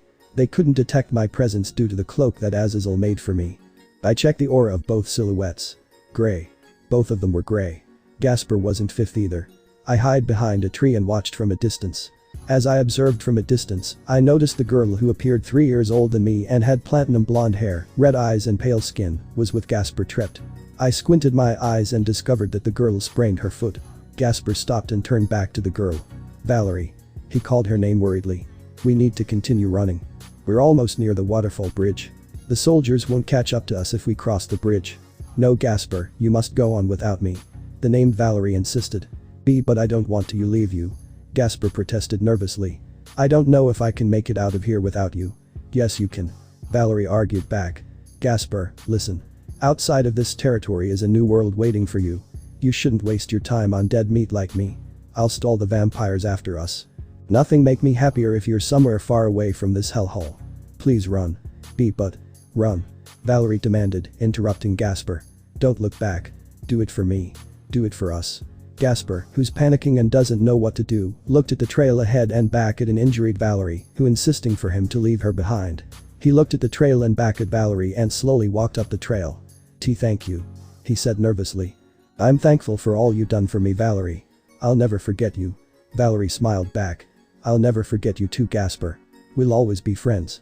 Just promise you'll stop wearing girls' clothes when you leave the territory. Gasper winced in surprise. I'll try. He said before he ran off ahead. I looked at Gasper with a half-lidded eye. Oh no, you won't. As I thought that, I continued to watch Gasper running ahead his trail. Godspeed, Gasper. Or should I say Mauspeed? It doesn't matter. Right now Gasper is running. He's running to his new life. He's running to his new home. He's running to Ria's. I continued to watch Gasper run until I couldn't see him no more. I looked at Valerie and smiled. This girl truly has a kind, gentle heart. She's someone who truly should deserve one of the 3 relics, unlike Cao Cao. You know that was a good deed you've done. I said, walking out of my hiding place and headed towards her. Valerie became startled and scouted away from me a bit. Hey, are you a vampire hunter? She asked. She must have noticed my utility belt. No, I didn't come to harm you. I assured her kindly. It's the opposite. The truth is I'm going to rescue you. Her eyes widened in surprise, but she soon looked dubiously at me. Why do you want to rescue me? I'm a daughter of a vampire lord who has no right due to my gender. I'm a useless hybrid who's discriminated by her own family and outcast to the humans. But you have a kind heart. I pointed out. What you did for Gasper was an act of goodwill. He was from a different family, but you helped him escape. Valerie slightly turned red and looked away from me. It's true. We're from completely different households. I helped him out because he couldn't handle it anymore. You don't know how it's like be someone like us. Every time I fall asleep, I constantly worry about what will happen to us. Valerie started to shiver and tear up. She must be thinking back her time with the Teeps. I smiled at her with sympathy and extended my hand. You don't have to worry. Come with me and I promise you that you'll live a life that you dream of. And Gasper? What about him? Are you going to rescue him? Valerie asked. Don't worry about Jayasuke. He's heading to a new home where their people are going to short him with love and affection. I guaranteed her. Are you sure? She asked, still sounding a bit doubtful in my words. I placed my hand on my chest and traced my index and middle finger where my heart is. Cross my heart. Within a few years, I promise you that I'll take you where Gasper is. I walked closer to her and went down on one knee in front of Valerie. I put my hand out again. Well, do you want to come with me or not? She looked away for a bit and back at me and shook up and down. Yes. I want to go with you. I continued to smile and stood up. Did you hear that, boys? The girl is coming back with me. I declared while a few vampires surrounded us from different direction. There must been over 10 of them at the least or so creeping around us through the fog. Who are you? A voice hissed in dark, creepy manner. Why couldn't we detect your presence? Another voice asked suspiciously. Do you really think a simple human like yourself can take care of a monster like her? A third voice chuckled. Of course I can. I replied with a confident smile on my face. This girl doesn't want to stay in her ridiculous male chauvinistic family. So I'll be taking her. Aren't you being a bit flippant? Another voice asked. There's no way we can allow that to happen. Even if this girl is a damper, we were ordered to bring her back. She's a Teeps after all, and she will receive the punishment for running away from her home. My calm smile turned grim. I really couldn't understand the aristocracy ways of a vampire. What purpose do you vampires want from her? I asked sternly, but still having my calm, cool smile. She serves no use for a family that believes in male dominance. And she's half-blood too. So marriage is out of the picture as well. Why are you so persistent on saving this damper that you only just met? One of them asked. This girl has something you guys don't have. I said. Oh? What's that? Another one asked, sounding interested in what I have to say. A heart. I replied kindly, placing my hand on top of my chest. A heart. The last vampire repeated confusedly. That's right, a heart. I declared enthusiastically. This girl may be a monster, but she's a monster with a heart. A gentle, warm heart that none of you purebloods have. Muha. I frowned after I heard the first chuckle coming from one of the vampires. It wasn't long before rest of the vampires started to laugh. Haha. You humans are hilarious. You really think this heart you speak of is meaningful to us vampires? I shrugged. Kind of. I took a wild guess on it. So can you let us go or what? How about we invite you to dinner and take the girl back? One of them asked, speaking his words in a facetious manner. But I knew he was being serious about what he just said. One of them took one step closer towards us and the other followed. I sighed in grief and waited for them to make the first move. Looks like I have no choice but to fight. 1 hour ago. There's a chance you might have to fight some vampires while you go save Valerie. Sensei advised me. Should I make the first move or should I allow them? I asked. It's better off you let them make the first move. Sensei insisted. Why? I asked. By the time you join both the Devils and the Yokai factions, the vampires will coming after you and there is a small chance of war happening with the vampires. Sensei informed me. First you must make Valerie come with you first in front of the vampires who decide to stop you. If you don't, it will be considered kidnapping. Second, you must make the vampires strike first without provoking them. Plus if the vampire makes the first move, they won't hunt you. Why? I repeated my question. Vampires are prouder than other supernatural races in the world. Sensei explained. If one of them does something foolish, they're held responsible for their action. Plus due to their aristocracy, the higher class won't care if you kill off a lower or middle class vampire, which you are more likely to face. The first vampire tried to slash me with an open hand. I took a step back and the open hand slashed the air. If I remembered correctly, the vampires have their own fighting style that involves sharp fingernails. He made the first move. It's my turn to strike back. I pulled out one of the lightsaber from my belt. A green solid light shaped into a sword's blade appeared to my blade-less handle. The reason the blade of my lightsaber is green is due to the fact I'm channeling my power of the Sekiryute into it. A second vampire charged from behind. I turned around and quickly stabbed the vampire right into the heart. The vampire's body dissolved the second the blade of light hits his chest. Vampire are just like devils. They share same weakness like them. Two more vampires charged straight at me. I took a step back and pulled out my second lightsaber and threw both of swords at the vampires. One of them hit in the knee of the first vampire while the other dodged. Damn, I was aiming for their heart. I really should train my aiming after this. I took out my custom exorcist guns from my belt and fired at the injured vampire straight in the head. I then turned towards the other vampires and fired again. Due to my lousy aiming, all of the vampires easily dodged them. One of them purposely stood in front of me. When I fire and that bastard simply step aside just to provoke me. Due to my annoyance, I quickly abandoned my guns and summoned my boosted gear. How could this be? Do you have a sacred gear? One of them asked, sounding astonished and off-guarded. Of course. And you know the best part about this is? I asked while the countdown for balance breaker started.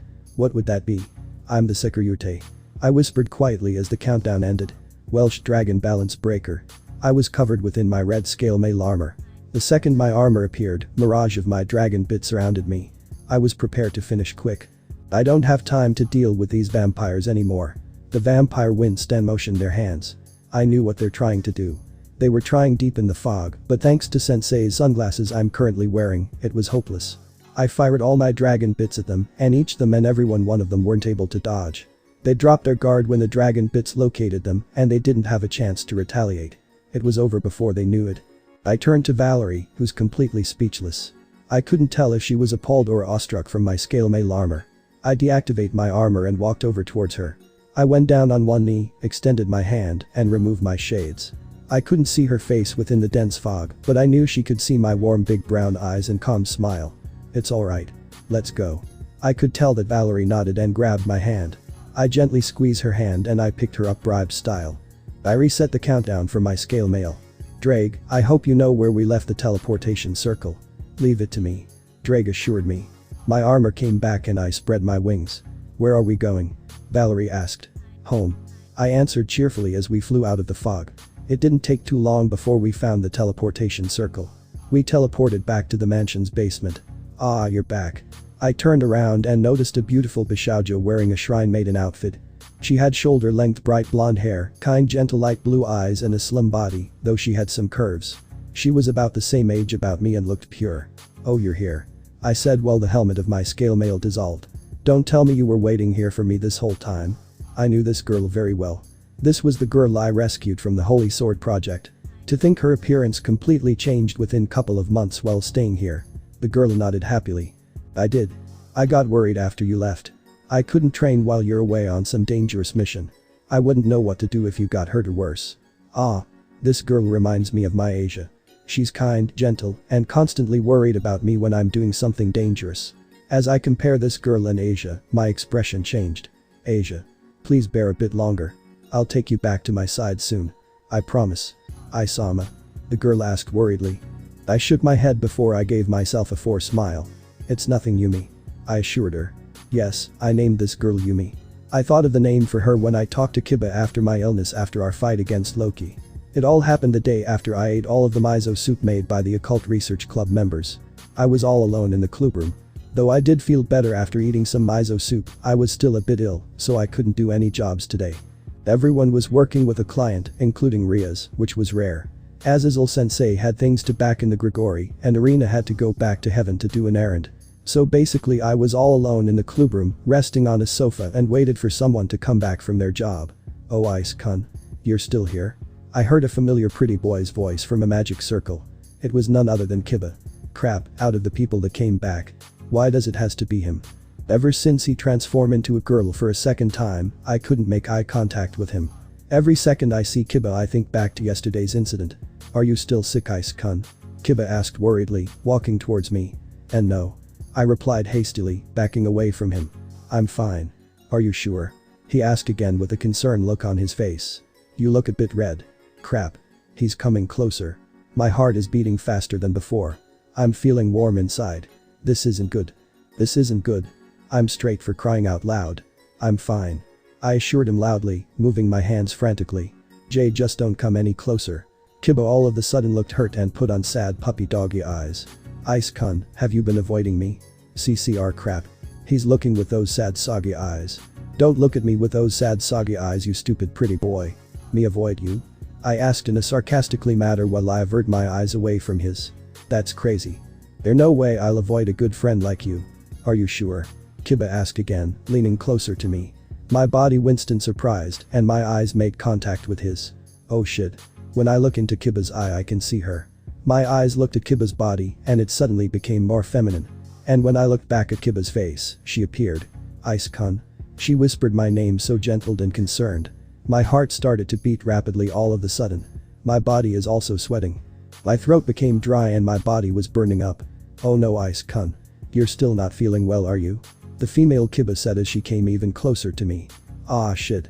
My body acted spontaneously and the next thing I knew, my body pinned on top of Kiba's body on the ground.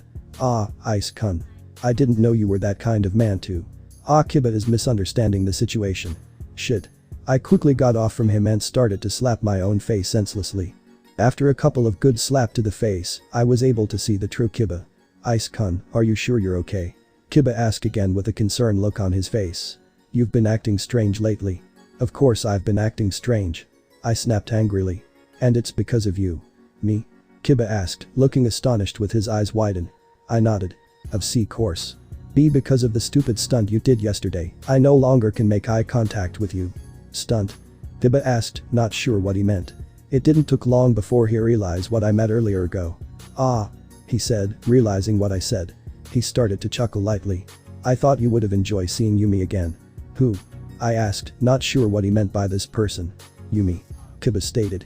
"That's the name I'd decide to give myself if I were a girl again." "Geez, you thought that yourself?" I asked sarcastically.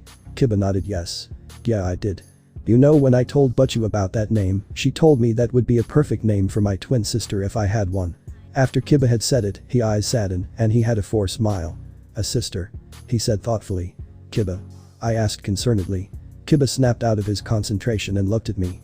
"Oh it's nothing Ice." I frowned at response and asked this. "Are you thinking about them?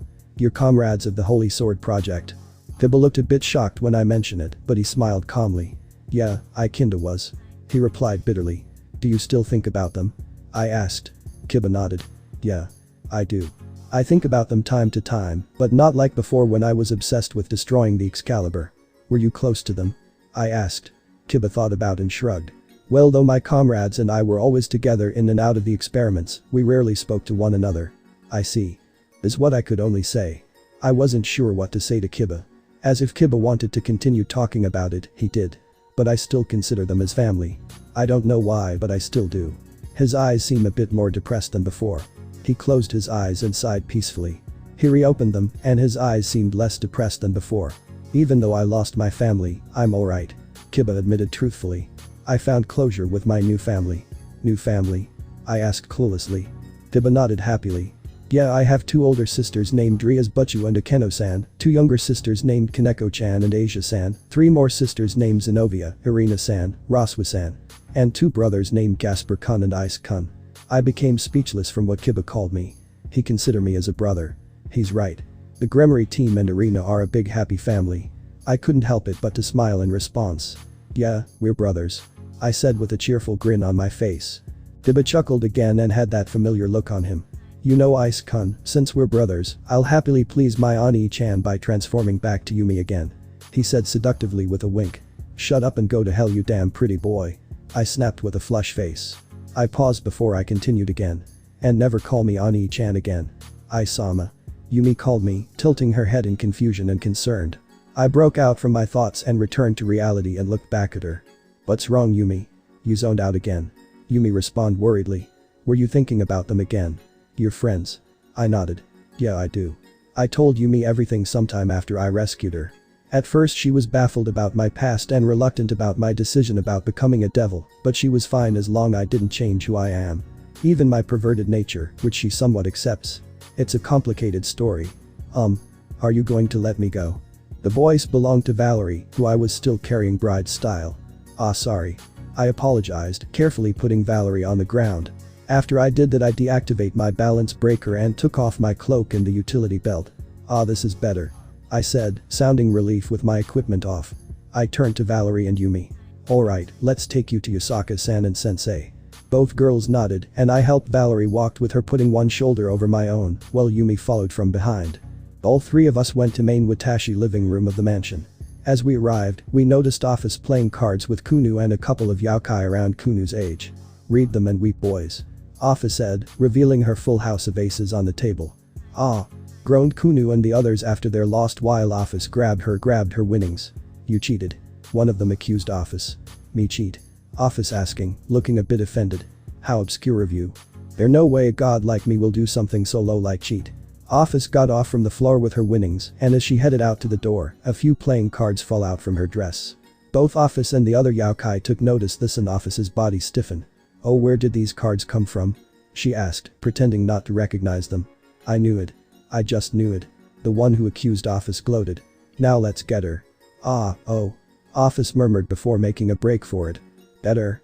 Kunu ordered, leading the angry mob of children yokai after Ophis, who ran out from the living room.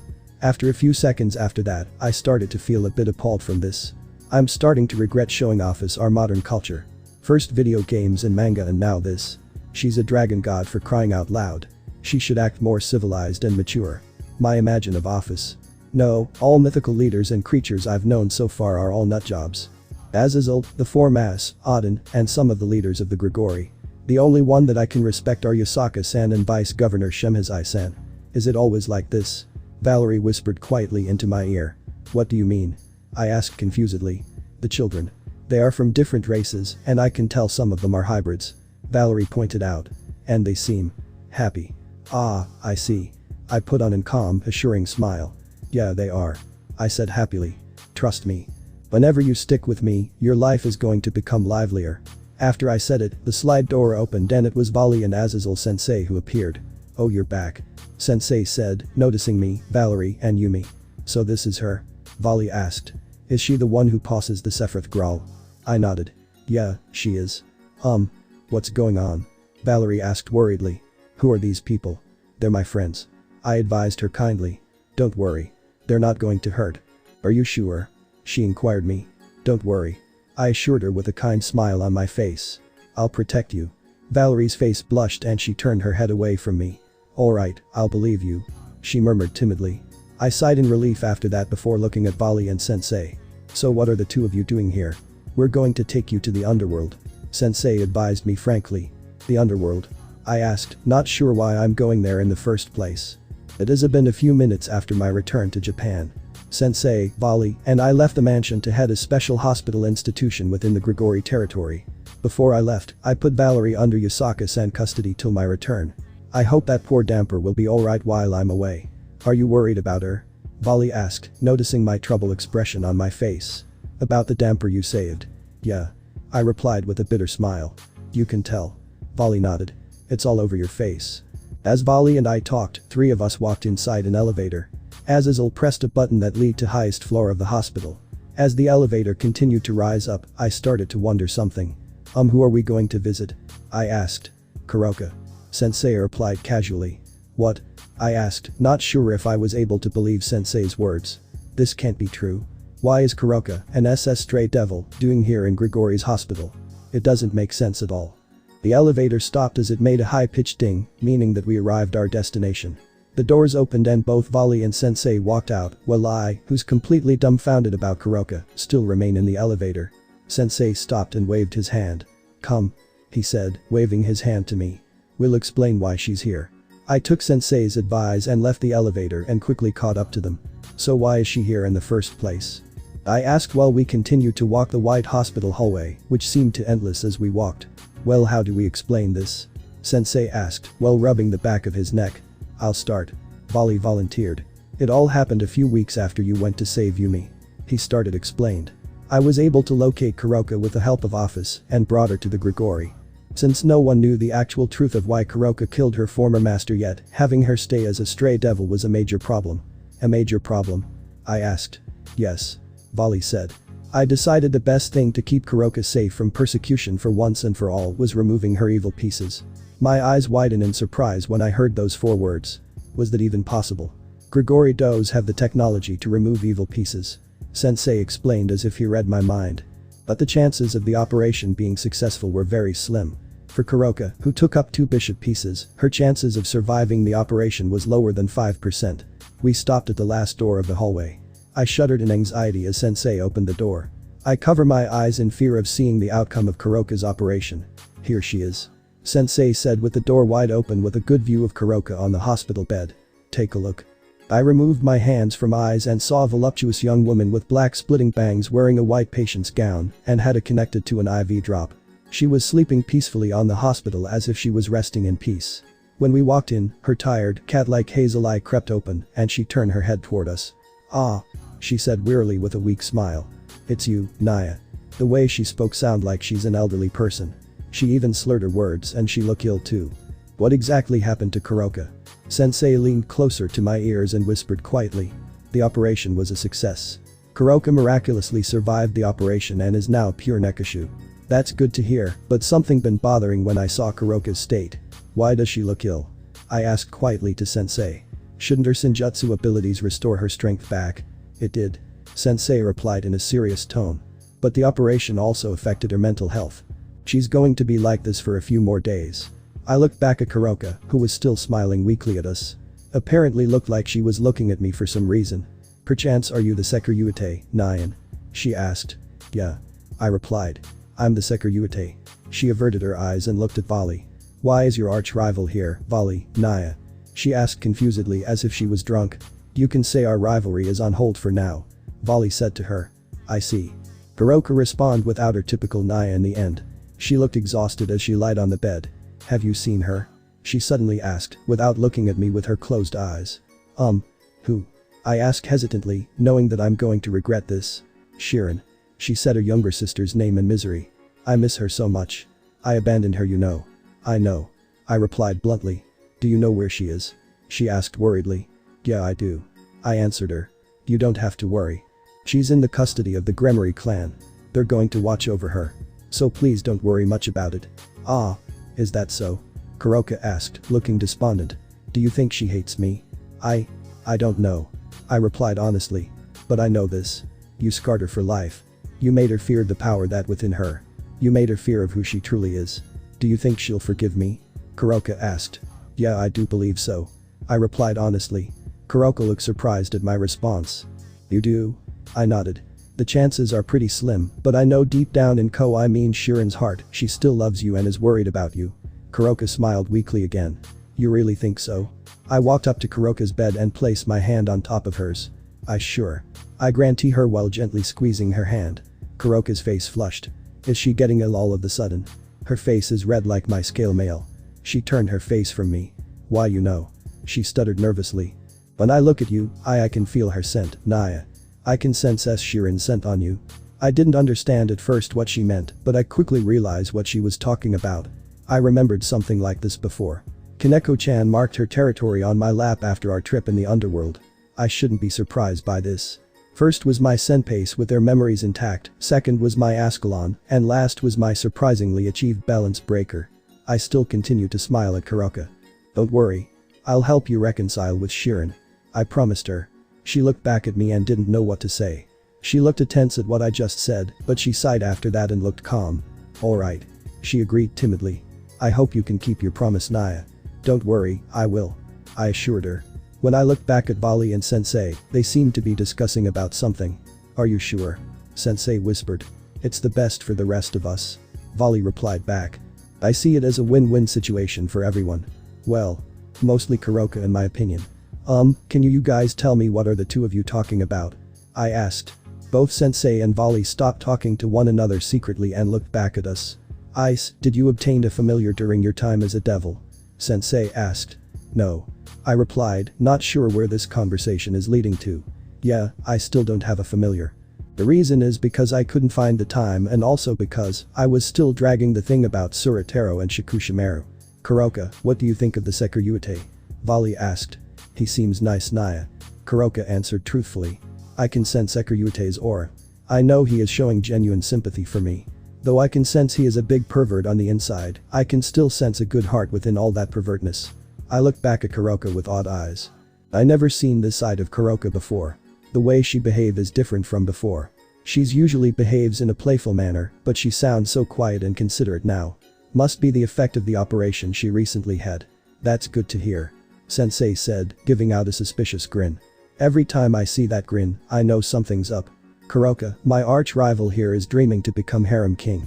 Vali pointed out. Vali, why did you talking about this all of a sudden? Harem king? Kuroka asked, with a question mark above of her head. Azazel strikes me as someone to crosses his hands in a villainous way just for the heck of it. Yup. This guy and intending on giving his seat away to any beautiful girl who wants to sleep with him as well. Plus this idiot is great with kids. Why are you telling her this? This isn't the moment to talk about my lifelong dream. Ah. Is that so? Kuroka acknowledged. Why are you acknowledging this, Kuroka? Why are you telling her this? I asked, rubbing my face due to embarrassment. The reason why we're telling her this because we believe the two of you should make a pact. Vali revealed. A pact? Both Kuroka and I asked in unison. We were completely flabbergasted from this suggestion from Vali. Yes. Vali said. We believe that the both of you will benefit from this pact for multiple reasons. Multiple reasons. This is something I want to hear. Can you tell us these benefits? I asked interestingly. I would also want to know them too, Naya. Kuroka agreed with me too, who was also interested in these benefits that Vali said. Well, Issei is planning to join Ria's Grimory's peerage after he moves back to his hometown. Vali explained one of the benefits. He will directly lead you to your sister. Well, that was true. I could easily take Kuroka to meet Kaneko-chan. I looked back at Kuroka and she seemed calm, but I know she must have felt something when she heard I was planning to go back to Ria's peerage. Go on. Was all she said after she heard it. I wasn't sure what Kuroka is feeling. Remember you told me you wanted to have strong babies of a heavenly dragon, right? Vali reminded her. Well, Issei wants to become harem king. Do you want me to continue this? Ah, that's right. Vali did told me about this a long time ago. He couldn't return Kuroka's affection and he didn't want to give up his fighting lifestyle either. So I can reconcile with my beloved Shirin and gain powerful children, huh? Kuroka wanted to clarify. Yes. Vali nodded. You can tell that I'm not lying. Issei is a powerful Sekiruyute indeed. He was able to gain greater power that surpassing the Juggernaut drive. Really, Naya? Kuroka asked with a smile on her face. How about it, Ice? Sensei asked. Do you want to make a pact with Kuroka? I really don't mind if Kuroka is alright with it. I admitted sheepishly. I turned to Kuroka while scratching my finger with my index finger. So how about Kuroka? Want to make a give and take pact with me? No. Kuroka replied quickly. I don't want give and take pact. I want a servant and master pact. What? I asked with my eyes ready to pop out. You heard me. I don't want a give and take pact. Kuroka repeated. I want a servant and master pact. But why? I asked. If you're really going to help me reconcile with Shirin and have your babies, then that's all I want. Just promise me you won't be like my master Naya. Kuroka requested. I smiled in response. Deal. I said with my right hand out. Kuroka, this is a start of a beautiful relationship. I hope so. Kuroka said, grabbing my hand and shook on it. It's been a few weeks after creating my pact with Kuroka. After a couple of day rest, Kuroka became her old self again and came back to Kyoto with me. So far she's been a pain in the ass and I don't know how Vali dealt with her. She's been rude, selfish, and played dirty tricks to me and everyone within the mansion. But that isn't important right now. I'm currently within the world of darkness.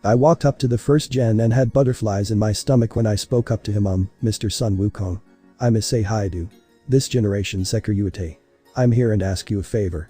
Is it possible you can listen to my request? The first gen rubbed his chin and examined me carefully with the use of his senjutsu. Alright child. He said, willingly to listen to my request. I listen what you have to say. Life 08. Grasp for power PT. 2. A few weeks ago. It's been a few days after I, Ria's Gunmare, have permanently settled in a lovely town in Japan with my cute little servants. I can't wait to experience the life of a normal high school student in Japan. I can't wait to experience the Japanese lifestyle Saoji-san told me about. I also received word that my childhood friend, Sona Citri, is also going to live in the same town as me in Japan and attending the same school as me. She told me that she has taken interest in taking part of the student council and wants to become the school's president one day. I can see that happening in her future, and I know she'll become a good student council president too. As I continue to imagine what's my high school life will be like, a teleportation circle appeared in my room with the Gunmare's insignia on it. Grafia, my brother's queen and wife, who also my One-Sama, appeared in the flesh in her French-made outfit. Oju-sama, I have some news about your rook's Ni-sama, Kuroka. She informed me gravely. The information about Kaneko Ni-sama put a sad frown on my face. She's classified as an SS rank stray devil after she murdered her master while drunk in power. But after some light was shed into the matter, we discover that Kuroka was trying to protect Kaneko, but it still doesn't change the fact she murdered her master. I asked Ani-sama on how he was able to find the evidence about this, and he told me that a snake bit him and the other 3 mass. I wasn't sure what he was talking about, but I felt relieved that Kuroka was only trying to protect her only family. Nevertheless, she went overboard trying to protect Kaneko. That overprotective zealot went too far that she scarred Kaneko. Now she's too scared to use senjutsu.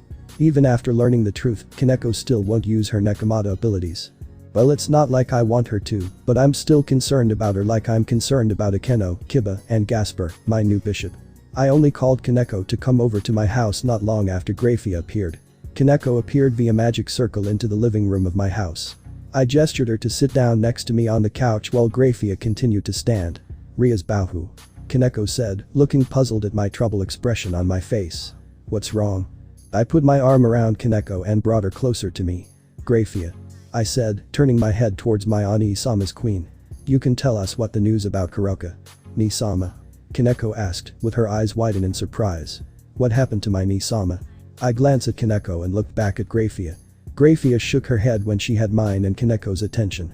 The SS stray devil Kuroka has been slain by the hacker Yuiku. Present time. Ice's Pav. I, who am currently shirtless, waited patiently for the preparations for the Kai modification ritual to be completed in my room. It has been a few days ago after I requested the Kai modification technique from the first gen. Sun Wukong. As I wait for the preparations to be performed, I think back a few weeks ago when I asked first gen for the modification in the first place. A few weeks ago. If it's possible, could you modify my Kai? I asked him nervously with my hand rubbing on my neck. What? The first gen asked, unsure if he heard me right. I want my Kai modified. I spoke up louder and clearer. Why would you, the Sekiryuite, want your Kai modify? He asked, taking this discussion serious. Can you hear me out first? I asked. You'll understand after I explain my intentions for having my Kai modified. The first gen features became more sharp before speaking again. Alright Sekiryuite. I listened to your story. It's not like I have anywhere to be right now. Ow, ow, ow. Biku groaned sadly. Can you at least let go of my ear go? The first gen pulled Biku's ear even harder. Shut it, you worthless excuse of a monkey. I sweat dropped before telling Sun Wukong my story. It all started when my first girlfriend tried to kill me. I told Sun Wukong everything I told Vali, YASAKA-san, and Sensei. I told my time as a devil and when I first met him. I spoke him how I achieved power that succeed the Juggernaut drive and my death from Samael's curse. I even told him about Biku joining the Cows Brigade and information I got from Sensei about Sakura and Cao Cao too. Sun Wukong seemed rather calm and composed when I told him about Sakura and Cao Cao. Alright child, I'll modify your Kai. The first gen finally agreed. Biku will help as well, but I also need the help of one more senjutsu user to assist me with this. Don't worry. I assure him. I know a very skilled Nekashu who is good in senjutsu, she's my familiar. I know she'll agree to aid you with the modification procedure. Okay, I'll take your word. The first gen acknowledged with a nod. We'll perform the modification in 1 month. So be prepared young Sekiryuite. You'll get what you wish for. Those last words of the first gen sounded like a warning. Every time I think back to those last few words, I have second thoughts. But not anymore. I've been through too much. As I remind myself why I'm going through this modification, I heard a knock from my door. Issei-sama. Yumi's voice came through the side door. It's me and Valerie. Can we walk in? Yeah, sure. I said through the door. The two girls came in and sat down on the ground in front of me. There was an awkward silence as we looked at one another. Neither one of us knew what to say to one another till Valerie talked. I'm sorry. She apologized, bowing her head down. Sorry? I asked. What? After you rescued me, Sensei Dono told me that I possess a longinus. Valerie explained. My longinus has the power to change the principle of life. It wasn't until recently that I was able to summon it. If only I knew how to use it properly, you wouldn't have to go through the modification in the first place. I shook my head. No, Valerie. You shouldn't apologize for something like that. The reason why I rescued you is so that you wouldn't need to use it. Valerie looked up in surprise but still. But nothing. I interrupted her calmly. If you want to learn how to use the Sephiroth Growl, then it's fine by me. Just don't push yourself too hard. I don't want you to get hurt. Hi. Valerie acknowledged with a nod. Her face became a bit red after her nod. I promise I won't be holding you back. I smiled at Valerie then turned to Yumi. Where's Ophis? I asked. She's putting Kunu to bed. Yumi responded. She said that she'll go help Kuroka-chan, Yasaka Dono, Sensei, Biku-san, and the son Wukong-sama with the preparation for the Kai modification ritual after Kunu's asleep. Well, that's good. I said. Ophis and Kunu are really close to one another. They're like sisters. Ise-sama. Yumi speak up, having sorrowful eyes. There's something I want to say too before you go off for the modification. Oh, what's that? I asked. Please come back alive. I lost all of my brothers and sisters because of the Holy Sword project. Yumi continued listlessly with a forced smile. I would have taken my own life if you didn't become my purpose of existing. If you don't come back, I don't know. I don't know how if I would continue on living. Her eyes became teary. She's trying to control her tears and her body started to shiver. I scooted over to Yumi and embraced her around my arms. Yumi, you're not the only survivor. I reminded her while I stroked the back of her head. Everyone here, myself, Valerie, Ophis, Yasaka-san, Kunu, Sensei, Kuroka, and even Vali are here for you. Plus you don't have to worry. I'll come back. I'm considered to be a miracle worker, you know. I wasn't to try to sound arrogant about my luck, but I wanted to sound reassuring to Yumi and Valerie. I even had a smile to prove it. Yumi began to sob on my shoulders and embracing me back. We continued to hold each other till she was to calm down. Yes, Issei-sama is a miracle worker. She agreed with a warm smile, wiping off her tears. You'll come back to us. I smiled back at Yumi with relieved look on my face. I know I'll back to this girl and the rest. I just know it. Issei. The door opened as we glance over to see Ophis. It's time. I nodded and got up. The preparation for the Kai modification ritual is now complete. After today, I'll be able to use the power of the Hakuryuku without costing my lifespan. I followed Ophis from my room to the garden in the backyard of the mansion. As we head to the destination of where the Kai modification ritual was going to take place, Ophis began to talk. You're really going through with this? Of course.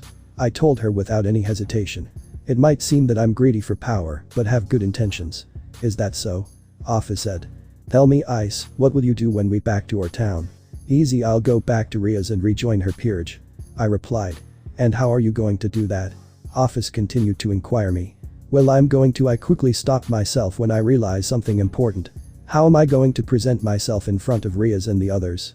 I couldn't say I'm the Sekiryuite who broke into the Holy Sword Institution and stole Excalibur fragment along with a survivor, rescued a damper who best friend with your damper, the master of a Nekashu who also the sister of your Nekashu, and childhood friends with your fallen angel. I really didn't think this through. I can think of many problems just saying I'm the Sekiryuite. Could it be possible? I said, speaking my mind out loud. Issei. What's wrong? I snapped out of my thought and looked back at Ophis. Do you think it's possible that the Albion Senpai within my boosted gear deliberately told me how to prevent the cost of my lifespan? Why do you mean? Ophis asked, looking puzzled at my words. It's nothing. I said, shaking off the thought. I need to stay focused on obtaining the Kai modification and the dividing gear. We'll figure out the details on Rias and the others when the time comes. Hi to Issei. Both Ophis and I looked forward and noticed Vali standing in the front of the path. So you're really going through with this? Of course. I replied. Aren't you scared, Vali? After the modification, I'll be using the power of the Hakuryuku without the cost of my lifespan. Volley smiled causally. I'm not scared. I'm actually feeling the opposite for fact. I want you to obtain the power of the Hakuryuku. What why? I asked, soon realizing that I was asking a rhetorical question. I find it more interesting if you can use the power of Hakuryuku power. Volley answered truthfully. Plus how can I call myself a true White Emperor Dragon if I don't beat someone who also possessed the power of the Hakuryuku? This also bring me more satisfaction if I can beat you, who possesses both powers of the heavenly dragons. That is if you can beat me. I retorted, I'll make you eat those words, Volley. I'll become invincible when I possess both the power of the Sekiryuite and Hakuryuku. That's what I'm hoping for. Volley said after he laughed. Let our final battle a memorable one. Let's show everyone that this generation's Hakuryuku and Sekiryuite are the greatest generation that ever lived. Volley then walked past us and tapped my shoulder. Don't disappoint my expectation, Issei. Prove to me that you truly are the Red Emperor Dragon and my arch-rival. Don't worry, I will. I said confidently before Volley left back to the mansion. When the fight happens, can I be there to witness it? Ophis asked. I smiled down at Ophis and patted her head. Of course, Ophis. I don't mind if you do. Now let's go. Everyone must be waiting. We soon arrived to the site of where the Kai modification ritual was going to take place. It was placed in the center of the large backyard garden. I saw Azazel-sensei first gen, Biku, Kuroka, and YASAKA-san finishing the final touch ritual. As I look around, I saw one large, hand-drawn magic circle with 3 small ones surrounding it. The first gen, Biku, and Kuroka were each standing on top of the 3 circles respectively. Each of them were meditating. I never seen Biku or Kuroka this focused before. As all 3 of them meditate, the 4 magic circles started to lit up.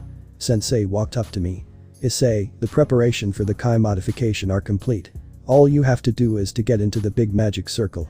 Alright. I nodded. As I walked towards the magic circle, Sensei speak up from behind. Hey Issei. Yeah? I asked, turning back to see Sensei. Good luck. He said. I nodded again and raised my thumb up high. I walked towards the magic circle. Kuroka. Biku. First gen. I'm putting all my trust into the 3 of you. Volley's pav. The Kai modification ritual must have already begun. I was back in the mansion of the Yaokai leader, wondering how the modification is going. Are you worried? Albion asked. No, I'm not worried at all. My rival wouldn't die from something like this. He's going to survive. I'm sure of it. You know, if they survive this, Haidu Issei will be able to access my power more freely, Albion pointed out. They'll become a difficult opponent to beat. It's all the more satisfaction for me when we beat them. Why didn't you stay and watch the modification? Albion questioned. I already how it ends. Haidu Issei will definitely come out alive out of this. There's no way he'll die without settling our rivalry first. Volley. As I head for my room, I turned around to see the 2 girls that Issei rescued. The one who called my name was Yumi, the girl who looked like Arthur's rival, Kibayu Udo. You're not going to watch the modification. No, I'm not. I replied. Why aren't the 2 of you there? Azazel-sensei told us to stay here. Valerie, the damper who possesses the Sephiroth Grawl, answered. He said we might interfere with the modification or we might not be able to bear to watch it. I see. I said. It's going to be a while till the modification to be over. Do you want to train or something to keep your mind off of it? The 2 girls looked at one another before looking back at me and bobbing their heads. Alright, let's. Bump, bump. I was cut off when I heard my own heartbeat. Everything was going blurry and my stance was wobbly. Volley. My hearing became fuzzy, but I swore I heard my name being called by one of the girls as I passed out. Ria's pav. It was the midnight in Japan. It was one of those nights where I couldn't sleep. I had a terrible foreboding ever since this morning. My servant and Sona noticed this and I lied to them that it was nothing. I didn't want them to worry. I'm all alone in my big room, lying on top of my bed and staring into at my 8 pawn pieces. Whenever I'm feeling down, I always look at my pawns for comfort. I feel safe and secure whenever I'm with them. Why am I feeling like this? Is it because of my engagement with Razor? No. I'm feeling something even worser than that. But what is it? As I moped on my bed, I felt drowsy. It may be my blurry vision, but I saw my pawn pieces glow. Ice's pav. I laid my back down on the glowing, hand-drawn magic circle. Soon after I lay my back on top of the magic circle, my body levitated above the circle. My arms spread themselves out on their own, and my legs stick together as well. I couldn't move a single muscle on my body. Sekiryuite, the first gen, called me. The ritual is now going to begin. The second we start the procedure, there's no going back. If we stop without completing the modification, you will die. You also need to endure the pain. If I don't, I'll die. I guessed. Yes. The first gen answered. Also you need to do one more thing. One more thing? I asked. Yes. The first gen nodded. Think of your reason. Your purpose. Your desire of this modification. I closed my eyes and imagined the dividing gear and Albion Senpai in my mind. This is my reason of taking the modification. My purpose of this modification is to get stronger for Rias and the rest. My desire to obtain the power of the Hakuryuku. Let's begin. I opened my eyes and saw multiple thin, sharp steel needles in the air. There are about over 100 of them. They all surround me in different direction and they all pointed at me. Sekiryute. The first gen. Spoke in a cold, serious tone. To perform the Kai modification, we first need to create the special barrier and magic circle to perform the ritual. We also need to create these needles that contains the type of Senjutsu to modify your Kai. Iku, Kuroka, and I will each insert all 108 needles into certain points of your body. One of the needles flew towards my shoulder. As the needle pierced into my right shoulder, my flesh was tearing apart. I felt great pain within my shoulder. The pain was even more intense than Samael's curse. How can this be possible? Ha. Arg. I screamed loudly. Damn it. Damn it. Damn it. It hurts. It hurts. It hurts. When the needle hits the patient's body, the special Senjutsu will enter the body. The first gen continued. There it sews up and reconstructs the human cells, forming a channel in which amplifies the Kai.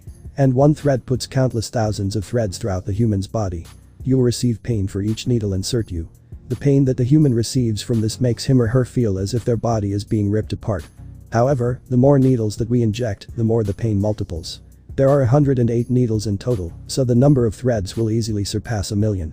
My eyes widen in surprise when the first gen explains that the pain is going to get worse each time a needle is interested in my body. It's too late to stop the modification now. The best thing is to do is endure it right. The second needle will now be interested. The first gen warned. I close my eyes and mentally prepare myself for the next needle. I could sense the next needle heading towards left shoulder. I didn't know what to do, but to take it. Divide. Guha. I screamed. That needle was as painful as the last one. As painful as the last one. Wait. I opened my eyes and glanced over my right arm. No way. It's dividing gear. I gasped. Issei, did you summon it? Sensei asked from afar. No. I answer, feeling surprise from this. Ddraig, is this your doing? No. I'm not the one using the power of the Hakuryuku. Ddraig replied. He also sounded shocked to know that the dividing gear is present. But Issei, go to depth of your sacred gear.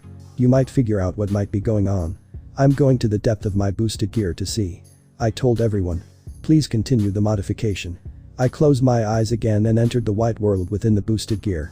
When I appeared, I see all my senpai gathered around someone who's underneath a magic circle. Oh. It's you. One of my senpai said listlessly, turning back to the crowd. What with this senpai's attitude? Wait, is everyone else is just like him? What is it? They're usually so lively, but now they appear like they've reverted back into expressionless zombies before I remove the curse of the Juggernaut drive. Divide. Divide. I heard a familiar voice from within the center of the crowd. Albion senpai was quickly cut off when I felt something sharp stabbed into my knee. I went down on my good knee and screamed, causing my other senpais to direction their attention to me. I looked back and noticed Albion senpai, who was wearing his Hakuryuku scale mail balance breaker. The person underneath the magic circle the whole time. Divide. Divide. Divide. I heard him said, making the magic circle underneath him briefly light up. But I coughed out blood after I felt a blade stabbed into my stomach. God, this hurt so much. Even if the pain was divided up. You must be wondering what's going on. Albion senpai asked lightly if nothing was going on. Divide. Divide. Divide. Divide. I nodded as I felt the pain of the fourth needle interested in my foot. Well, I saw how you barely survived the pain of the first needle.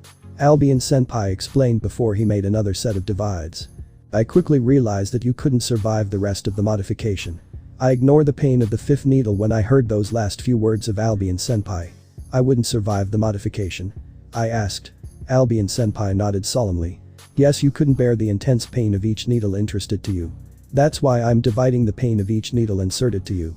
But don't worry, your lifespan isn't being consumed from me using my powers. Since I'm the one using Hakuryuku power and not you, your lifespan isn't being cut down. It's like the situation when you fought against Saraerg and his Regulus Nemia and your predecessors tried force you into Juggernaut Drive. I see. I really appreciate this, senpai. This is the second time you saved me. Don't thank me just yet. Albion senpai said as if he read my mind. We have ways to go before the modification is over. That's right. It's too soon to thank him yet. I'll thank him soon after the modification is over. Just sit there and relax. Albion Senpai said after he did another set of divide as the next needle is interested in my body. Leave the rest to me and the Senjutsu users. Yeah, I'll leave it to you guys. We'll survive this. As my thought of the modification went to rest, I quickly remembered something. What's wrong with everyone? I asked between pant of the pain I'm receiving. Sigh. Now our Kohai is going to being using the power of butts now. One of my senpai sighed listlessly. Does this mean we'll be working with a butt lover for now on? Another asked. Are we going to get infected by this man's fetish for butts? A third asked worriedly, looking frightened. You guys are like this because I might get fetish for butts. So nothing wrong with you idiots after all. What? What is this? Ria's Gremory, must been dreaming now. Right now I'm seeing a man whose body is levitating in midair and positioned as if he was being crucified. He looked as if he was in pain. He panted exhausted, heavy, and slowly. I was cut off when a needle came out of nowhere and pierced into the young man's flesh. Arg. The young man screeched loudly from the suffering he received from the needle piercing into his skin. Soon more needles were interested in his body one by one. I couldn't nothing but watch this young man go through the injecting needle forcingly interesting itself into his body. Riaz. He murmured my name between his breaths before he coughed out blood. Have to. Do it for Riaz. Why is he calling for me? What does he want from me? Help. I would do anything to help you, but I couldn't move my body. It's unbearable for me to watch. My heart is telling me to go rescue you from this torment, but I can't. He's screaming. He's screaming and I helpless watch. Please make this stop. I don't want to see this anymore. Sob, I'm starting to cry. Please anyone. Make his suffering stop. Oh dear God. Is this my punishment for healing the poor injury devil? I, Asia Argento, am helplessly watching the punishment of a young man. He hangs in midair with his arms and legs positioned if he was crucified. I have to. He panted weakly. I have go through this. For Asia. He's going through this punishment for me. Why? I don't understand this at all. Is he referring to me? Is trying to take my punishment for healing a devil? Tell me my lord, why is this? Yugue. He screamed painfully. Sob, please lord. Allow me to heal this poor man. He's. Issei. This has to be Issei, right? What's happening to him? Why is he being tortured to death by these needles? I, Akeno, am dreaming about my childhood friend and my first love being tortured. Even for sadists like myself, I wouldn't go as far as inflicting this much pain to Issei. Akeno-san. He coughed my name weakly as I sobbed helplessly. I have to do this. For Akeno-san. You're doing this for me? No, you shouldn't remembered me. I wipe your memories of me. But why Issei? I know you're referring to me, but you shouldn't be. Please stop this. I already lost my mother. Please. Please stop. Please don't take the man that I love. Divide. The hacker Yuiku. Where is he? That person must be the culprit of this maltreatment for this poor senpai. Is this how he killed my niece Sama? By tormenting them? I, Kaneko, woke up to the sound of the unknown announcement coming near the victim senpai. Is the hacker Yuiku is dividing the endurance and willpower of this poor senpai. Kaneko-chan. He called me quietly. Have to. Go through. This for. Kaneko-chan. 2. Do I know him? Is the hacker Yuiku hurting the senpai because he knows me? Is the hacker Yuiku trying to ruin my life? I will never forgive the hacker Yuiku as long as I live. He killed my niece Sama, who became a stray devil for my sake, and the hacker Yuiku heartlessly murdered her. When I find you hacker Yuiku, I avenge the senpai and my niece Sama. What is this? Is it another experiment done by the church? Are they trying another way for people to use the Excalibur again? Are these bastards this desperate to wield that pathetic excuse for a sword? I, Yudo Kiba, witnessed this man's torture furiously as I'm helpless to come to this young man aid. Needles are inserted into this man's body and he screamed painfully in response. And K. Kiba. I heard him say my name before he coughed out blood. I need to. Show him. Show me what? What do you have to show me, young man? Before he could have a chance to continue, he was injected by another needle. Forgive me, young man. If there anything I could, I would have come to save you. My box. I want to hide in my box. I, Gasper, don't want to see this senseless abuse the senpai is going through. I tried to close my eyes and cover my ears, but I can still hear and see that this poor senpai being tortured to death by these evil needles. I have to man up. I have to bear this pain. He said with a forced smile. Gasper bared pain like this before. Right. Is he talking about me? As I think about this, I saw another needle inserted into his body and he screamed loudly from the pain he received. I want to wake up. This nightmare is too scary. Why is this young man going through all this pain? I, Zenobia, watched as this brave man go through this torturous punishment which involved needles inserted in places of his body. I have never seen this man in my life, but I feel like I know him somewhere from before. I need to become stronger, he said. Zenobia will. Like this. He smiled. Was he talking about me? Well, my name isn't that common one, but I knew he was referring to me. Strong. I wonder what he meant by that. But if he's praying to be strong, then Lord give him the strength to survive this misery. Is this man Ise-kun? My childhood friend from a long time ago? I, Irina, am dreaming of him being crucified in midair and being tortured to death with these needles. Oh Lord, why are you showing me this? Is this a test of my loyalty of you? Are you making me choose between you or my childhood friend that I have feelings for? Why Lord? Why I have to choose? I was going to bring Ise-kun to your warm loving light, but why is he being punished? Did he do something wrong? Irina. He muttered my name. He's definitely the Ise-kun I know. I know Ise-kun is referring to me. He trying to call for my name. She'll be happy about this. Right. Oh. What is Ise-kun trying to say? I don't know what to think about this test anymore. Lord please forgive me. Sob I can't pass this test. So please stop this sorrow. What is this? I, Roswis, ponder at the sight I'm seeing. There is a young man who appeared to be crucified in midair. His body is suffering from the needles that are inserted into his body. I finally made a conclusion. What is this vision I'm having? I'm having a fucking nightmare of a man choosing to be tortured to death and be my boyfriend. Ah, why am I having such nightmare like this? Is this nightmare telling me that I'm going to single for the rest of my life? Roswis. The young man called my name. Wait. This dream isn't about me not having a boyfriend then. Does this mean there's hope for me yet? It's not like I care, but I don't want to hiss this man to suffer anymore. I, Ravel, noticed this poor man going through torment of being crucified in midair with needles puncturing into his flesh. Ravel. I heard my name from his lips. Ravel. I have to do this. For my manager. Manager.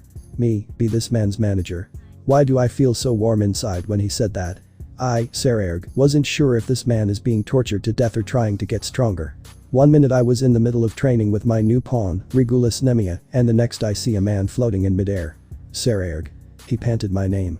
He put his body through hell. He's absolutely right. I went through hell and back to get stronger. He must be doing the same with his body as well. Though I don't question this young man's method of getting stronger, I want to know what is he trying to achieve from doing this. He is trying to obtain power he didn't have before. Or is he trying to improve his endurance? And that white gauntlet on his right forearm. The jewel on it seemed to be glowing for some reason. As I reflect on the dream I'm currently having, something happened to the young man. In this young man's training, a needle is inserted into his body one by one, but this time multiple needles strike at once. Issei's POV. Half dimension. Soon after I heard that from Albion Senpai, I felt multiple parts of my body were impaled by spears. It held my voice from screaming. Shit. What was that? We're in the second phase of the modification. Albion Senpai said wearily. He began to breathe loudly, and his stance was a bit wobbly. This stage is where multiple needles are inserted into your body at once. After the first 54 needles are already within your body. I won't be able to divide all of these needles that comes into your body all at once. Using half dimension is properly the best thing I can do. I see. So that explained the anguish I'm feeling all over my body. But Albion Senpai, you look. Are you alright? One of my senpais asked, noticing how exhausted Albion Senpai was. Albion Senpai nodded. I'm fine. He assured us, but he looked a bit listless. Albion Senpai raised his shaking right hand up in his head and made a tight fist. Half dimension.